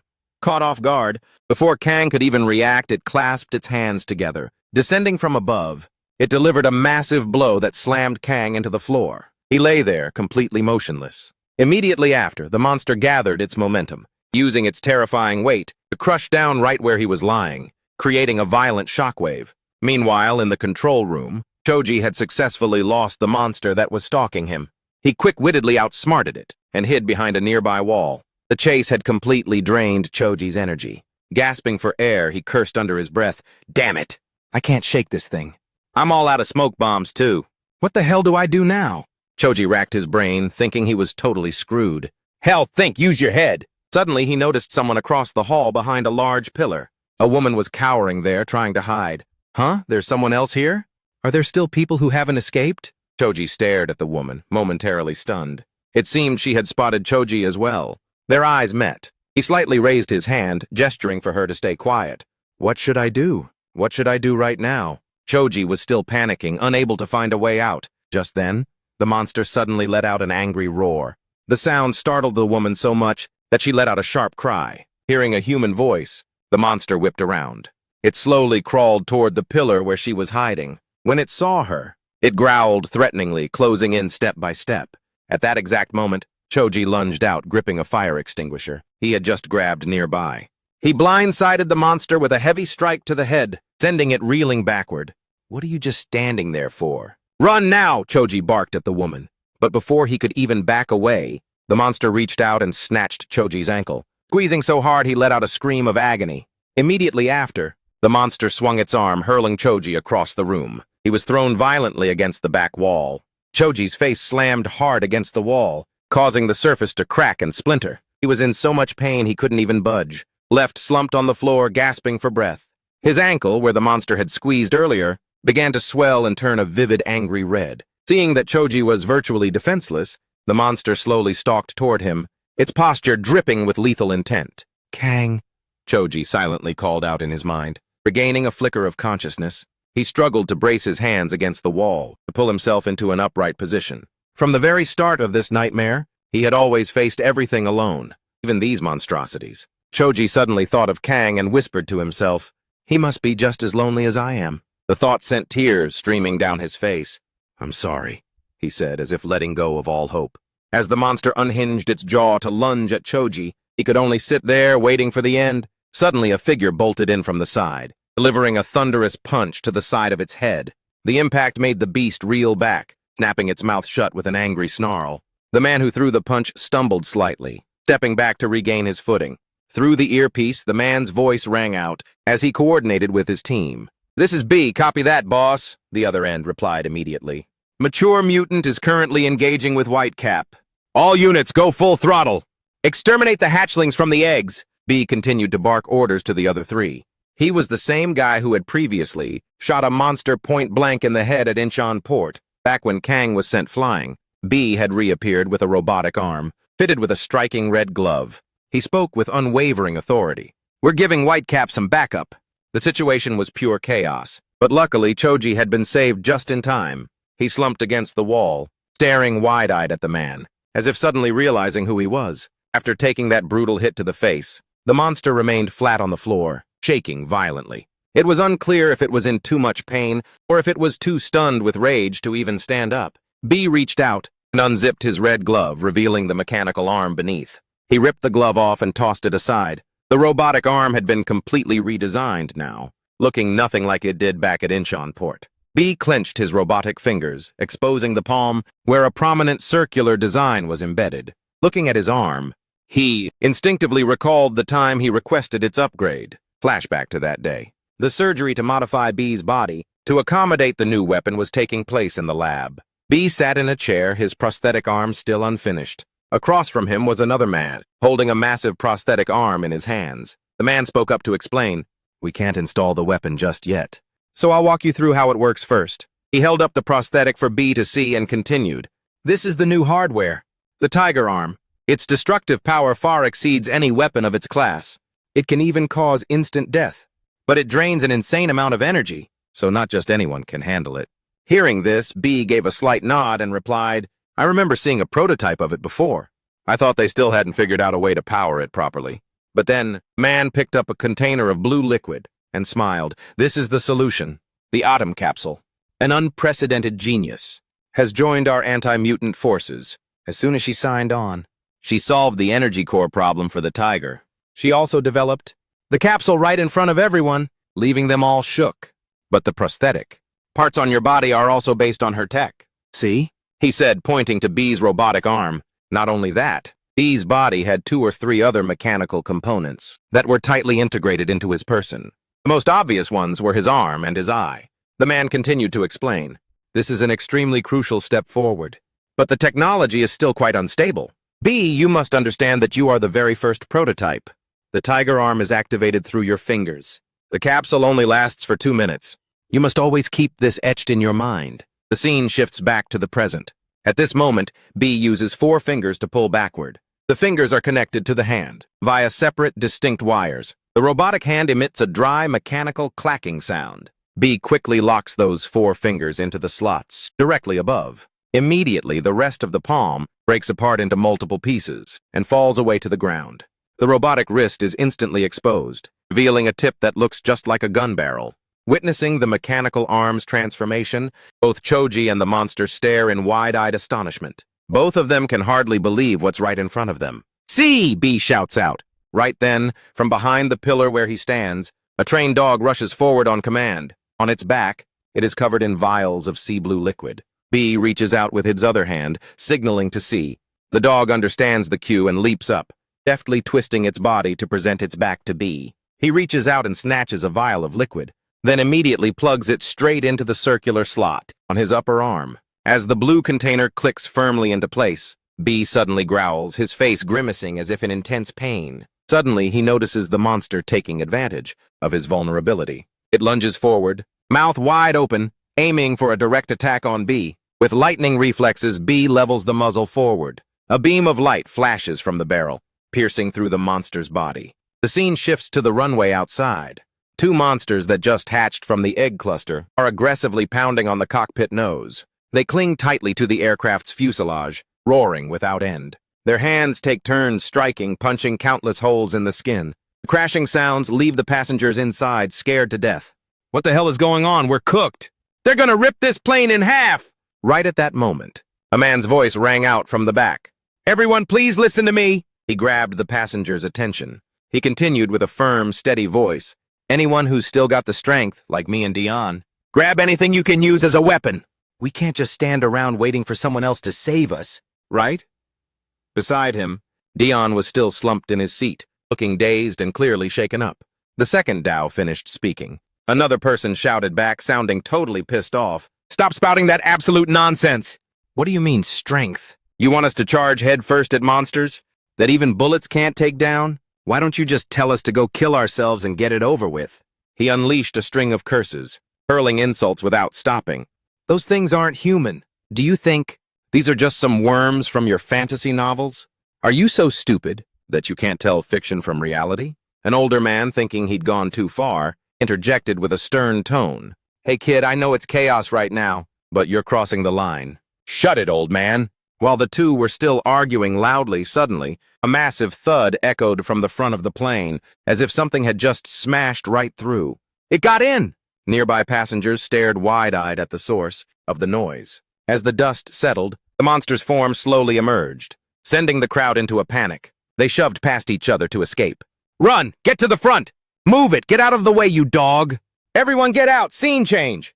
B called out to C, signaling it to keep charging ahead. It immediately pulled up alongside B. He reached out and snatched another vial from the dog's back. He took the vial and jammed it into the circular slot on B's upper arm. He quickly leveled the muzzle, aiming directly at the monster, pointing it straight at its head as it lunged forward. He instantly pulled the trigger, firing a shot. However, the bullet only grazed the target, tearing off a piece of the monster's head. Hit but not yet killed, it continued to charge blindly, closing in right at the mouth of B's gun barrel. B gritted his teeth, pouring all his strength into one more shot. This time it was a direct hit, blowing its head apart and sending it flying backward. On this side, B wasn't doing much better, drenched in sweat. Breathing heavily, he muttered to himself, having to hit the exact same spot twice. Even the tiger arm can't take these guys down easily. Not with just one shot. I can't go head-to-head with anything bigger than this. Right at that moment, B's mechanical eye emitted a rapid beeping sound. He turned, scanning through his robotic vision, spotting another monster rushing out from behind a pillar. Another one was creeping closer as well. It detected a noise and began to hiss and growl. B quickly analyzed the situation and reached a conclusion. More of them? The robotic eye beeped a warning again, this time alerting him to another direction. Another monster was charging in. How many of these things are there? He gritted his teeth. Just then, C suddenly barked loudly, catching B's attention. He glanced over and saw a vial still on its back. He muttered, C still has exactly one vial left. I've noticed it too. Looking around, seeing that the situation was nearly impossible to turn around, B stood rooted to the spot, cursing under his breath. Damn it! Guess this is the end of the road for me. Scene shift. The chaos inside the airplane cabin showed no sign of stopping. The screams of the passengers echoed loudly, spilling out to the exterior. Help me, run! Just run! Suddenly, a section of the fuselage bulged out weirdly, as if some force was striking it violently from within, causing the metal skin to deform. What the hell is that? Boom! An explosion rang out. The bulging section burst open like an explosion, leaving a gaping black hole. A threatening voice echoed from that hole. All right, where the hell are you? Blurry within the rupture, the silhouette of a man appeared. Even at a glance, it was clearly Dion. You stupid octopus, Dion growled. Instantly, the monster with its head blown apart was hurled out of the plane, landing with a thud nearby. Inside the cabin, a woman's scream pierced the air. Ah! Terrified, she stared fixedly at the gap at the front of the plane, trembling as she spoke. Another one is crawling in. Just as she said, another monster had successfully snuck in through the newly opened hole. Seeing it, the passengers scrambled to run away. The monster lurched forward, intending to give chase, when right beside it, a backlit figure suddenly appeared. It froze, staring at Dion with a bewildered look. Dion spoke in a cold, deadpan voice. You're one nasty piece of work, daring to scare a lady. Hey, you should have knocked before, sticking your head into my plane. With that, Dion reached out and snatched the monster, lifting it up effortlessly. It could only claw desperately at his arm, unable to fight back. Witnessing this, the passengers behind were all wide-eyed and stunned. One person stammered in shock. Is he a superhero? What the hell is going on? I'm not dreaming, am I? The man who had shouted back at Dao earlier was now frozen stiff. Recalling the words he just spat out, he shuddered. Dion Rose was still standing right behind him. He saw that Dion had lifted the monster with just one hand, as light as a feather. His face went pale, speechless. The monster was still writhing, continuously attacking Dion with its hands, but it didn't faze him at all. Joe's voice trembled as he questioned Dion. I still don't get it. What the hell is happening? Hearing the question, Dion replied calmly, ignoring the monster clawing at his arm. Only a few people know my true identity. Perhaps it's time for my role to come to an end, Dao. Thanks for sticking with me all this time. Hearing Dion's words, Dao was so shocked that tears just started pouring out. He never would have imagined that the person always by his side could be hiding such a massive secret. Dion continued in a soft voice, even if my whole life has been an act, I was truly happy during the time I spent working with you. I'm sorry for deceiving you and thank you. And that's the truth. As soon as Dion finished speaking, beautiful memories flashed through Dao's mind. Moments when they were together like real friends. He couldn't squeeze out a single word. Dion crouched down to build momentum, then launched himself straight through a hole, flying right out of the plane, leaving everyone stunned. Before leaving, he glanced back at Dao and said, Dao, you're officially fired? Dion plummeted outside, his grip still tight on the monster. Don't cry, boys. His voice dropped an octave. Then he slammed the monster's head into the ground with pure force. The impact caused the earth to shatter. And don't panic, ladies. He finished and stood tall. In front of him, the monster couldn't even budge anymore. Not even a finger. Dion said casually, that red stuff you see? It's actually just tomato juice. Just then, from behind, another monster lunged straight for Dion. He had already noticed it, but remained completely unfazed, neither turning around nor making a move to dodge. He muttered, I'm not even hyped enough for this. Am I supposed to sing my own background music? But the monster kept charging at him. Only then did Dion turn around with a faint sigh. Oh, wow. Told you so. As he spoke, he reached out, pivoted, and delivered a fatal punch straight to the monster's head, shattering it completely. I already said I wasn't in the mood, you punks. After finishing off the monster, Dion glanced over at the plane and that giant monster. The big guy can't even keep his brats in line, and yet he's still loitering here. He thought to himself, slowly walking toward it. You guys are really playing with fire. I don't plan on going easy on you octopuses. Today you're getting wiped out. Scene shift. Tomato Man. 3 voices rang out simultaneously. Vo, Chem, and Ben all had wide eyes, their mouths agape at the footage, being broadcast live on the airport's big screen. The announcer's voice boomed. The superstar hero, Tomato Man! Chem spoke up, his voice still heavy with disbelief. What the hell is going on? Beside him, Mr. Vo only frowned, staring at the screen without saying a word. Ben stammered, I'm so confused. What are we supposed to do with this information? Chem asked immediately. That's Tomato Man, right? Ben nodded and replied, There's a very high chance. That's M. Dion appearing on air right now. But to us, he's a superhero. He must have been hiding his identity all this time. Hearing that, Chem turned to PC and asked, You knew about this beforehand, didn't you? At that moment, P just stayed silent and gave a small shake of her head. She recalled the first time she met Dion. He had smiled and said, Pleasure to meet you, Stan P. Sorry for the late introduction. I'm a famous actor that everyone knows. Back then, he talked so naturally as if he weren't hiding anything at all. Dion never mentioned he was a hero, and P hadn't suspected a thing. She muttered to herself, her brows furrowing tighter. Scene shift inside the control tower. B was still struggling against the swarm of monsters. One last shot, he thought to himself. Then immediately leveled his gun barrel, aiming straight at the monster's head and pulled the trigger. As the monster collapsed onto the floor after being hit, B also fell to his knees and slumped onto the ground. He breathed raggedly, blood still seeping from his shoulder onto his shirt. It was clear this battle had completely drained B of his strength. The gun fused to B's arm had also fallen off, covered in blood. I just hope this is the last one.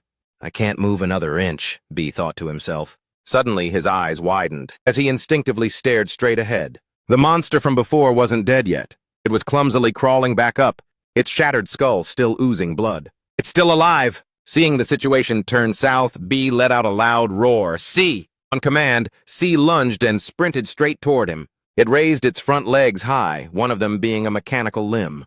I have to end this before it recovers its strength, B told himself. He reached out, grabbed C's prosthetic leg, and pulled hard. C's venomous stingers weren't very effective against mutants, but from within the mechanical leg, a long blade suddenly slid out. B gripped the hilt tightly, aiming straight for what was left of the monster's head. If it can tear C apart, then I can split its skull. Blood splattered everywhere. B drove the blade deep into the monster's head. But at the same time, it swung its arm, piercing through his right chest. The sudden stab went straight into his chest, leaving B no time to dodge. Despite the agonizing pain, B refused to go down. He grit his teeth and roared, Die! Die! Just die already!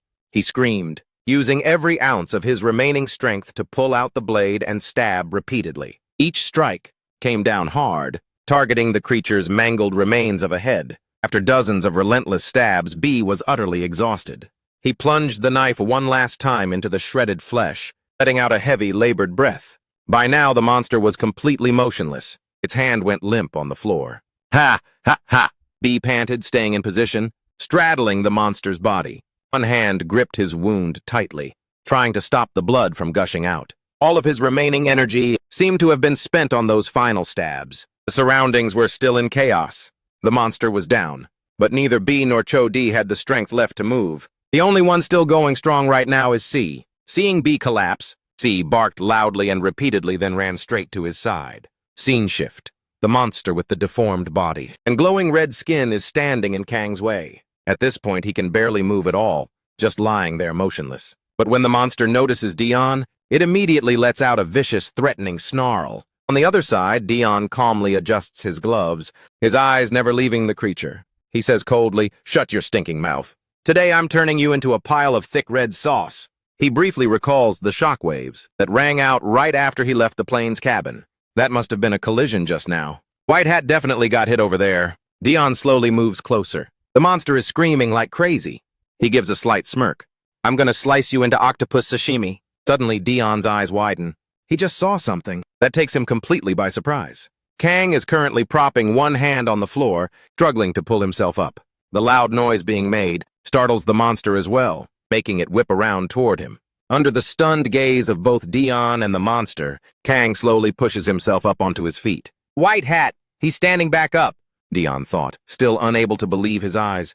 The monster froze. Seeing Kang standing tall and composed, it stared at him with wide, bulging eyes. Kang stood straight, his expression soulless and unreadable. His eyes flashed with a cold white light, looking more terrifying than ever before. At this moment, Kang looked as if he had lost all consciousness. It was as if an invisible pressure was crushing down on the ground. Dion stiffened, instinctively shivering. The monster was also weighed down by that pressure, growling, unable to stand steady. In contrast to everyone else, Kang remained perfectly calm in his spot, not moving a single inch. Everything around began to shake violently, as the source of the pressure continued to spread. Windows of the buildings cracked and shattered one after another. More and more cracks began to appear on the concrete ground, spreading out endlessly. As time went by, the scene below became chaotic to the extreme. Everything was shaking violently, due to some kind of invisible pressure. Standing alone, Kang remained as motionless as a statue in the middle of the storm. Scene shift. Inside an old dilapidated house, dust covered every single corner. In the corner of the room, an old TV flickered, casting light into the pitch-black space. Suddenly, a female voice rang out. Naji, it looks like everything around there is being warped. Is this some kind of pressure skill? Danjang asked, her eyes still glued to the screen. Naji paused for a moment before replying, That's nothing at all. The cryptic answer made Danjang hesitate slightly. Then she continued to press him. What exactly do you mean by that? Only then did Naji let out a soft chuckle and began to explain. To be precise, it's not an ability or a move or anything like that. I don't sense anything at all. What you're seeing is simply White Hat's raw, pure energy. Simple yet overwhelming. Naji crossed his arms. Danjang fell silent, focusing only on the TV screen, broadcasting live from the airport. Naji continued in a slow voice. That spirit is suffocating both the space and the time around it. The atmosphere there is incredibly tense. This feeling isn't natural at all. Hearing that, Danjang turned and asked, What do you mean by not natural? Naji nodded and replied softly, It's not like usual. White Hat usually has a habit of fighting while sizing up his opponent. But now energy is pouring out like it's out of control. This is just my gut feeling. But he couldn't be doing this on his own. It's as if someone else is pulling the strings. Danjang looked at him, her eyes still full of doubt. Naji caught her gaze, glanced over, and burst into a loud laugh. Ha ha ha, truly interesting. The appearance of Ketchup Man was already shocking enough. But in the end, White Hat still exceeded all expectations. The scene shifts back to Incheon Airport. After being crushed by the intense pressure, the monster suddenly seemed to snap out of it. It let out a fierce roar and charged at Kang with all its might. As it closed the gap, it suddenly leaped into the air, swinging its arm to deliver a devastating blow down on Kang. The speed was so insane that the naked eye could barely keep up. The monster's fist flew straight for Kang's head. But just as the punch was about to land, it stopped dead in its tracks. Kang had apparently unleashed a lightning-fast counterattack, leaving the creature no time to dodge. If you looked closely, you could see on its arms, chest, and face the imprints of countless punches. Those spots were deeply dented, showing just how powerful that last strike really was. On this side, Dion witnessed the scene, his eyes wide in total shock. He stared intently at Kang, as if he were contemplating something deep. The monster still hadn't processed what hit it after that previous attack. In a flash, Kang reached out, grabbed its neck and hoisted it high into the air. The aftershocks from the last blow left the monster with no strength to fight back, letting out only a few weak growls. Not far away, Dion continued to watch and analyze carefully. A split second before this octopus landed its blow. From the shoulder joint, the humerus, ribs, sternum, thigh, and knee, he struck 7 vital points, Dion recounted. The images of Kang's strikes appearing clearly, one by one in his head. But this kind of power and speed? Hardly anyone can match it unless they're on my level. He let out a sigh, staring fixedly at Kang. The difference in class was just too vast. It was only a matter of time before that monster was finished.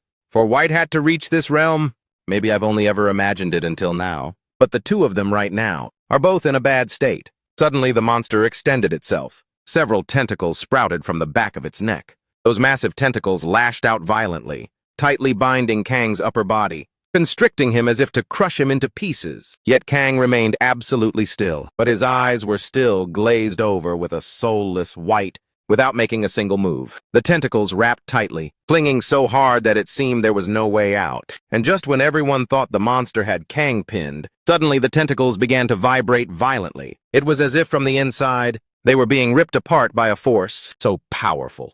Rip!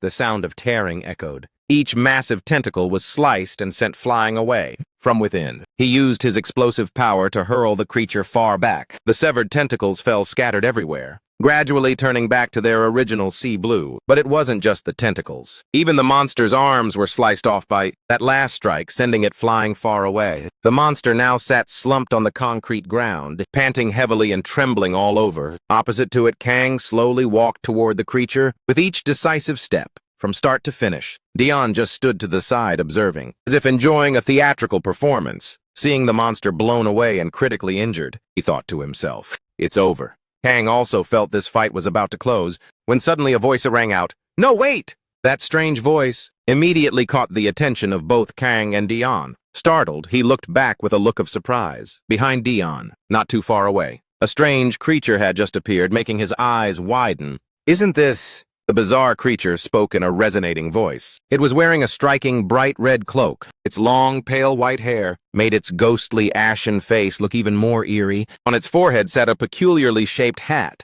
that partially covered its half-closed eyes. Behind its back was another entity, even more bizarre, as massive as a giant jellyfish, hovering in midair, but on its top, it sprouted a head with a fully formed face. It just doesn't have eyes. At this moment, the one wearing the red cloak called out to Ketchup Man and White Hat.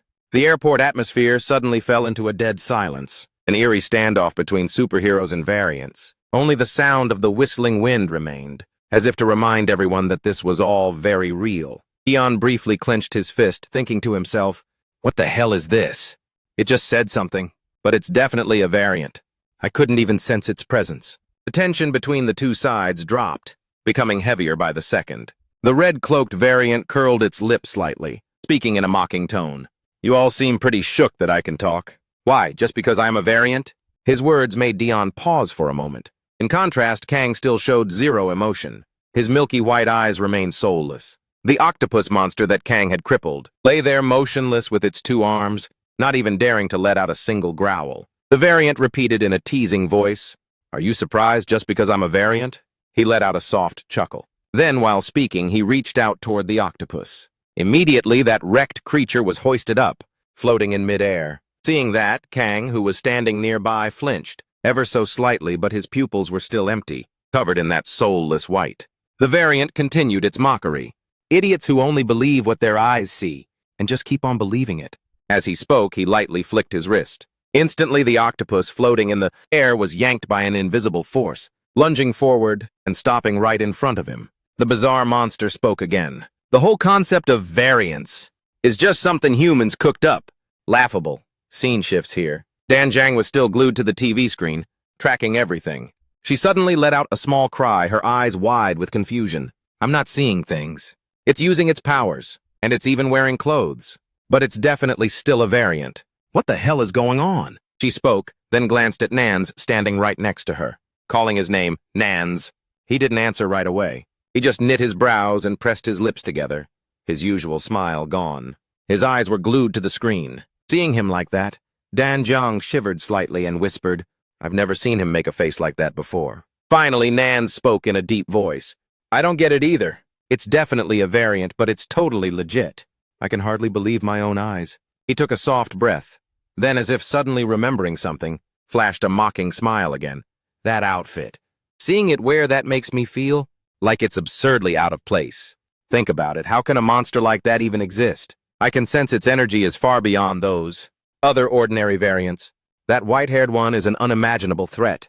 Nans finished his assessment and continued speaking, his voice becoming clear and coherent. "To be honest, before this, somehow, I had hoped there were still some supernatural creatures, even more dangerous, and I'd have a reason to be surprised if they showed their faces. There must be a real reason behind it." "Dan Jiang, we have to open that gate. We can't let both of them be taken down like this. Octopus should get ready." Hearing that, Dan Jiang knit her brows in disapproval. In an annoyed voice, "As for me, I don't want to go anywhere." Scene shifts. Once the octopus was pulled back, it was released and fell with a thud to the ground. lying flat right in front of the giant variant. That tall variant also dropped to one knee, leaning in toward it. In a raspy voice, he asked, "Do you still remember me? Answer me, shrimp." He squatted right in front of the beaten-down octopus. The monster trembled, struggling to prop itself up with its healthy arm to look up at him. Witnessing this scene, Dion held his ground slightly, his mind racing to analyze the situation. It yanked the other one down from the air. It's the one controlling the powers. Damn, that monster is on a whole different level from any variant I've seen. His eyes were fixed on the bizarre creature, silently comparing. I've never seen a variant that could talk, and its bone structure must be 3 times the size of an average variant. Seeing the opponent stay silent without answering, the giant variant growled, "Are you deaf? I'm asking you a question. Answer me. Do you remember me, do you? Let me say this for the 3rd time. I'll kill you." The only response was a faint moan coming from the octopus's throat. Suddenly it braced itself and let out a long roar, screaming right in the other's face. After that roar, the area fell back into silence. The massive variant lowered its head slightly, reaching up to scratch the top of its head, muttering, "I'm really torn here. They told me not to kill anymore. Seriously, you're making me lose my mind." While muttering, he reached out, hooking 3 fingers firmly into the octopus's upper jaw, forcing its mouth wide open. "Why do you keep pissing me off like this?" With those words, the giant creature suddenly shoved its entire arm deep into the octopus's mouth. Without any warning, Dion, standing nearby, could only watch in absolute shock, eyes wide, letting out a sharp gasp. In contrast, Kang's face remained cold and expressionless, indifferent, as if he didn't care at all. The massive variant spoke in a low tone. "I'll take your red heart for someone else. Something like you doesn't deserve to exist in a real fight." Saying that, he pulled his arm out of the octopus monster's mouth. In his hand was a bloody piece of meat. Everyone could easily see that it was the heart that had just been ripped out. He barked an order to the shifter. "Keep this safe." After speaking, he tossed the heart backward. A giant monster that looked like a jellyfish immediately raised its head and opened its mouth wide. One. It swallowed the bright red heart whole without a second thought. He shook his head slightly, his voice dropping with pure contempt. "This stupid and this arrogant. No wonder you're getting phased out." The massive variant stood back up straight. Below him, the octopus monster had gone completely still. Its body gradually changed color, fading from blood red back to its original sea blue. That monster then looked directly at Kang, saying flatly, "I'm going to fix everything." His gaze burned into Kang, who stood motionless with eyes clouded in milky white. As if pushed to his limit, Kang suddenly lunged, charging straight at him. He blurred right past Dion, making him freeze for a split second. "This reckless idiot!" But seeing the situation turn south, Dion immediately jumped in to block Kang's path, shouting, "Stop! Don't be so reckless. That guy..." But before he could finish, Dion stopped short. At that moment, Kang leaped from above, swinging his arm to land a direct punch on Dion's head. "Ugh, you bastard!" Dion looked up to see Kang right on top of him. Boom! A powerful strike slammed straight into the concrete floor, accompanied by a flash of pale red light and a cloud of debris. The ground began to shatter from the point of impact. The big variant just stood there watching, having zero intention of stepping in. As the dust cleared, the situation became more visible. Dion had used both hands to catch Kang's punch head-on. He gritted his teeth, thinking, "Just like I thought. He's acting like he's lost consciousness. Is he blacked out?" But Kang still kept those blank, soulless white eyes. Suddenly, Dion dropped his stance slightly and roared. A surge of power seemed to erupt from within him. All around Dion, small flickers of blue-purple light began to spark. He tightened his grip on Kang's arms and growled, "None of these guys know when to quit." That big variant raised an eyebrow slightly, a hint of surprise showing in his eyes as he saw it. Dion is unleashing his full power. Dion's eyes glowed with a blue-purple light. The pressure radiating from him grew heavier and heavier. He let out a loud roar, like a declaration to both Kang and that monster. "I'm gonna wipe you all out." Dion stood up straight, channeling all his strength into his arms. He shoved Kang away with force to stop him. Suddenly pushed back, Kang gritted his teeth, immediately countering by pushing the pressure back toward Dion. Dion looked him in the eye and growled, "You out of control, brat!" He swung his left arm back, winding up with a low growl, "Stay down!" He threw a lightning-fast punch straight at Kang's face. It was so fast and powerful that Kang couldn't dodge, taking the hit head-on. Dion's decisive blow sent Kang flying. His body smashed through the thick glass of a small tower nearby.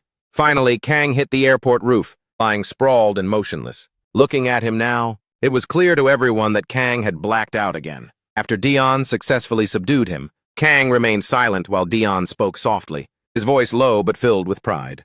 It's been a long time since I pushed my power this far. He turned slightly, his eyes glowing brightly, aimed straight at the massive variant. He continued, I think you and I have some unfinished business. Hearing that, monster didn't flinch or show any sign of fear.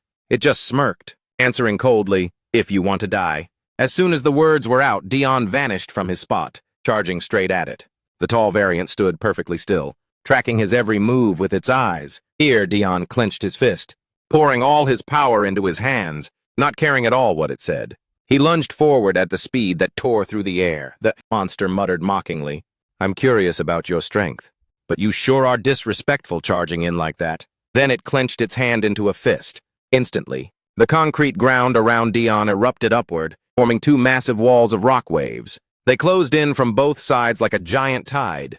The surprise attack caught Dion off guard. Rumble! The two rock walls collided, seeming to crush him right in the middle. Just then, a voice echoed in the giant monster's head, startling it. Come back now! That sudden command forced it to stop in its tracks. A familiar name flashed through its mind, MJ. At that very moment, Dion suddenly burst out from the rubble. Despite being crushed earlier, he was almost completely unscathed. He lunged straight at the monster's face. Suddenly, a magic circle appeared beneath the giant variant's feet. Dion was momentarily taken aback. His eyes flashed as he recognized the strange phenomenon. What is this thing? Before he could react, swoosh! From the circle, a giant hand with razor-sharp claws shot out. Looking closely, one could see its shape was identical to the monster's own hand. It was clear the monster had created this move. The giant hand extended its talons, stabbing toward Dion with unbelievable speed. The attack was so sudden that he froze and couldn't dodge, taking the full hit. Immediately, seeing that Dion had been stopped, the monster didn't want to drag this out any longer. It turned and ordered the giant jellyfish behind it. Teleport us, we're out. Obeying the order, the giant variant let out a roar. It slightly tensed its body, then shot upward, hovering right above the monster. Its body began to vibrate in bursts. The tentacles spreading out like jellyfish filaments also expanded, revealing a shimmering sea-like image that opened a gateway to another place. Before leaving, it didn't forget to look back and throw a parting shot. You're impressive. I really did intend to kill you, but this is far from what I imagined. You haven't even managed to land a decent punch. He placed his hand over his bleeding shoulder. The jagged wound stretched from his shoulder all the way down to his thigh. It didn't look light at all. This was likely the aftermath of that last blow. Ban continued in a flat voice, This meeting was interesting, but unfortunately for you, next time I'll kill everyone. With those words, Ban turned around and dashed toward the opening on the back of the jellyfish variant. He leaped and glided straight through the hatch, vanishing inside. A moment later, Ban shot out from the jellyfish's mouth, free-falling into the deep blue sea as light as a feather. Scene change, 2000. Deep down at the bottom of the ocean, a submarine was diving, searching for something. A voice came through the low-frequency radio waves. Prepare for a quick sub-launch, hurry up. Someone clicked their tongue and muttered, Damn. Today is the premiere of Iron Man, and I'm gonna miss it stuck like this. The new movie starring Madian is definitely gonna crush the box office, you'll see. The conversation started, echoing from inside the submarine cabin. It seemed everyone was discussing something related to Dion. Another 88 meters deeper. Another voice spoke up flatly. Manual sonar still hasn't picked up anything. Keep checking the coordinates, latitude and longitude. Copy that. They immediately returned to their stations. Everyone was focused, communicating constantly to update the situation. What's the velocity? Velocity is stable at around 2.3 km. But if there's any sign of an abnormal speed increase, we'll surface immediately. Remember that clearly. We've passed the epipelagic zone. The RHMK-2 is gradually entering the mesopelagic zone. Someone mumbled, It's unusually dark today, kinda creepy. The space around the vessel grew darker and darker. The deeper they dove, the more the ocean floor became bone-chillingly cold. We've passed the 290-meter mark. One man gave a gruff laugh, creepy my ass. We know this well, isn't that actually a good sign? The inside of Pandora's box is always pitch black, until it's opened. He pondered, his eyes scanning the numbers on the paper. The numbers in this plan are all messed up. Two men sat in the front, keeping a firm grip on the steering controls, whispering to each other about something called Pandora. One man sighed, his voice dropping. We have to check everything. Persistence is the only way to get lucky. 340 meters. Behind them, another man with a pen and paper recorded and reported steadily, diving another 400 meters. Suddenly, he called out loudly, "Boss!" The two pilots turned around immediately, looking surprised. The engineer pointed directly at the screen in front of him, his voice sharp. "We're receiving reflected wave signals from the ocean floor." Hearing that, the one called Boss turned back to the command chair, his voice firm. "Looks like we're about to hit the bottom. All right, slow the descent." He reached out and pulled the lever in front of him, reducing speed to 1.6 km. "Is the velocity stable?" "Yes, the speed is completely safe. Good." "Activate cameras." Auto switched to slow trawl mode as we approached the bottom. Suddenly he was startled, staring intently ahead. "Wait, I see something." He leaned over and asked quickly, "Are the floodlights at max brightness?" Another voice replied immediately, "Only at 55%. Crank them up to the max, copy that." A second later, the lights outside the sub flared up. The beam pushed to its ultimate limit. All three of them widened their eyes in unison as their surroundings were clearly illuminated. Right before their eyes were ancient shipwrecks and the massive fuselage of a plane lying still on the deep sea floor. Everything was rusted and covered in moss from the passage of time. No one could utter a word, only muttering in shock, "What the hell is this?" The man, staring intently at the radar, suddenly shouted, "Chief Engineer!" The wave recovery values. The ground sonar is only getting a tiny response. The RHMK-2 is picking up an incredibly low signal. The other man stood agape. His voice trembled slightly. "Are you sure?" The engineer nodded firmly. "I'm positive." Their boss remained silent. His eyes showed a hint of reflection before he slowly nodded. The recovery value is only 1 in 9, but the penetration rate of the acoustic waves is extremely high. Above all, the damaged parts are all from the fuselage, a silence stretched as tight as a guitar string. Finally, the boss broke it by calling out, "Dion Chake!" "Present, sir." He was pensive. His eyes flashed with determination. "We have to do this. There's something here." "Recover the drone." "Dion." "Locate the position on the seafloor with the strongest acoustic signal right now." Having said that, he reached out and pressed firmly on the red button of the recording device. Note, today is October 6, 2012. Submarine RHMK-2 is conducting its 70-second exploration mission. His face grew increasingly tense, but his voice remained steady. Latitude 35, longitude 77. Depth 432 meters, commencing seabed drilling. Hearing this, the other two flinched slightly, looking at him with total confusion. Right then, the pilot next to him couldn't help but ask softly, "Are you for real right now?" He just smirked. It was a somewhat devious smile. "Of course. If we don't do it now, then when? Stay alert, this might be a reckless move. But we might be about to find it." Pandora's box is currently being recovered. A day has passed, but the progress is still incomplete. Outside, a female announcer's voice droned on. On the screen, the TV was broadcasting news about the incident at Incheon Airport caused by non-human creatures. Since it happened when the airport was packed, damages are expected to reach a record high. The image of the plane snapped in half appeared clearly on the screen, with the caption, "Variant creatures attack Incheon Airport. 4 hours of hell on Earth." Right after that was footage of the fierce battle between superheroes and the swarm of variants. The reporter continued, "However, thanks to the appearance of 2 superhumans, along with the variant extermination squad providing timely rescue. As a result, the number of casualties did not exceed the figures from the previous disaster." The screen switched to an image of Dion with a caption below reading, "Madden, the real-life superhero. The identity of the lead actor in Tough Ketchup Man has been revealed." The woman continued reading. In a steady voice, "It turns out Madden, who is famous for his lead role in the Tough Ketchup Man series, is actually a real-life superhero. In fact, he is a superhuman. This truth has left the public completely stunned." The host began to elaborate. New Campbell Entertainment, Maiden's agency, has also spoken out, claiming they had no idea about this. Currently, the public eye is fixed on Maiden's plan to return to his hometown in the near future. Scene change. Inside a laboratory-like room, a man was intently watching the news playing on the screen. The news was still centered around Incheon Airport. In another room, a man was lying on a hospital bed, stirring slightly. Hearing the movement, the first man whipped around and walked quickly to the bedside. "B," he called out softly.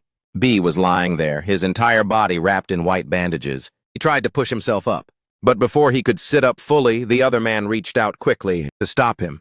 "Don't move yet." Hearing that, B gave in and stopped struggling. He slowly asked, "How's C?" The man pointed toward the corner of the room, his voice low. "Right over there." "You probably guessed it already. He stayed by your side, watching over you all day without closing his eyes." B turned and immediately saw C lying curled up nearby. He had fallen asleep, still looking exhausted. The man added slowly, "Don't worry. His wounds have all been treated.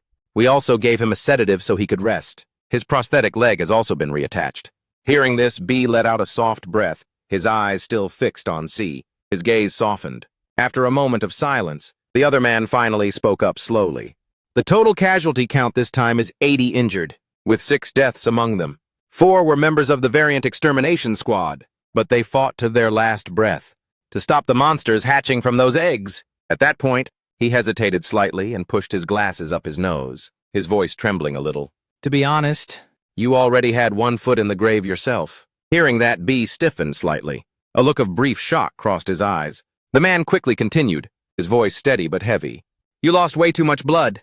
The wound was right next to your right lung. Furthermore, the mechanical components embedded in your body were destroyed, almost completely, but those fragments had pierced deep into your internal organs, making your condition even more critical." He continued his analysis, his gaze seemingly seeing through everything. Indeed, it was just as he said. The wounds on B's body were by no means minor. Even though they had been carefully bandaged, blood still seeped out, soaking the white fabric. Yet B remained silent, asking no further questions. He just lay there, eyes fixed on the ceiling, listening. The man spoke again. "At that moment, luckily someone gave you first aid in time. But if it weren't for him, I'm not sure what would have happened. He stopped the bleeding, cleared your airway, and used clothes to bind your abdomen tightly." Hearing this, the image of Chody flashed in B's mind. The person who had struggled to save him, despite being covered in wounds themselves. The man added, his voice dropping slightly. "He was clumsy, inexperienced, but he managed to do everything necessary to keep you alive." B stared at the ceiling, his eyes seemingly lost in thought. After a while, he spoke up, his voice raspy. "Where is he now?" The other man replied softly, "When the rescue team arrived, he was still lying right next to you. His condition wasn't minor either, so he was taken straight to the hospital." That answer made B let out a sigh of relief. He nodded slightly, whispering to himself, "That's good. It's enough that he made it back alive." Scene change. In the pitch-black darkness ahead, there suddenly appeared a small, familiar back of a pink-haired boy. Choei-ji thought dizzily, "Wait, is that me?" Another image flickered into view. It was a young Choei-ji standing next to his older sister, with a bandage on his head from a bump. "Sis, I missed you so much." Immediately after, the silhouette of the monster from the airport egg flashed back sporadically. Choei-ji muttered in a panicked voice, "What the hell is that?" Finally, Kang appeared in the backlight, his face partially obscured. Choei-ji softly called his name, his voice dissolving into the void. "Kang?" Right then, a voice broke straight into Choei-ji's dream world. "Choei-ji!" Someone was calling him, shaking him out of his deep sleep. Choei-ji opened his eyes to see Kang in front of him, his face etched with worry. "Choei-ji!" Kang called again, his voice full of urgency. Seeing Choei-ji wake up, he waved a hand in front of his face. "Are you finally with us today?" Choei-ji finally started to come to his senses. He winced and cried out in pain, "Ow, ow, don't press on my arm!" Dazed and exhausted, he asked, Where am I?" Kang's voice deepened, his gaze softening. "The hospital.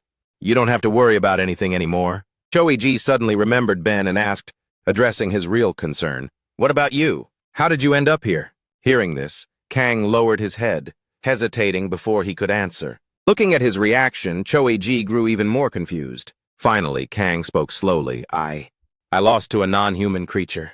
Those words startled Choei-ji. He asked again, as if he couldn't believe it. "What?" Kang continued to explain. "I was just about to rush in and save you." As he spoke in his mind, Choei-ji suddenly replayed a series of images from the airport.